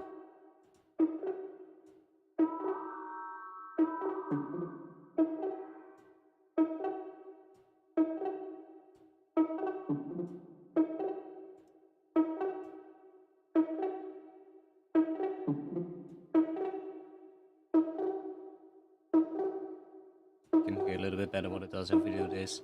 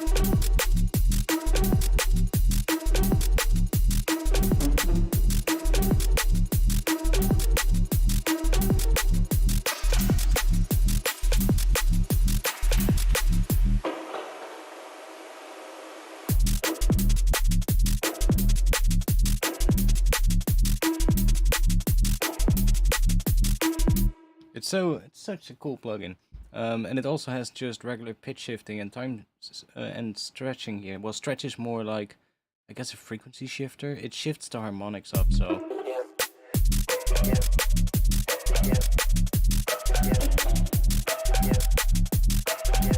See?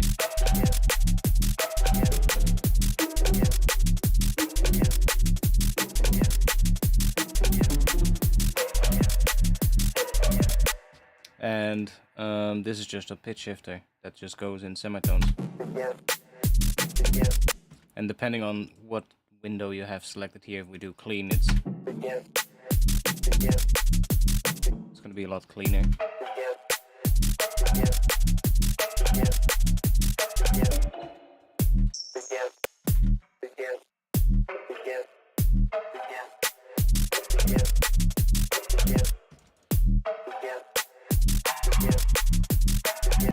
Like this is so good to make things weird. Basically. Flutter.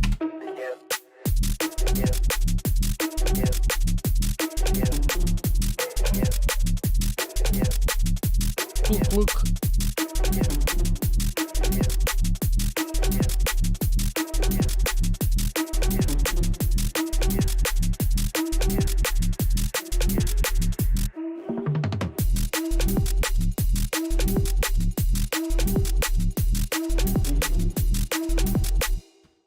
So it performs an FFT, yeah, basically. Applies something to a range of bins and then performs the, yeah, basically. It's just, it takes the incoming sound and it glitches a little bit, I know, but whatever. It takes the incoming sound, basically turns it into partials, like in additive synthesis. And then it applies some processing to those with like these weird effects. And some of them are based on like not necessarily like it's almost really, some of them are almost really similar to image processing in a way. Like the right here you've got like contrast and those ones. It's almost similar to like image processing, and it as if the contrast in Photoshop basically. And it applies that to it. It's kind of cool, but it works really nice, and then it just spits it back out. You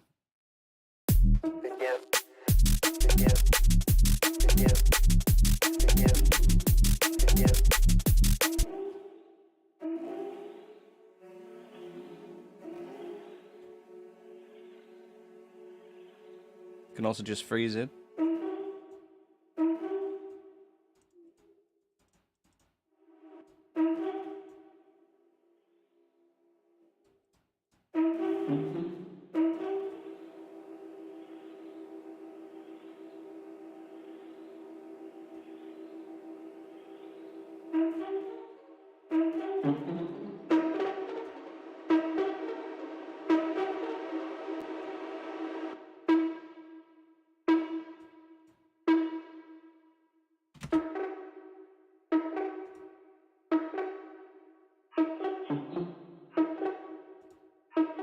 It's gonna be a lot cleaner if you bring that up, but it's also gonna be slower.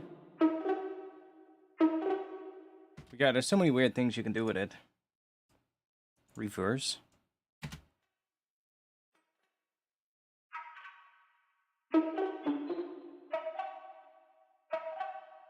See, it's not reversing the audio, it's reversing some of the partials, right? It's doing different things than what you expect it to do. If you see reverse, you think, oh, it's playing things in reverse. No, it's taking the harmonics and it's reversing harmonics.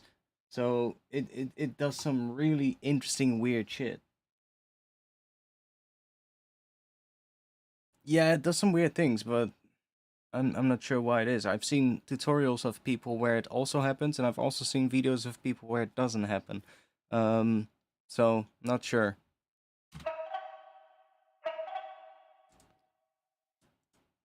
Clipper. So yeah, you can apply it to just a range of those.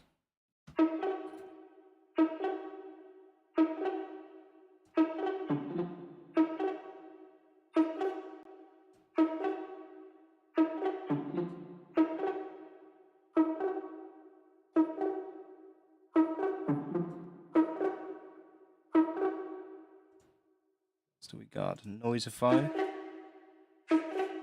See, so now it's adding noise to just those.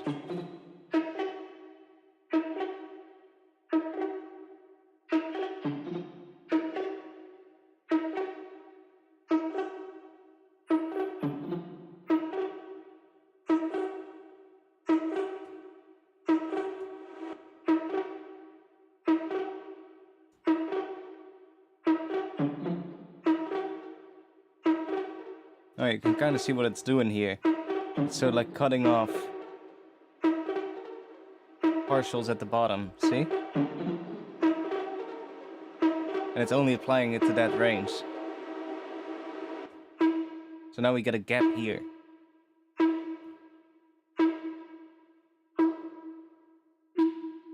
See?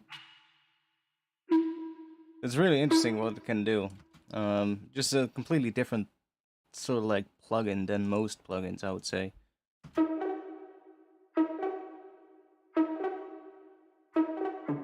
I just wish you could move it here as well. That would be great.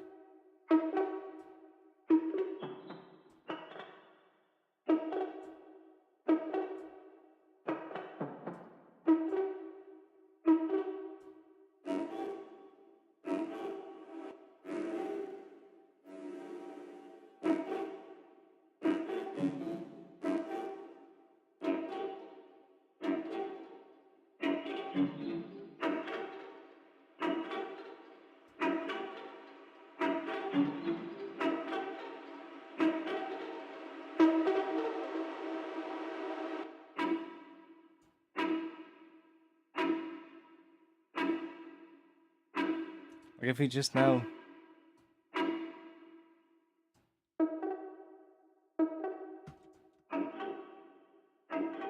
It's really messing with it a lot. There's one free plugin that is kind of similar. Which you can probably still find. It's by Daryl Barrel. And it's this thing. DTBLKFX.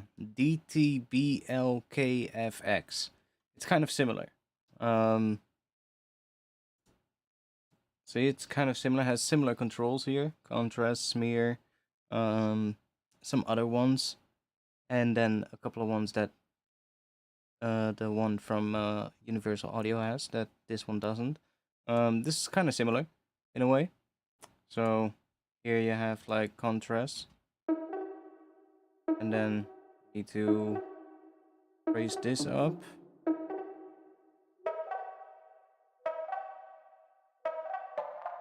This is the start position.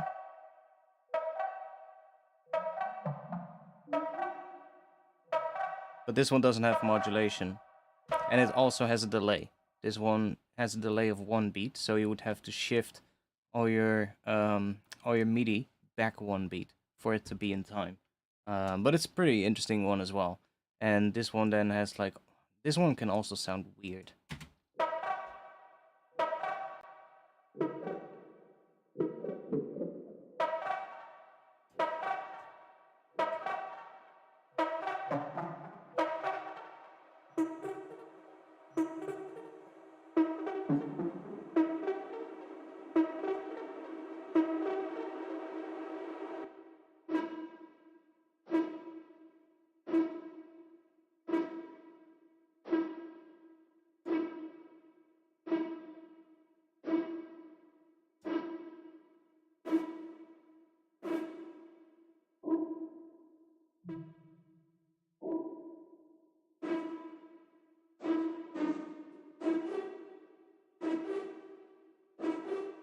It's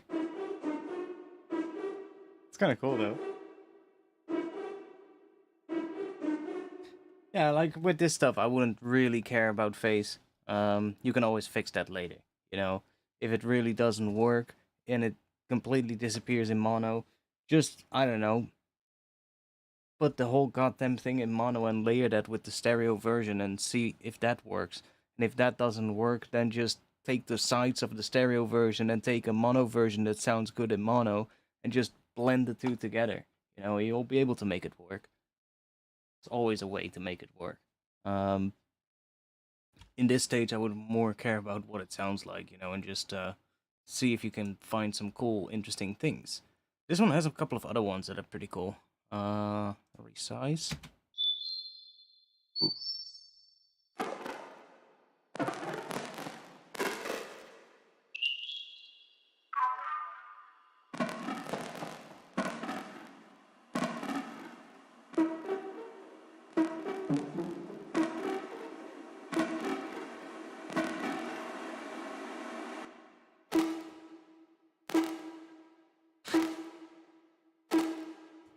But this one is now going to be out of time. Listen. Well, it's not out of time, but it's a beat later.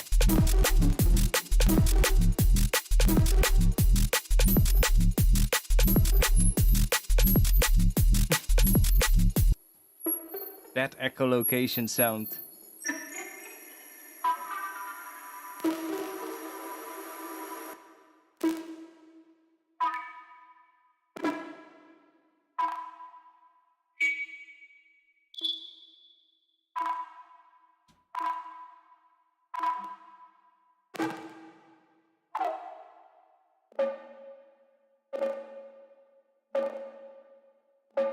It's so weird. Get so many weird shit from it. I think it clicks.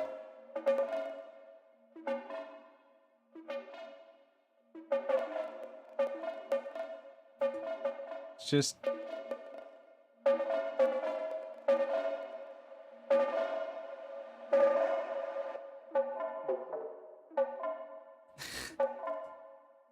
it's so fucking weird.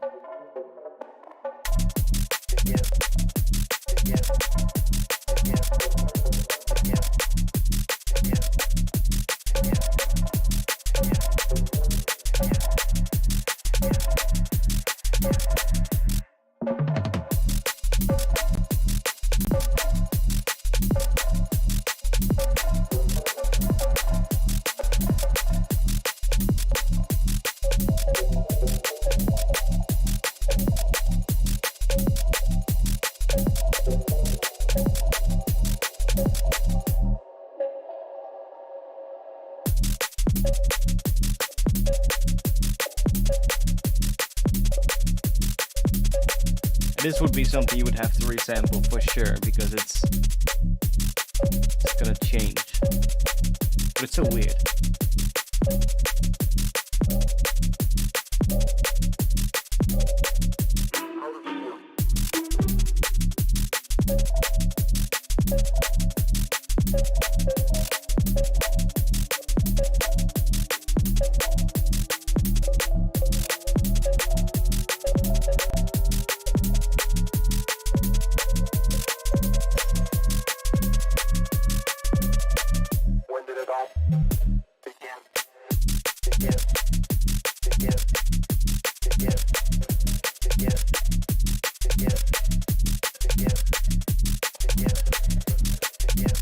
I know, I'm just messing with it and breaking it purposely to see what happens, you know?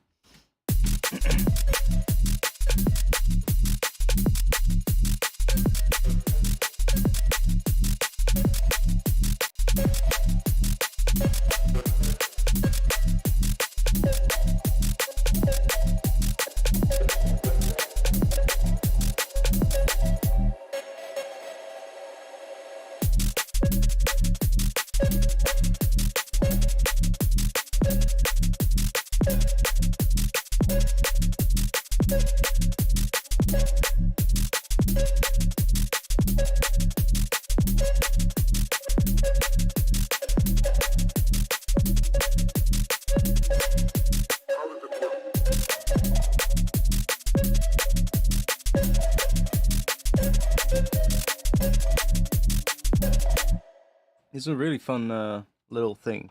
Pure Magnetic makes a whole bunch of these, and they're all sort of like, I don't know, they do weird shit, like artifact anomaly generator. Yeah, that's kind of what it does. It just generates interesting little artifacts. And they have a bunch of them, and they're pretty good. There's like, what is it, Drift Maker. Already right at the bat we get noise.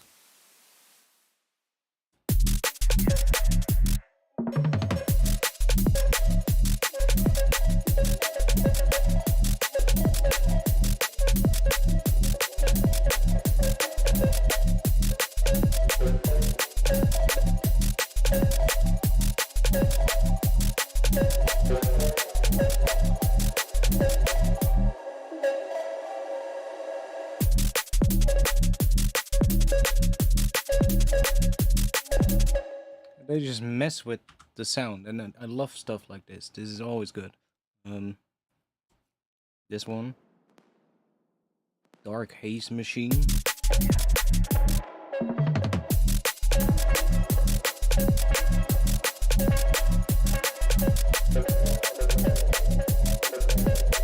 It's also so good to like find sounds for your intro or something, or just find sounds to fill stuff up with.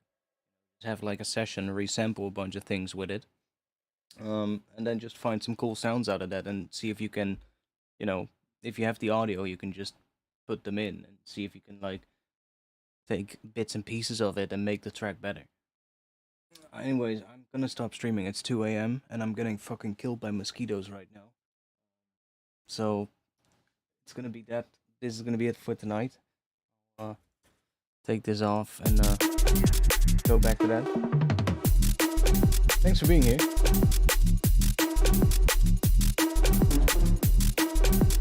Definitely made a weird thing. Weird start to a thing. Yeah, we'll see where this leads.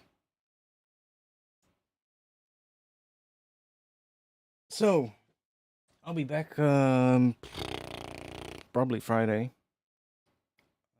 Need to work a couple of days upcoming week, so I'll probably be back on Friday. I'll let you guys know if not, or if I'm back anytime earlier.